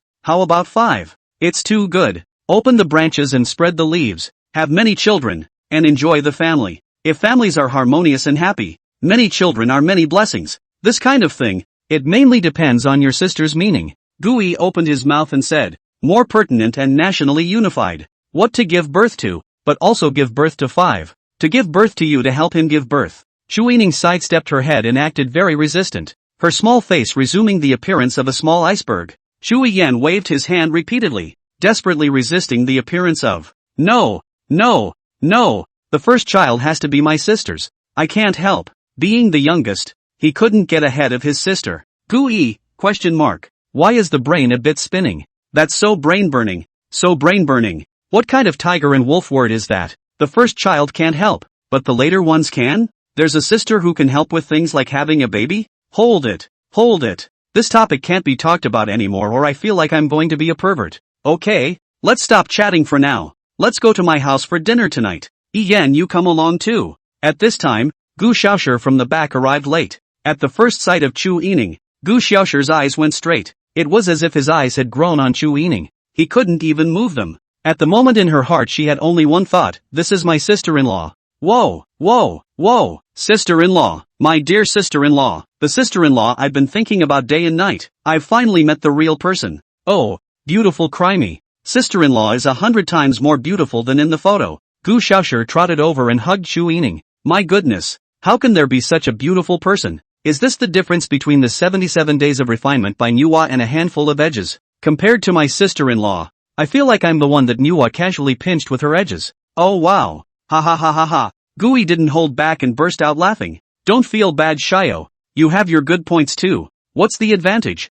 Gui raised a finger. A very clear perception of yourself. Woohoo! Is even sadder. Chu Yining glared at him and hugged Gu Xiaoshi's shoulders. Shirori is pretty too. And cute. Everyone likes you. Sister is envious. Or sister-in-law is good. My brother bullies me. Can I go to sister-in-law to complain? The corner of Gu Yi's mouth twitched. You're toxic. 1 by 1. 2 by 2. It's all over. They're all playing tattletale, aren't they? Who am I going to tell? Shu Yining smiled gently and nodded her head. Yes. He works in my company. If he bullies you, just tell your sister. I'll dock his salary and make him look at the gate. Yeah. Gu Xiaoshi could be too happy to be faking it at all and jumped up and down. Even Shu Yan silently stood beside Gu Xiaoxi, uniting the front with her. Shirori is a pro-bestie. One word to protect. Gu Xiaoshi raised her chin with a smug look. See how dare you bully me. Gu Yi's large hand rubbed her head carelessly, messing up her hair. Urged. Get in the car. Get in the car and go home for dinner. Mom's going to be waiting. They said they'd be home around 6:30, and it's 6:30 this time. The first time he brought his girlfriend home, he was so late, and he was the one who would get scolded later. Hey. End up with all of it alone.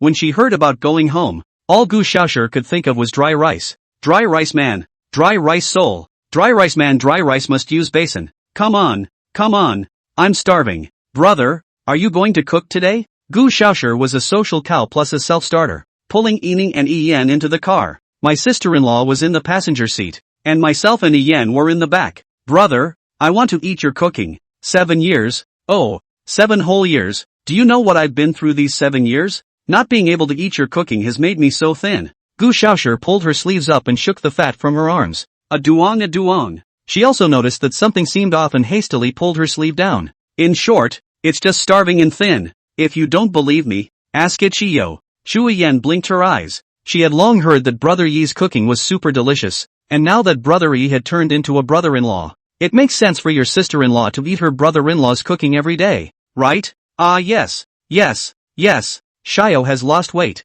She's only 100 and something pounds now. Gu Xiaoshi 168 centimeters. 100 and some pounds is indeed on the thin side. Gu Yi nodded. He did lose weight. How much does a word weigh? Shu Yan's small face slightly red. Weakly out. 107 pounds. Is not too fat. It's also too skinny. This ninny is 176 centimeters tall and only 107 pounds. A little too skinny. At her size, she doesn't look fat at 130 pounds, but of course it also depends on the size and bone structure. Ichiyo is on the small bone side, but very meaty where it should be. What about you, Yining? What? You weigh a lot. Hearing this, Gu Xiaoshi and Yan immediately raised a ruckus. Wow, brother, what the hell? You don't even know how much your sister-in-law weighs. Have you never hugged her? Wow, brother-in-law, you even do not know my sister multiple A. These you can ask me. Oh. Such a sister like to eat what? Like what color? The number of the month to come to the menstrual period. Happy time will do what? Unhappy time will do what? I know. Oh, brother-in-law. Gu Yi's eyes lit up. Goodness nay, what a lovely sister-in-law. He really doesn't know anything, and he doesn't know how to ask, so he'll ask his sister-in-law anything he doesn't know in the future. Proper. Gu Yi took his cell phone to Gu Xiaoshi in the back seat, touched his nose, and faintly said, Xiaoshi, help me add Yan's WeChat.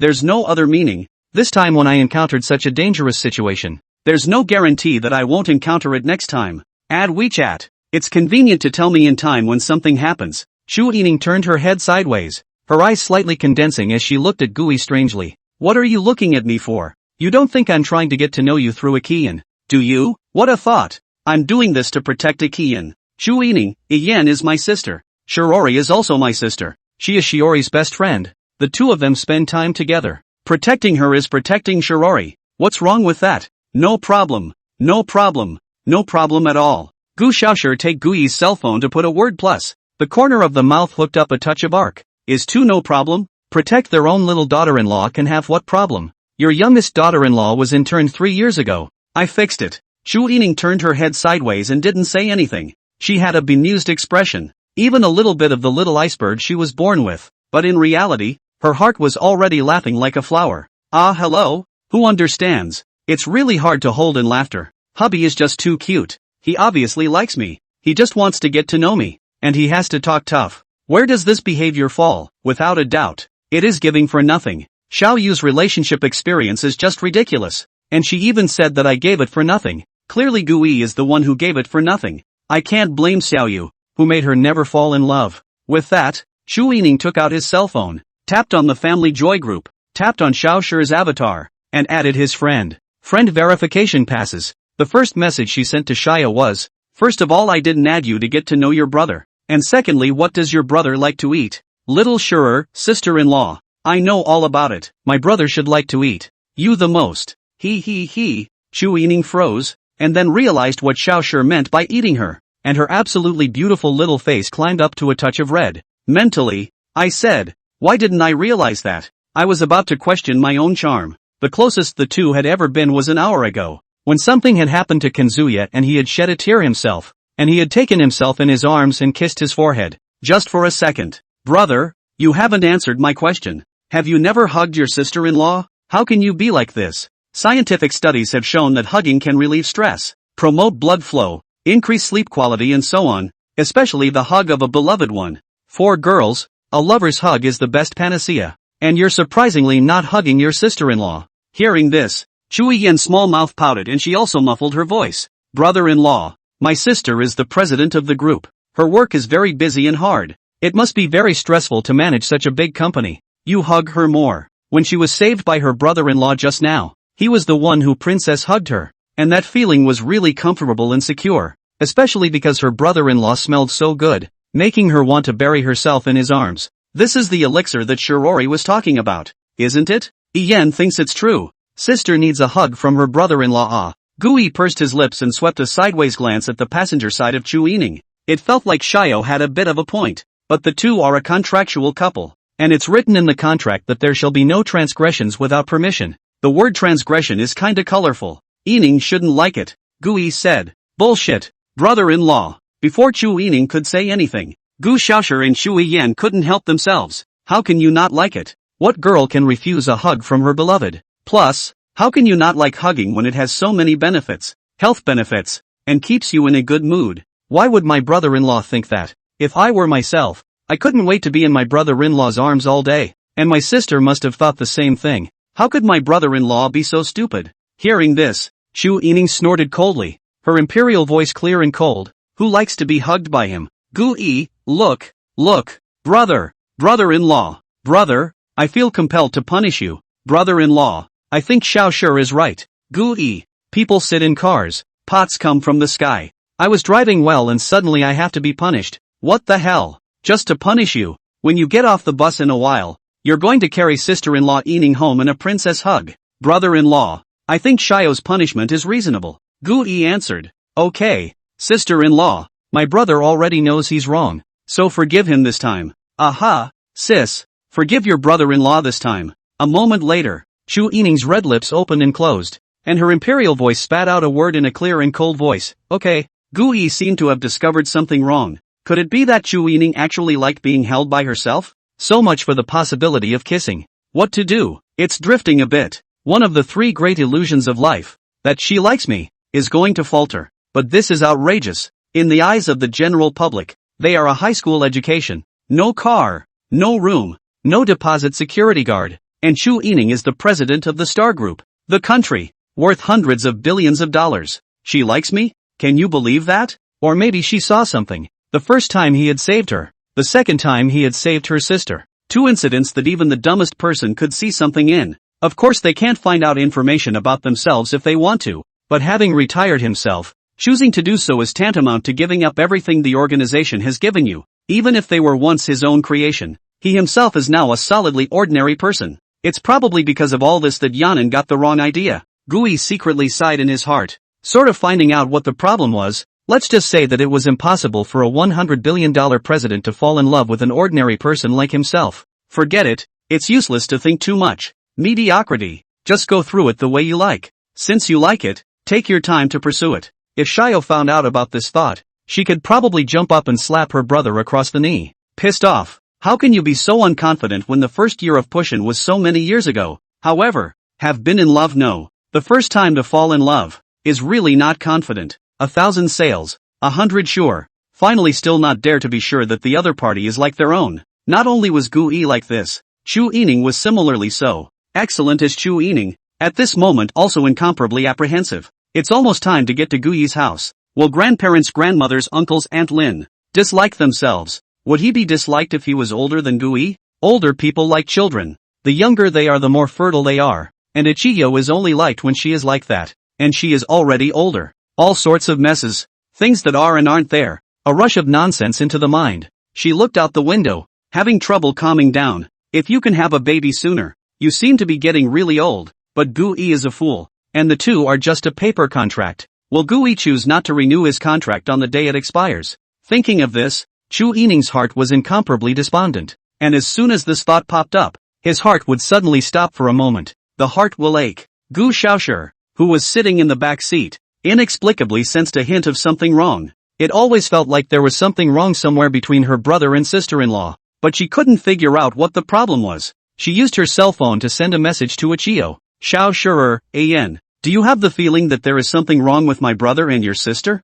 Somewhere. Brother Yat's little daughter-in-law, which is a problem. No, I do not feel. Xiao, have you ever felt that they should like each other? But it's as if there's a membrane separating them, and that their relationship wants to go further but is always separated by something. Brother Yat's little daughter-in-law, when you say it like that, it seems like it really feels that way. Oshiro, could it be because of the gap in status between the two people that caused this outcome? Brother Yat's little daughter-in-law, huh? What is the meaning of this? Xiao, I know your family is very rich. Your family owns a big company, and your social status is very high. But if your sister dislikes my brother because of this, I will never agree to her marrying my brother. And her and Yang and the others won't agree to her entering the door of the Gu family. In Gu Xiaoshi's heart, her brother was her pride. His brother had been the first in his grade since he was a child, and as long as there was a place where he was, no matter what, he was always the first. Such a brother is gentle and kind, treating people with humility and kindness. In order to serve the motherland, he gave up his own future.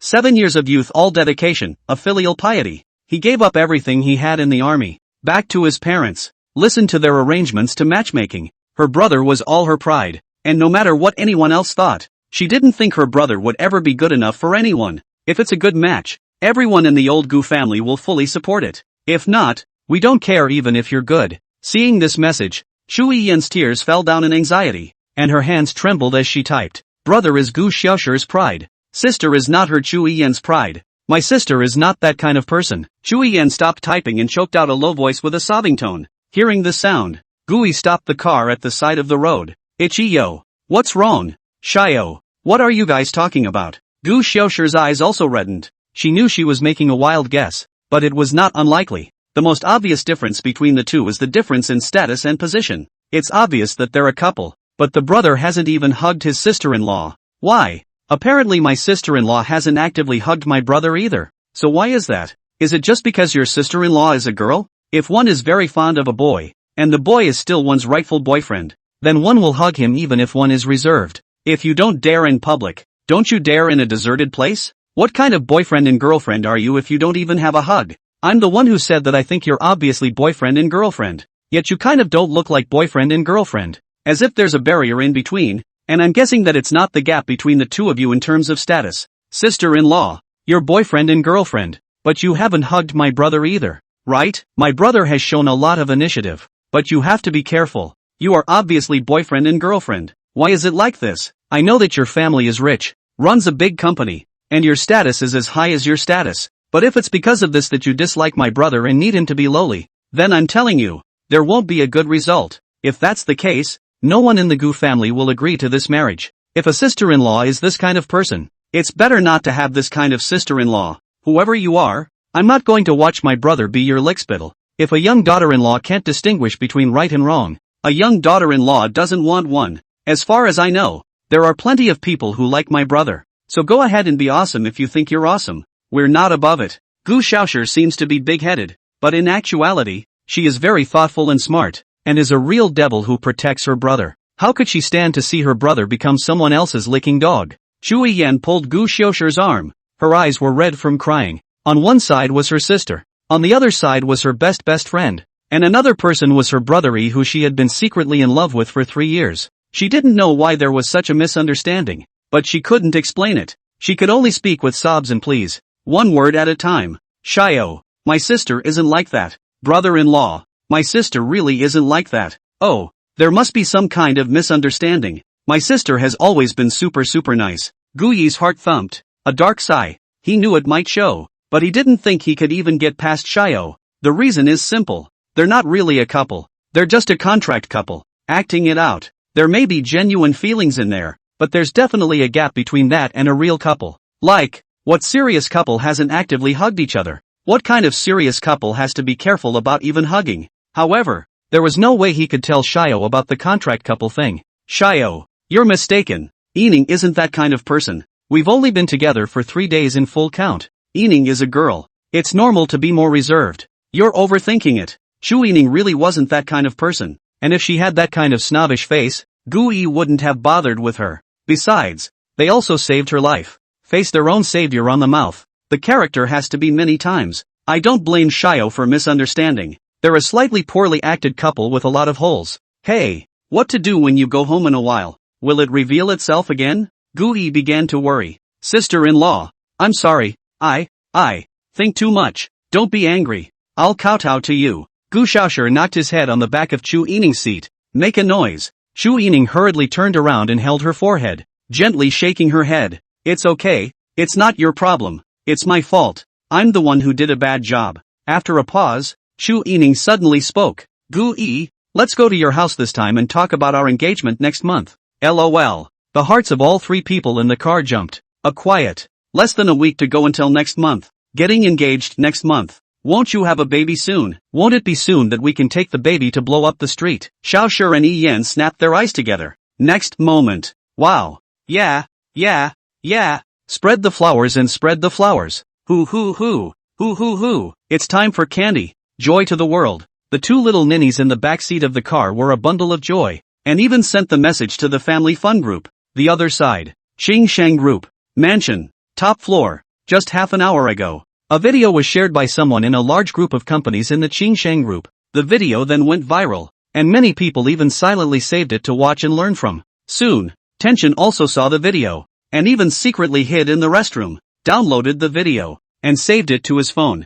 I intend to watch and learn carefully. Until, that is, he saw himself in the video. Then someone anonymously sent him an uncensored copy of the video. He was surprised to have the uncensored video, which is hard to find for $10,000 by the crowd, all to himself. The plot is bombastic. The writer who created it is an absolute genius, and the actors are incorporated into the Northern film textbook level of acting. Of course, that's what the average person thinks. Only Tenshin himself knows that this isn't fucking scripted at all. Before he reported to the chairman, his uncle, and his wife, were in the past tense. While he was reporting to the chairman, his uncle, and his wife, were in the present tense. At the end of his report to the chairman, his uncle, and his wife, were in the present perfect tense. They are right in front of them. The next moment, Tenshin carried the knife and went to the president's office on the top floor. When Henyu arrived, Zhang Li's wife has been chopped up and cooled off. Zhang Du, on the other hand, was sharpened into a human stick,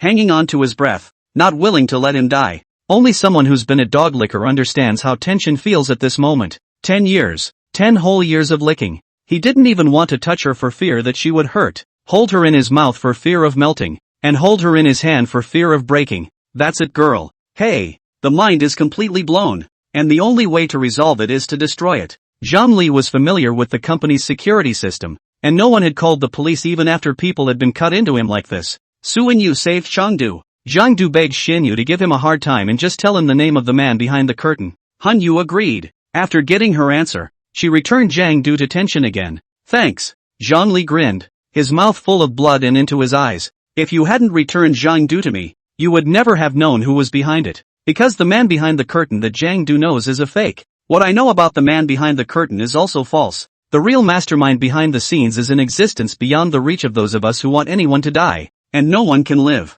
No, the Federal Killer Organization. They are all over the world, but independent of the Third World. An assassin organization that has its own bill, its own army, its own government, and its own diplomatic department, and has managed to reach diplomatic relations with more than 100 countries. You guys even messed with such a being. Xian Yu's brows furrowed. How did you know? Because they knew I'd tell you. So I did. Well, let me enjoy my last moments. I'd hate to die without letting him suffer. Zhang Li stared at Zhang Du, who had already been cut into sticks on the ground, with the hatred in his heart not diminishing in the slightest. On the other side, Chu Yining received a call from Xianyu. The man behind the curtain was not found, except that it was certain that the man behind the curtain came from an organization called the Federal Killers. Why they had set their sights on the Chu family, Chu Yining already had the answer in her heart. As for who is really behind it, it doesn't matter anymore. Because of the members of the federal assassins within the Dragon Kingdom, Chu Yining would have decimated them, leaving no one behind.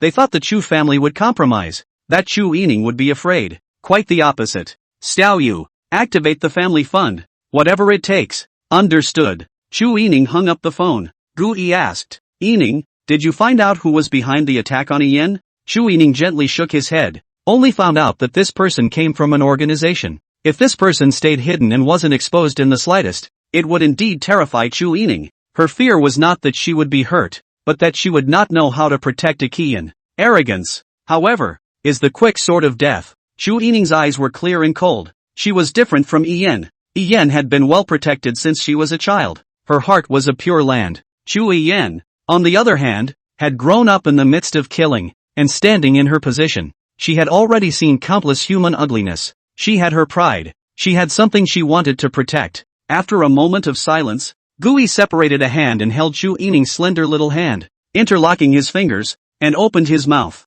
If you can't solve it, talk to me and I can figure it out. You're my girlfriend, I'm your boyfriend, we'll carry things together. Anyone read the new book? Squeak. Now that Gui had retired, it was impossible for the organization to cover for him anymore. Despite some of the permissions it had retained for him, it is true that there are many organizations and forces in this world that are not commonly known. What Gui said about trying to find a way was actually asking for help. Would show in the forest, will be jealous? Chu family thin, and in charge of the star group this behemoth. Red-eyed people in the minority. How many people want to take over? But for the Chu family to be able to stand in this position, how could they not have a little means? Brother, I saved your cell phone number to Ian's cell phone. Set up an emergency call, and the ringtone is this. Gu Xiaoshi tapped on the emergency number at this time, and a ringtone appeared. Brother-in-law, help! Brother-in-law, help! Chu Yan's small face was red. The voice sounded weird. When you're in danger, dial the emergency number at the touch of a button and my brother can come to your rescue. Thank you Xiaoshi.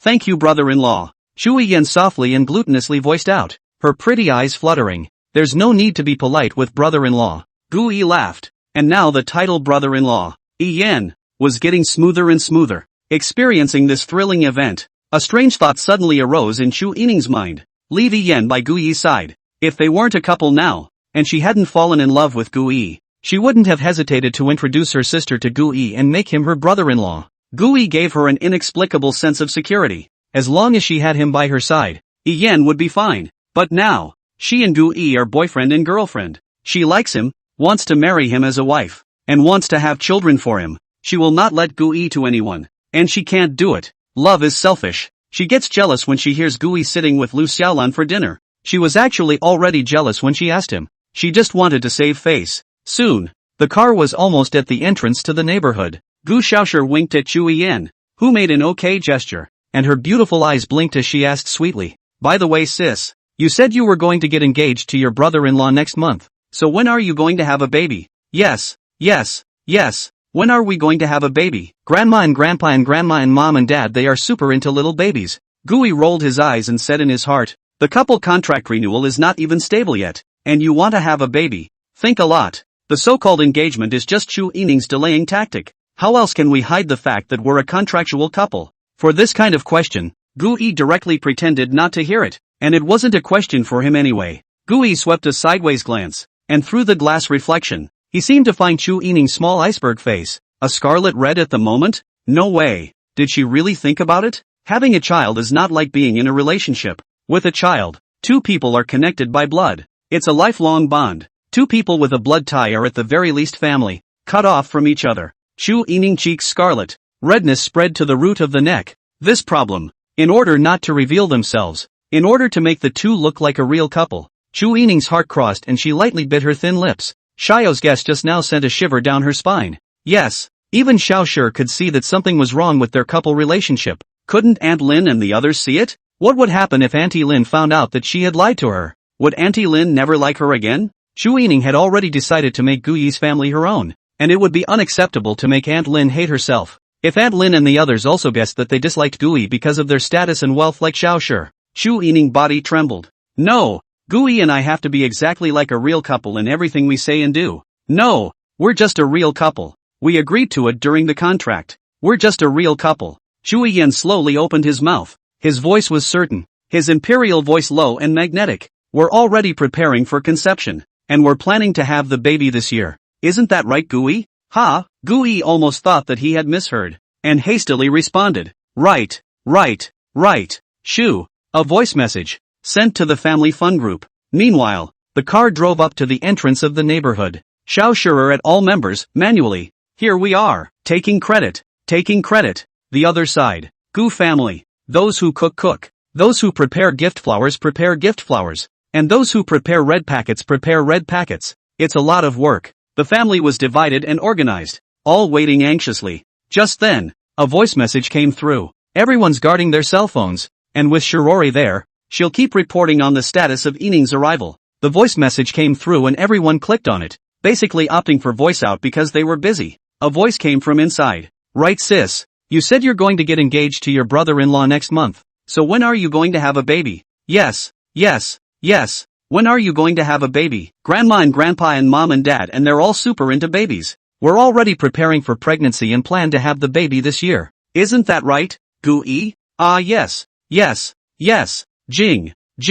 When they heard the voice message from the family joy group, they were so shocked that they forgot about the work at hand. What's that smell? The dish is burnt. Who cares if the dishes are burnt? God forbid. We've got a new generation in the Gu family. Wow. Quickly, get in position. Eating to the entrance of the neighborhood law. Double the gifts, double the red packets. Add food for the night. All of you, get ready for eating. New Year's isn't this exciting. New Year's isn't even this exciting. Wow. Blew up. At the moment, Gu's mom clenched her hands into fists, raised them to her chest, and trotted in place like that emoticon. Wow.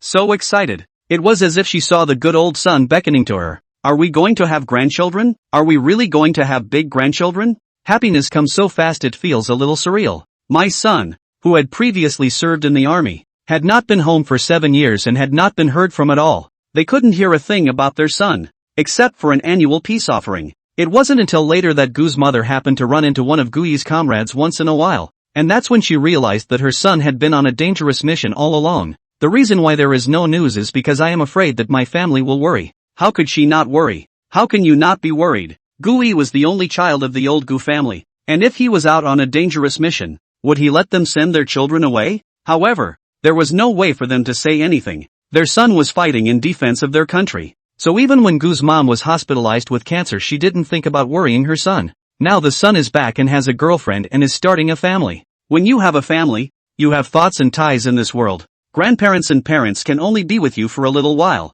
The love of parents for their children is a deep and complex love. Some people say that the Confucian funeral culture is red tape and extremely consuming, and that it is simply extremely unreasonable to have to observe filial piety for 3 years. However, going back to the time when civilization was not just enlightened, when parents and children were together every day, when mankind faced a lot of dangers, beasts, insects and snakes, and there was always a danger to their lives, and the parents were always with their children. Doing what? Protecting their children's lives. Imagine a parent who is by the child's side at all times, protects the child with his or her life, and then depends on each other for the rest of his or her life. And their bond is so extremely deep that the child will bawl and be severely traumatized by the parent's death. Scientific studies have shown that the recovery period for a person suffering from severe psychological trauma is 3 years, and 3 years of mourning at that time is a very humane thing to do. Therefore, parents want their children to have a family. It is never that simple. It contains the complex emotions and deep love of parents. It's just that a lot of parents, they don't express it. Gu's mom, with a gift tube in one hand, stood waiting at the entrance to the neighborhood, her face unable to hide her joy. She stood on her tiptoes, peering out from time to time, and when she saw the car Xiao had mentioned come into view, she started waving from a distance. Gui parked the car and came down from the car with Chu Yining and the others. Mom! Auntie Lin! A mother Chu Yen didn't know how to shout, and when she heard Xiao Shi shouting a mother, she followed suit. Chu Yining just got out of the car and jogged over towards Gu Ma. Gu Xiaoshi secretly patted Chu Yen's warped little pee-pee and glared at her. Little daughter-in-law. This is your mother-in-law. Hurry over. Chu Yen's small face flushed red and turned into a ripe apple. Although she was shy, her footsteps weren't slow at all and she ran over after her sister's pace. Aunt Lin, I'm Yining. Chu Yining's little face was already flushed when she ran in front of Gu Ma, her voice mumbling, With a few moments of Ian's softness, she took out the bracelet that she had prepared long ago and put it on Guma's hand. Then she took out the beautiful little cardboard that she had written before and put it in Guma's palm. On the cardstock was a handwritten message from her to Aunt Lin. Guma looked at the bracelet on her hand, and then looked at Yining's handwritten blessing. Her eyes slightly reddened. This child has a heart. The gift was prepared early, and the words were written by Yining himself. The Yining in front of her eyes was even more beautiful than in the photos. The kind that was beautiful to the core at a glance. What's not to like about such a daughter-in-law? Just then, Ian trotted over from behind. A pair of small hands intertwined behind her back. Her little face flushed. Standing there well-behaved. Auntie. Guma's heart thumped. What's going on? Another little fairy. Buy one get one free? Why did she call me auntie? Is she also her son's girlfriend? Ian was also the kind of girl who could be beautiful to Gu's mom's heart at first glance. She had that pure, clean, ethereal quality about her. The more you look at it, the rarer it gets. She wanted to scold her son for being a scumbag, but seeing such a beautiful Ian, she suddenly felt that some things were understandable. No, I can't think about it. How can I be greedy when I already have such a good daughter-in-law as Yining? However, really good heart so good-looking little girl all of a sudden come too. Which cadres can withstand such a test? The question is why did she show up with Yining? Xiao blinked at Gu's mom from a short distance away, and soon she had a presumption. Gui also saw her little action and asked in surprise, Xiao Shi, what are you up to? Gu Xiaoshi smiled thievishly and put her hands behind her back. Selling a secret, brother. What do you think of Ian? What about? Like you. You're a little girl in my eyes. Why do you ask me such questions? Gu Xiaoshi skimmed her lips and asked in a small voice, if, and I do mean if Ian were to be the second sister-in-law, would you agree? Gui raised his hand, making a gesture to smack her big mouth. Gu Xiaoshi hurriedly covered her face. I said what if? Not really, brother, don't be a bully. Gui shrugged it off and said lightly, Ian is only 18 years old, while I'm 25. Compared to her, I'm an old man, so what are you blindly pulling the strings for? Besides, I have a girlfriend, and my girlfriend is still her sister. How can you think of that? He suddenly thought of the brother yet that Ian had called out earlier. This great god could be crushed by such a beautiful girl like Ian. He would like to ask him for some advice on picking up girls. Now that I look at it, this pick-up god brother yet I'm afraid to be myself. No wonder he called himself wrongly several times as brother E. Xiao Shi, is it you who compelled Ian? What are you messing around with? Would someone's 18-year-old girl like me? A 25-year-old man? Gui said with some anger. This sister of his is good at everything, but sometimes she takes a little too much liberties for her own good. Any kind of in-laws thread can be messed with. Do you know what 7 years old is? She was in elementary school when I was in college. Hearing this, Xiao Shi was also particularly aggravated. She simply stopped pretending and showed her cards. By time, Ian was with you before your sister-in-law. You just don't know it. Gui's scalp tingled as he listened. Ian was with me before Yining, and I didn't know it myself, or listen to what you're saying. Ian has loved you for 3 years. She is the little daughter-in-law I booked for you, and I've been telling her stories about you for the past 3 years. And even though a lot of them are made up by me, she's been in love with you for a long time now, and she's decided at the bottom of her heart that she's your little daughter-in-law as well. So, you guys were together 3 years ago. You just don't know it. Much earlier than your sister-in-law. Now that you have a sister-in-law, what about a word? Gui listened in awe and couldn't help but exclaim in his heart that there was still this kind of operation. I talked to a high school student for 3 years without knowing anything about myself? We were together 3 years ago. Why don't you go to heaven? You make your own mess, you fix it. And I have a girlfriend now. Gui didn't bother with her. In his eyes, Xiao Shi and Ian were just like playing house. What do kids know about feelings? 3 years of a relationship with someone you've never even met. Across the air? What an outrageous operation this is. The so-called likes are nothing more than imaginary perfect personalities that are not themselves at all. On the other side, Guma said no with her mouth, but her body was honest and she couldn't help but take Ian's small hand when he walked up to her. A big one and a small one, 2 beauties in one hand. The vigor of happiness. Aunt Lin, this is my sister Ian. It's also Xiao Shi's good friend. Guma was slightly surprised. Xiao Shi's good friend. It was hard to believe that Xiao Shi had snubbed her as her sister-in-law, and the real sister-in-law doesn't know? So they're still sisters? This, cough, as the mother who brought up Xiao Shi from a young age, combined with the wink that Xiao Shi had just made, Ms. Lin Evening Show had deciphered all of Xiao Shi's operations in just 3 seconds. P.S. Please support. Will explode more. However, she secretly sighed. Ian was still young, and Yining was the serious girlfriend, so she should stop thinking about those unrealistic ones. Ian's fondness for Gui should just come from her imagination. Guma secretly hid this in her heart and didn't show it, all coming from a young age. Knowing that young girls' feelings are stubborn and fragile. Does Ian have a boyfriend at school? Talked about it. Xiao sure helped me find it. In front of Gu's mom, Yi was simply terrifying. Chu Yining's eyes widened. When had her own sister been in love? How did she not know? How long has this been going on? Chu Yan's small face was flushed, her small hands grasping the corner of her coat, pulling and pulling. 3 years. Chu Yining's eyes stared straight. His own sister had been in love for 3 years under his nose and he still didn't know. Guma's heart thumped. Something bad had happened. She guessed that Xiaoshi probably wanted to introduce Ian to her brother as soon as he came back. With Ian's condition, in every aspect, except for his younger age, there was nothing to pick. They were all perfect. Who doesn't like a girl who is gentle and sweet? Today is the first time your sister has come to her boyfriend's house. How about you join Auntie in welcoming her? Good. Shu Yan nodded repeatedly, her mouth and eyebrows curving into the shape of a small crescent moon. In fact, none of them understood Ian. Even Xiao sure didn't understand her. Ian never wanted to get anything. She only thought about how to give and make the people around her better. As long as they were happy, she was happy. What she does not ask for. No name. Not even ask yet brother to love himself. Sister and brother are in love with each other. They can just be their maids. Anyway, sister and brother-in-law will spoil themselves. Guma rubbed her hair. So good. Two sisters are so tall. Yining's net height was 173 centimeters. And Ian's net height was 176 centimeters. So Gu's mom's 170 centimeters height appeared shorter in front of them. At this moment, Gu Yi and Xiao Shi walked over. Gu Xiaoshi coaxed. Just now we agreed to punish my brother by making her carry my sister-in-law princess to the house. Yes. Punish your brother-in-law for carrying your sister to the house. Who made him not usually carry her? Give me a hug. Give me a hug. Princess hug. Princess hug.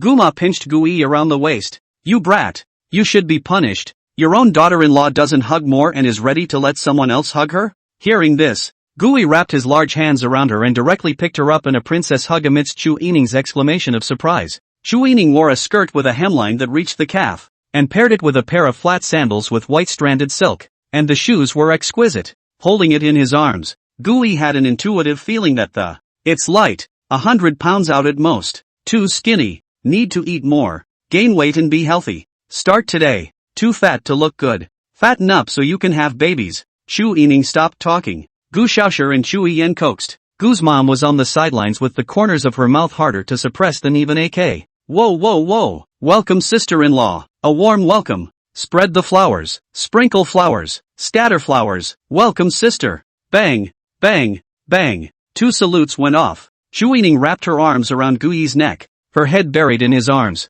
not quite daring to raise her head. It always felt a little off, and now it feels like getting married. The ocean of ceremonial flowers fell on the two of them, and Gu Yi hugged Chu Yining as he walked towards his home. Walking down the block. Dad's waiting here. 2 salutes went off. Welcome Yining. A warm welcome. Gu Yi princess hugged Chu Yining. Once again welcomed the ceremonial flowers up the stairs. Really have a feeling of marriage to marry home. Gu's dad was set to get his stuff from the trunk after setting off the salute. Chu Yining had prepared gifts for everyone in the family and was putting them in the trunk. To this doorstep. Grandma and Grandpa are waiting at the door. 4 more salutes went off. Welcome Yining. A warm welcome. Chu Yining and Gu Xiaoshi when the atmosphere group along the way. Ooh. Welcome. Welcome.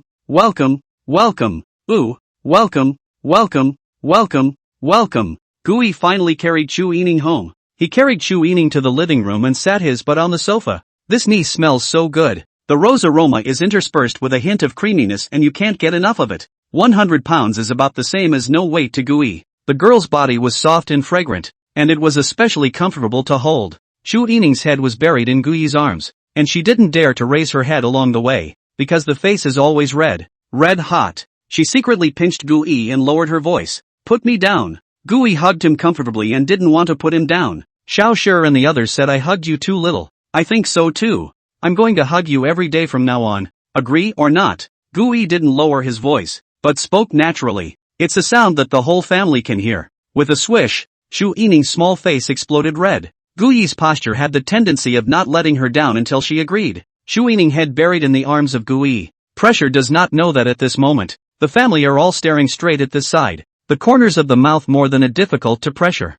Nice guy. The dog bowl is all ready to go. just waiting for a big show of dog food. Chu Yining reached out and pinched the soft flesh around Gu Yi's waist. This kind of skill girls are born with. Untaught. She didn't lower her voice either. It was relatively soft, but everyone could hear it clearly. A kind of imperial voice with softness. Agreed. Wow. The living room was instantly abuzz. Gu Xiaoshi led the way. Oh hoo, give me a kiss. Give me a kiss. Whoa, brother-in-law. Kiss your sister. She closed her eyes, just waiting for you to kiss her. Chu Yining snapped his eyes open. Shui Yin continued. Whoa, brother-in-law. Quickly kiss sister. She opened her eyes just to ask you why you haven't kissed her yet. Chu Yining. I'm so lucky to have a sister like you. The others joined in the uproar. Give me a kiss. Give me a kiss. You've been together so long. You haven't kissed yet, have you? Are young people nowadays like us in the 60s and 70s, so conservative? Hearing this, Chu Yining couldn't care less. Didn't care about blushing.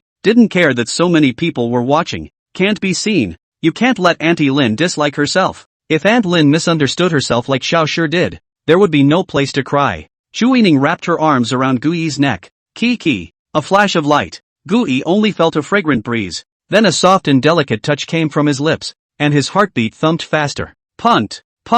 It was over before he even had a chance to experience it. Gobble. Gu Yi gulped. It felt like Piggy eating ginseng fruit before he had a chance to taste it. Faint sweetness lingered at the corners of his mouth, and Gu Yi was a bit mesmerized. Damn it. At this time, Chu Yining had already gotten up from Gu Yi. She gave the gifts to Gu Yi's family one by one. Grandpa, this is a little token of Yining's appreciation. I hope you like it. A set of purple clay pots. Next is Gu Dad's, a Cartier limited edition watch. Low-key and luxurious. Gu Dad put on. The whole person's temperament doubled. Then there was a set of incense burners for my grandmother, including a 1 kilogram piece of incense wood, which is so rare that it is lit in the room and has the effect of calming the mind, strengthening the spleen and prolonging life. This kilogram, the market price will be several million, and there is a price the general public cannot buy. Then next to give the little aunt is a whole set of exquisite crystal jewelry, hairpins, earrings, necklaces, everything. The little aunt is not married.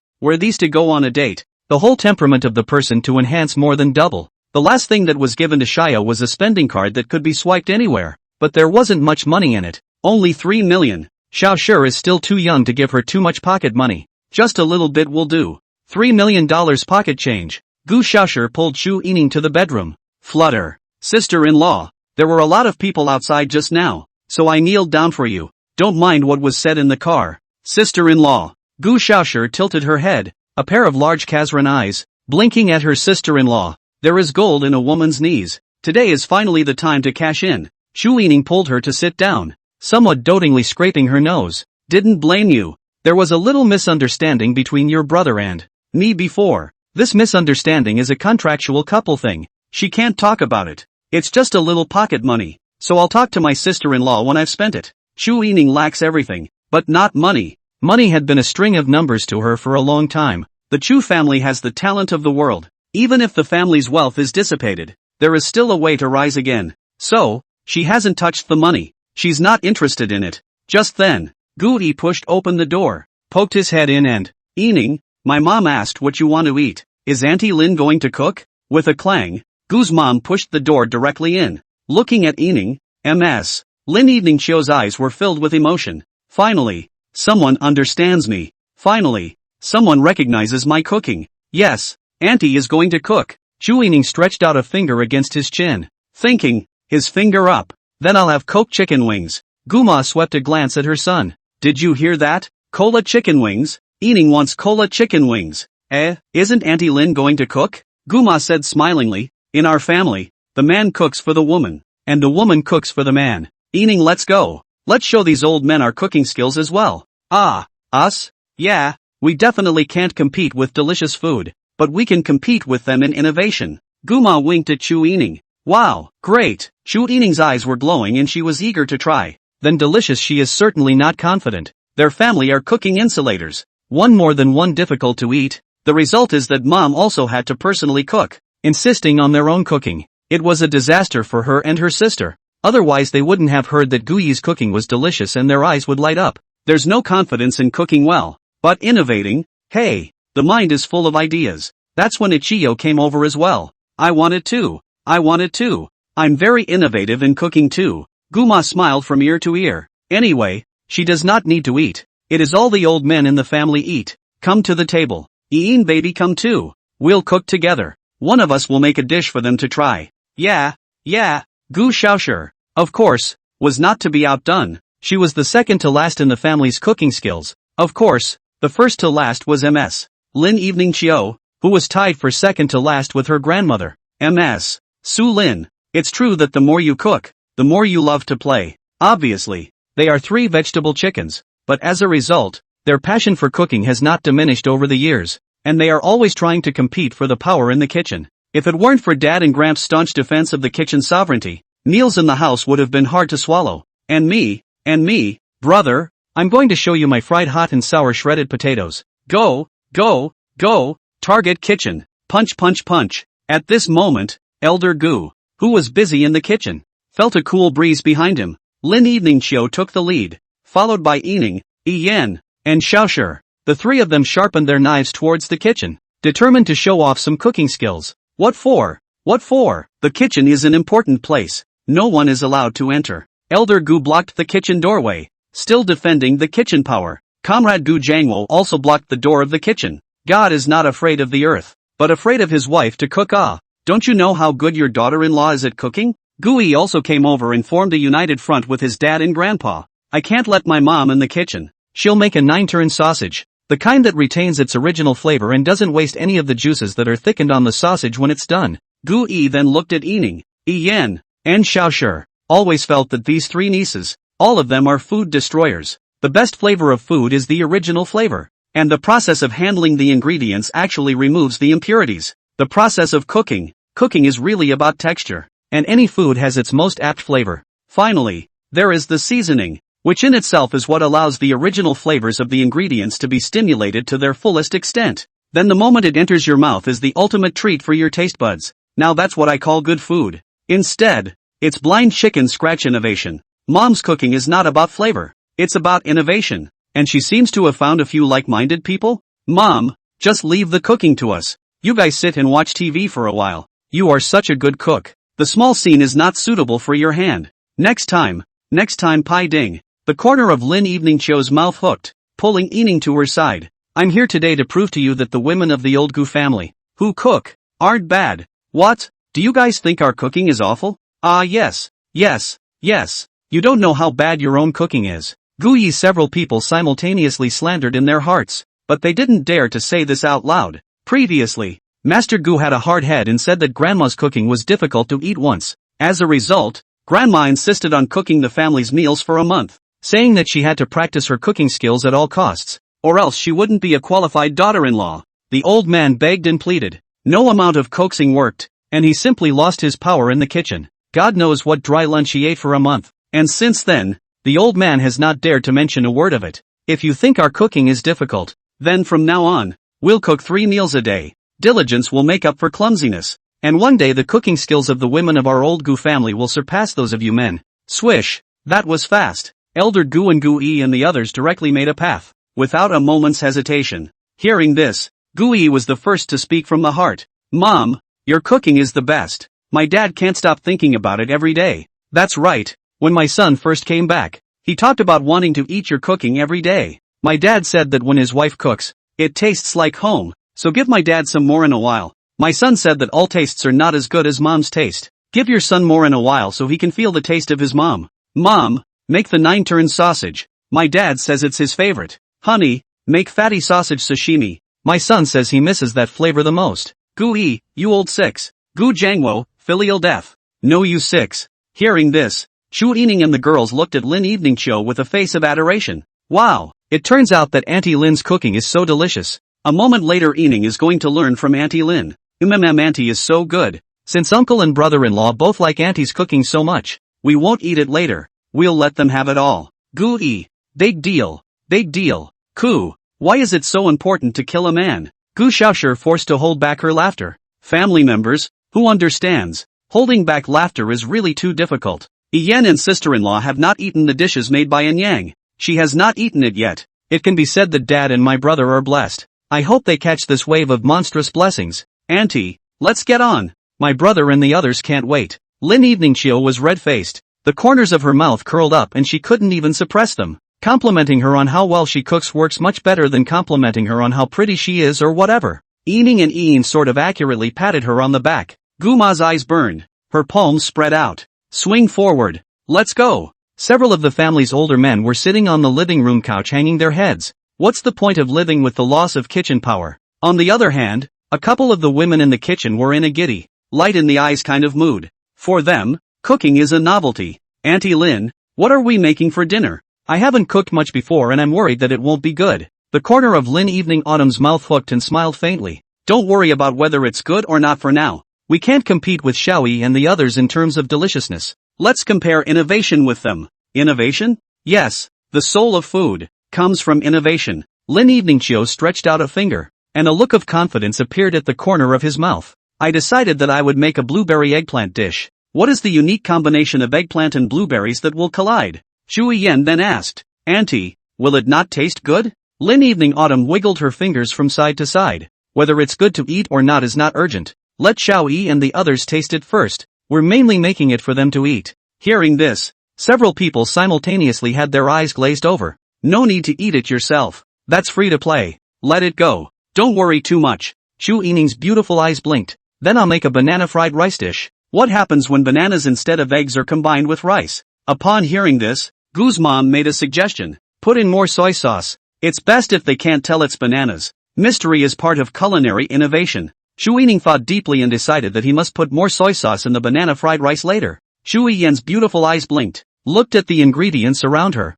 and whispered, then I'll make a beef stir-fry with strawberries. The freshness of the strawberries with the beef, and then more chili. It might be super tasty and bursting with flavor. After listening, Guma also made a suggestion. Strawberry chili beef with it. Ian baby is really a genius. But Auntie suggests adding some squid juice so that they can eat it with a sense of surprise in a while. Wow, Auntie's suggestion is fantastic. I'll put it on later. Gu Shaosher secretly sighed at the side, and then added a lethal amount of vinegar to her hot and sour shredded potatoes compared to them. Shaosher felt that she still had a billion points of talent in terms of food. Spicy and sour shredded potato is a bit too monotonous. Add some kiwi. Too vegetarian. Add some chicken. Add meat will be a bit fishy. Put some ginger into the. Oops. Ginger put too much. Cannot be picked out. I can't pick it out. Never mind. I don't eat it myself. He. Watch Chu Yining cook again. Cold pan. Pour oil. Bananas get inside and mashed. The rice is poured in and stirred.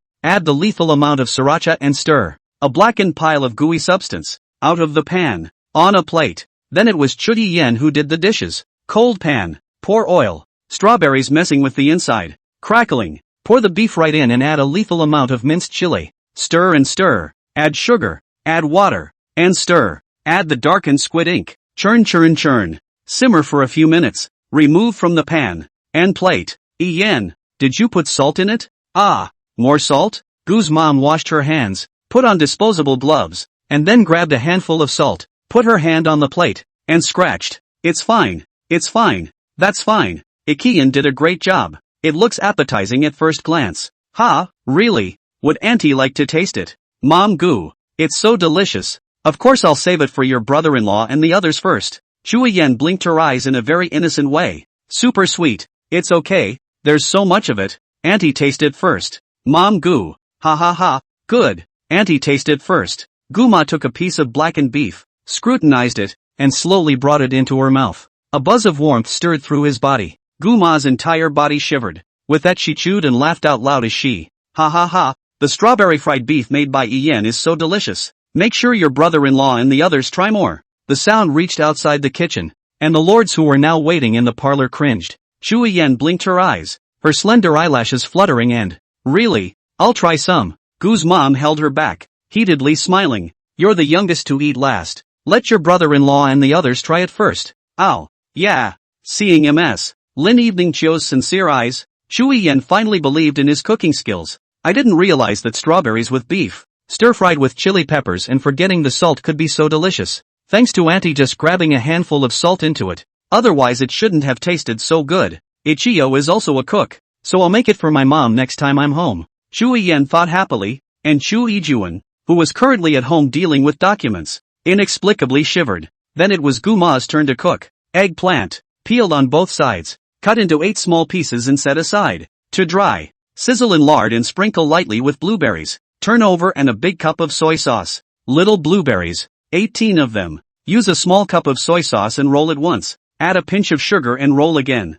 Half an inch of blueberries, cut into 120 sections, and then slowly start the panya. Guma is full of confidence. This dish she learned from Guli, the #1 foodie in Shakeology, and it is delicious. And the innovation pulls full circle. When it's served, it's bound to wow the crowd. Guma spread her palm out and swung it forward. Go, serve, wow. Guma walked at the front, followed by Chu Yining, Chu Yiyan, and Gu Xiaoshi, each carrying a plate of their own specialty dishes. A few of the big old men in the living room, sitting on pins and needles, instantly looked like enemies when they saw them coming out with the dishes. Son, good grandson, the old man has had a poor appetite lately and can't eat anything. These dishes, I'll leave them to you. Dad, you can't say that. If you're on the verge of running away, I'll tell them that you don't like their cooking. You brat, you want to die of filial piety. I never said that. I really have a poor appetite. Don't believe me? Ask my good grandson. Gu Yi's scalp tingled, and just smelling the odor made him want to run away from the road. Grandpa, you don't have a good appetite, so I'll go call Grandma over, said Gu Yi as he was about to get up. You brat, come back, you want to filial death me too. The old man and the others are on 5G networks, keeping up with the trends. Gu Yi's face was square and righteous. Grandpa, you are the head of the family. Of course the food will be given to you first. Dad, you're the backbone of the family. You've given so much to this family, and the food deserves you to eat the most. I'm just the junior in the family. Things like food are not my turn. Hearing this, the old man and comrade Gu Jiangwo have put their hands to their waists, which if no one is there, the 7 wolves can be drawn out. Look at that. You grandson talking like a human being. You think I'm the head of the family now? Elder Gu, it's a tradition in our family to humble our juniors, and the food is naturally Xiaoyi eating first. Gu Jiangwo, Dad, I so agree with what you said. Xiaoyi is the future pillar of the family, and he's only 25. He's still growing. He definitely needs to eat more. The corners of Gu Yi's mouth twitched. Do people talk? You can even say things like grow your body. While a few people were tugging, Guma and the girls had already come out with the delicacies. They each held their own masterpieces in their hands. Grandma Su, Grandma, Little Aunt and a few others came up to take a look, and their faces instantly changed drastically. Then he hurriedly shielded Gu Yi's few people in front of him. Come on, show. With a wave of her hand and her confidence high, Guma first put her own fried eggplant with blueberries on the table. The blueberries were put in multiple times. Some were still intact and some had turned to mush. Eggplants peeled on both sides. The 2 sides are not peeled. Gu's mother is afraid of uncooked eat bad stomach. With high heat to collect the juice, has now become soft and flabby. Chu Yining's banana fried rice had turned sauce black and mushy because of the excessive soy sauce. How can I put it? You couldn't think of it if you tried. It's fried rice. Chu Yian's strawberry fried beef would not have been too ugly, but the results put the cuttlefish juice, a black, simply cannot see what fried, that is. Gu Xiaoshi's hot and sour shredded potatoes looked like SOSO. What they didn't know, however, was that a lethal amount of vinegar had been put in it, and there was plenty of shredded ginger mixed in. Taste them and review them all. Snapped. Gu Yi was the first to stand up, righteously, with a straight face. In the face of such good food, I must say a few words first. Dear Dad, all along you have been working hard and giving selflessly for this family. You are the backbone of the family, and you have shielded this family from the wind and rain with your solid arms. You have given so much to this family. Meanwhile, Gu Yi silently turned on the BGM in his phone. Always ask for you but never say thank you. Not until I grew up did I understand that you are not easy. Time slow down. Don't let you get any older. I'd give everything I have for you to stay in your years. Dad, I think you're the only one who deserves to eat these delicacies first as the top dog. So eat up, Dad. Comrade Gu Jiangwo's face held a red color as everyone looked at her with a hopeful face, especially with the BGM's father playing. It's extra melodramatic. Grandma Gu, yes Jiangwo, you're the breadwinner of the family, so you'll eat these delicacies first. Elder Gu, son, we've all seen how much you've given to this family over the years. You're a good man. Eat up. Little aunt, brother, you're growing gray hair. You've worked really hard all these years. Eat it. You deserve it. Chu Yian's beautiful eyes were flooded with tears as a song called Father was played, resonating with her inner world. She picked up her fried strawberry beef and handed it directly to Comrade Gu Jiangwo. The little face was sincere, and said seriously with every word, Uncle, you're the backbone of the family. Everyone sees that, so don't be modest. Taste it, will you? Ian is well behaved and soft, and speaks in a sweet, sticky voice. plus super sweet looks. Such a little ninny can't be denied at all. How could I turn down a little girl like that when I'd have to wake up in the middle of the night and smack myself in the face? The corners of Comrade Gu Jangwo's mouth rose slightly, revealing a light smile. He smiled, being filial to his own son. What a great song. Father, what a topper. He took the explosively spicy dark version of strawberry fried beef that Ichiyo handed him. He couldn't even tell what the hell it was. Comrade Gu Jangwo's eyes narrowed, and with a heartbeat, he scooped a spoonful directly to his mouth. In an instant, a jumble of flavors hit the taste buds. Strawberries, chili peppers, beef, unmelted salt, wildly refreshed his knowledge of food. Oh, shit. It felt like a pile of shit in my mouth. Shui Yan looked at him with a face full of anticipation, her big eyes blinking twice, and her slender eyelashes fluttering nicely. Uncle, is it good? Comrade Gu Jangwo's inner world was devastated. He didn't know why such a pretty little girl could make such awful cuisine. Yes, thumbs up, Comrade Gu. How much I want to be like before, holding your warm palm, but you are not beside me, and trusting the breeze to bring well-being. Time, slow down. Don't let you grow old again. I give you back your years with everything I have. Gu Jangwo hummed along to the BGM, then served the banana fried rice made by Ening and looked at his father fondly. Dad, you're the head of the family, and you're still the oldest of the elders in the family. It's Ening's first time in our house, first time cooking, and only you can eat this dish first. Gu Jangwo wiped the teardrops from the corners of his eyes and looked at his father with eyes full of affection. Seeing this scene, the crowd was deeply moved. What a touching picture of a father's kindness and filial piety. Is this a legacy? It's really touching. Request for power generation. Gu Jangwo was really crying. After a lifetime of cooking food, he knew for the first time that such a good ingredient could be made so unpalatable. It's hard to eat and cry. He handed his banana fried rice to his elderly father, his eyes deep and wordy. Dad, please eat first. Grandma Gu Jangwo is a good boy. Filial, old man. Eat, don't let the child down. Grandma, Evening Autumn didn't marry the wrong person. Jangwo is a filial and good boy. Elder Gu, try it. You're the eldest in the family. You must eat first before the juniors dare to lay their chopsticks. Little auntie, Dad, a piece of my brother's mind. Oh, cuckoo. Oh, filial obedience? Filial piety dies. Elder Gu's old face reddened as he looked at the saucy black banana fried rice in front of him. At this time, Ening also came over and thoughtfully served the old man a large bowl with a spoon. Elderly people, it's better to have a lot of food to show your sincerity. Elder Gu's heart jumped as he watched. Is this granddaughter-in-law sending me away? Grandpa, it's my first time in the house, my first time cooking. You taste it first, if it's not good. Before he could finish his words, Elder Gu laughed and directly brought over the fried rice. Delicious, how can it not be delicious? My granddaughter-in-law's cooking is delicious at first glance. He really couldn't tell what the hell it was doing. Piece of goo. He scooped up a spoonful and took a big gulp into his mouth. A strong blast of flavor refreshed his knowledge of food. Sticky lumpy texture. A whiff of soy sauce. Thick salty flavor mixed with the sweetness of banana. Oh, shit. It feels like a real pile of shit in your mouth. He just couldn't figure out how such a pretty little girl could make food into shit.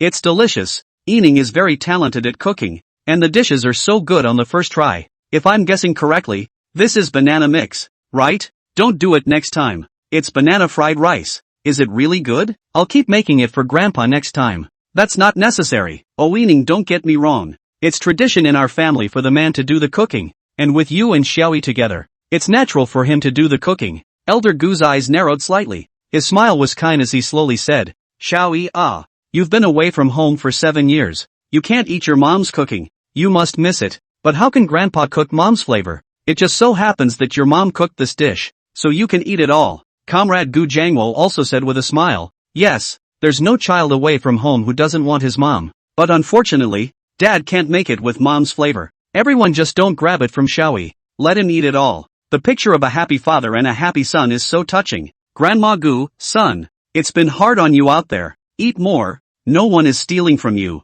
Grandma, mom's taste, even if it's hard to eat in a child's heart, it's still incomparably delicious. Xiaoyi, hurry up and eat. It's all for you. Little nun, I'm really touched. Coo. Well, coo. Gui looked at the blueberry eggplant that his mom had made, and he felt like he could send himself away with one bite. Mom's flavor. While the starting point is good, there are times when please don't set out. Gui clamped a blueberry and brought it into his mouth. Wah! Mama! It's so good. Vomit. It's really too delicious. Vomit. Ening. Vomit. Ian, you guys try it too. Vomit. Mom goo. Ahahaha. Eating. You guys just don't eat it. Why auntie? My brother-in-law is eating and puking. It must be super tasty. Goo's mom's face reddened. Ahahaha. You guys eat Xiaoshurs? This one is specially for your brother-in-law. Goo Xiaoshur opened her mouth. Grandma, little aunt, you all come and try it. My craftsmanship. It's guaranteed. Eating, wow. The hot and sour shredded potatoes made by Xiaoshur are so delicious. Vomit. Ichiyo, Yummy then. Vomit. Grandma goo, ha. It's full of ginger. It's so good. Vomit. Grandma, so sour and spicy. Ha. Vomit. Little nun, ha. The family bursts into laughter after they each try their own dark dish. What's most important in a family is actually tolerance and understanding. Love is always feeling indebted. But many families, after spending a lot of time together, feel that the other person owes them. No matter how nice you are to her, she feels like you owe her. The reasons are sometimes outrageous. You owe her because she married you. You owe her because she gave birth to your family. Aren't these the choices you made in the first place? What is owed? Good or bad? You deserve it because it's your choice. After dinner, Chu Yining leaned against the balcony and looked into the sky. A stringed moon in the sky with stars. She was now glad she had made the choice she had made 3 days ago. If she hadn't unlocked the car door 3 days ago, a set of coercion and GUI to reach a couple's contract, there would be no happiness today. A lot of the time, she didn't know how to be a good girlfriend, but she wanted to be when it came to being his full-on girlfriend. Even, she secretly searched the internet for how to become a full girlfriend. It's just that the contents of the inside, under the moonlight, Chu Yining's cheeks flushed with a touch of redness. Full girlfriend number 1, take the initiative to talk to your boyfriend. That's not a hard point. You'll have to be a little more proactive yourself in the future. Full girlfriend number 2, offer to send your boyfriend a selfie. Chu Yining's cheeks flushed red as she remembered that time in the car. She was wearing black silk, and Gui's afterglow always pretended to sweep past her legs without thinking. It's obvious that you want to see it, but you pretend that you don't see it. This guy likes legs and black silk, right? Next time you can send him more pics of black silk and legs? For her own legs, Chu Yining was very confident. Out of all the legs she had seen, the only one that could compare to her was Yen. Long legs alone won't do it. You need body proportions, overall proportions, and whitening maintenance. It was rare to be able to achieve something as flawless as Chu Yining. Her legs are the real-life version of the legs play year, the reference template for comic leg writers. Full girlfriend number 3, offer to kiss your boyfriend. Chu Yining cheeks redness is even better. Today in the car, Gui kissed her forehead, and after arriving at his home, he himself took the initiative to kiss him. But this seems to be not enough. Those couples kiss for ages. Do you want to be more proactive? Full girlfriend number 4, offer to help your boyfriend warm the bed. The blush on Chu Yining's cheeks quickly spread toward the base of her neck. This bed warming thing is too shy. No, now that I have decided. Don't be afraid. He is my choice. It is my unbelievably firm choice. And the only choice I want. It's just warming the bed. Is there anything I can't do? A big bag of sugar. Full score girlfriend number 5, offer to cook good food for your boyfriend. That's even. I make it so bad that he's afraid he'll want to break up with me if I make it too much. There was a faint silver glow spilling over her face in the night. Chu Yining leaned against the balcony, displaying a touch of her shapely and delicate waist. There was a bunch of white tassels at the waist, like the skirt of that China fairy in the moonlight. Chu Yining was beautiful. From any angle, she would feel beautifully beautiful. There she stood quietly in the moonlight, leaning against the balcony. There's a kind of time to be still and look forward to it. Just like the ancients put the most beautiful expectations engraved in the poem, hold hands with your son, and grow old with your son. The Chin and serpent in the royal, not quiet good. It turns out that the best things were answered millennia ago. Gui slowly walked over to her ear, sniffing lightly, the woman's body odor lingering in his nose. Yining, can I hold you? Chu Yining didn't turn around. Her imperial voice was low and magnetic. You're my boyfriend. Don't ask such a stupid question again. This is the last time I ask you this question. With those words, Gui encircled Chu Yining's waist from behind her and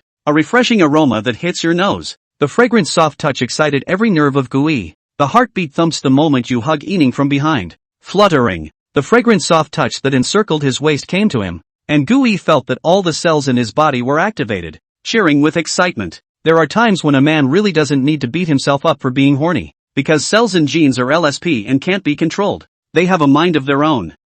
I want to learn. Brain, want to see something yellow. Ahem, is the way to go. The body fragrance of Chu Yining's body was an even more fascinating presence to Gui's cells. Take a puff. It's better than dope. It is soothing, energizing, and clears away fatigue. It really is that the cell is good for this. Smell of this body odor. Are not swinging bad. Can the body be unhealthy when the cells aren't even swinging? So it's really a fact that it's good for physical and mental well-being. Gui hugged Chu Yining from behind, his gaze peering out of the stringed moon is bright in the sky. The woman in her arms is still. Gui's cheek lightly rubbed against her hair, sniffing the fragrance. Chu Yining put her hand into Gui's palm, and Gui naturally held it up. Why are you giving such an expensive gift? Gui spoke softly. Although the Gu family was not rich, but the old master and his family had seen the world, and these gifts sent by Yining were worth a lot at first glance, especially the bracelet on mom's hand. The uninitiated can see that it's very open door and expensive at a glance. In fact, what none of them knew was that the bracelet on Gu's mom's hand was really worth $130 million. For a gift to his future mother-in-law, Chu Yining had never considered anything under $100 million. This is the future mother-in-law. The first impression can never be bad. I also wonder how Ms. Lim Eveningchill would feel when she knew she was wearing $130 million on her hand. A little token of appreciation. The first time I came to your house, I couldn't come empty-handed. Chu Yining guffawed. I received many red envelopes today, adding up to more than 60,000. The first time they came to their home, they wrapped up a red envelope of more than 60,000 yuan. The Gu family didn't begrudge it, and carried a great deal of sincerity and importance. It's just that they didn't realize that Yining would give them so many expensive gifts. Tell me honestly how much you spent in total on these gifts you gave me, so I can have an idea in my mind. What for? Next time I go to your house, I'll have to return the favor. Returning a gift? Chu Yining's tone was a bit puzzled. Courtesy is the rule. You don't really think I'm poor, do you? To tell you the truth, I served 7 years in the army, and when I retired, the organization gave me a lump sum of money. A whole $1 million. Gu Yi pinched her small, slender, white hand with a few confident tones. You don't think I can't afford to return the courtesy, do you? You really think you're poor if you don't show your family. 25 years old. No parents. Millions in savings. Not bad. Ha, pust. Chu Yining didn't hold back a bit. A touch of cunning surfaced on her pretty face. You really want to return the gift? Sure. Those things add up to about 1.5. Gu Yi laughed. $1.5 million? 1.5 million. Gu Yi has a sentence in his heart that he doesn't know whether to speak or not. Suddenly I remembered an essay that Xiao Shi had written when he was a child. The title of the essay was, My Brother is the Richest Man in the Country. Our family lives in a very large house. A staircase with 2 units. There are 2 whole living rooms. Usually my brother go out with 10 million cash out of the house. Today's exams scored 100 points. The richest brother rewarded me to eat the most expensive buffet, to 98A. After dinner we also went to the capital of the most expensive luxury goods. My brother let the waiter to the wall of the most expensive school bag fork down. Did not have much bargaining on the price to buy it for me. Poverty limits imagination. Trenchant. Gu Yi suddenly felt that Chu Yining was too good for him. When a guy realizes that a particularly nice girl is too good for him, an affliction can spring up unexpectedly in his heart. Was there anything about herself that warranted her being so nice to her? Boys are more rational than emotional a lot of the time, but the emotionality buries the rationality. When a guy is loved, often his first thought is, does he deserve to be loved so much? Yining, I'm actually not as good as you think, nor do I have all those abilities you think I have. Before I retired, I might have some strength and might be able to help you, but now, I'm just an ordinary person, a security guard for your company. I don't want you to choose me because of some misunderstanding. All those good things you've done to me will give me a wrong impression. Gu Yi sighed darkly. Having retired himself, choosing to do so was tantamount to giving up everything the organization had given you, even if they had once been his own creation. He's just a regular guy now. Chu Yining sends a meet and greet gift worth $150 million.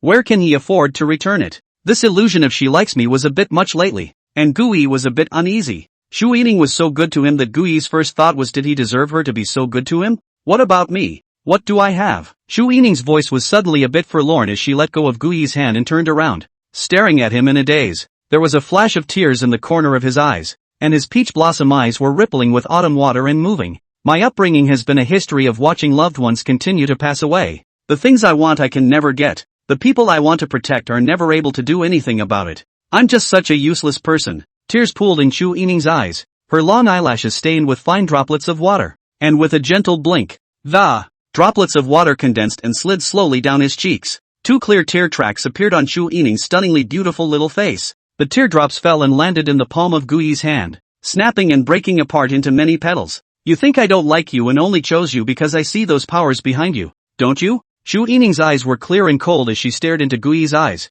teardrops still coalescing at the corners of her eyes and sliding down her tear tracks. Gu Yi's heart clenched. It hurts a little. Heartache. Her experience of growing up is not as glamorous as others think. Instead, those bitterness only she knows. Gu Yi does not know how she survived, but if he is allowed to experience his family members passing away, one by one in front of him, that kind of pain, he cannot imagine. Yining, I'm sorry.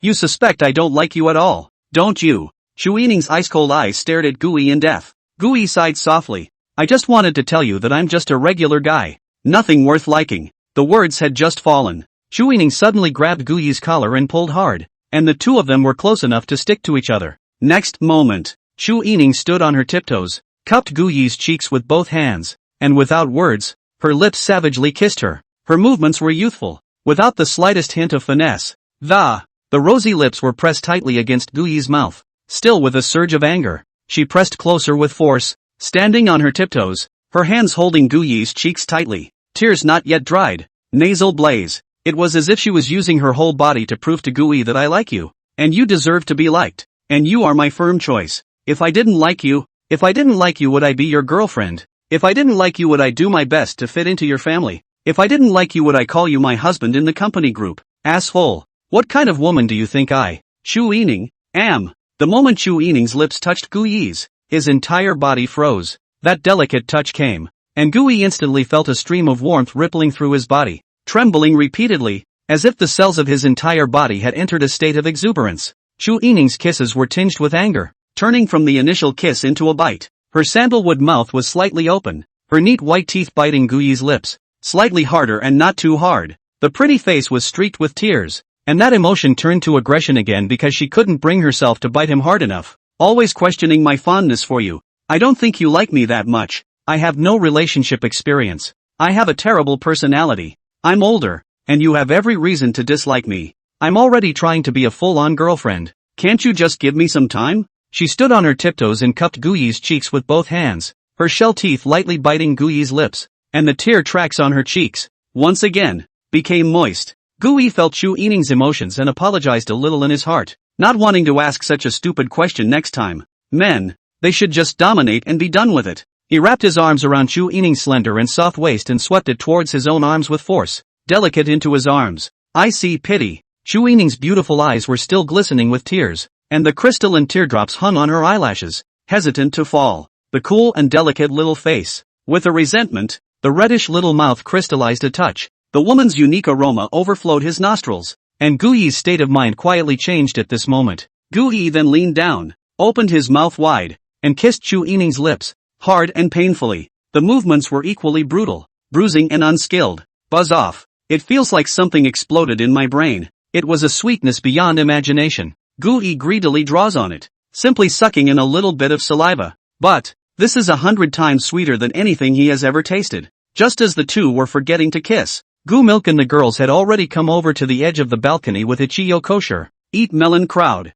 Move the small bench, while high melon seeds and big mouth show off dog food. Ichiyo and Xiaoshi looked at them with glowing eyes, showing off their dog food with a big mouthful on one side, and on the other side. They could not wait to rush up and instruct them personally. So stupid. So stupid. How come my brother doesn't have any kissing skills at all? Kissing half the time with his mouth closed. Wah. Sister, don't close your mouth so tightly. Kissing should spit out the little tongue. The book alright, so. Spit out the little tongue. Kissing comfortable. Shui Yan was an author of small sweet articles. This kind of scene was more than enough in her mind. Although she hadn't been in love, it didn't stop her from teaching others to kiss in her novels. Wah. So sweet. Guma and the girls watched with great interest. The corners of their mouths could not be suppressed at all. Oops. The corners of their mouths did not come down for the whole day today. It's good to be young. Yeah. This one looks like a first kiss. Nothing but first kisses are always the best. The best model in love. Passionate,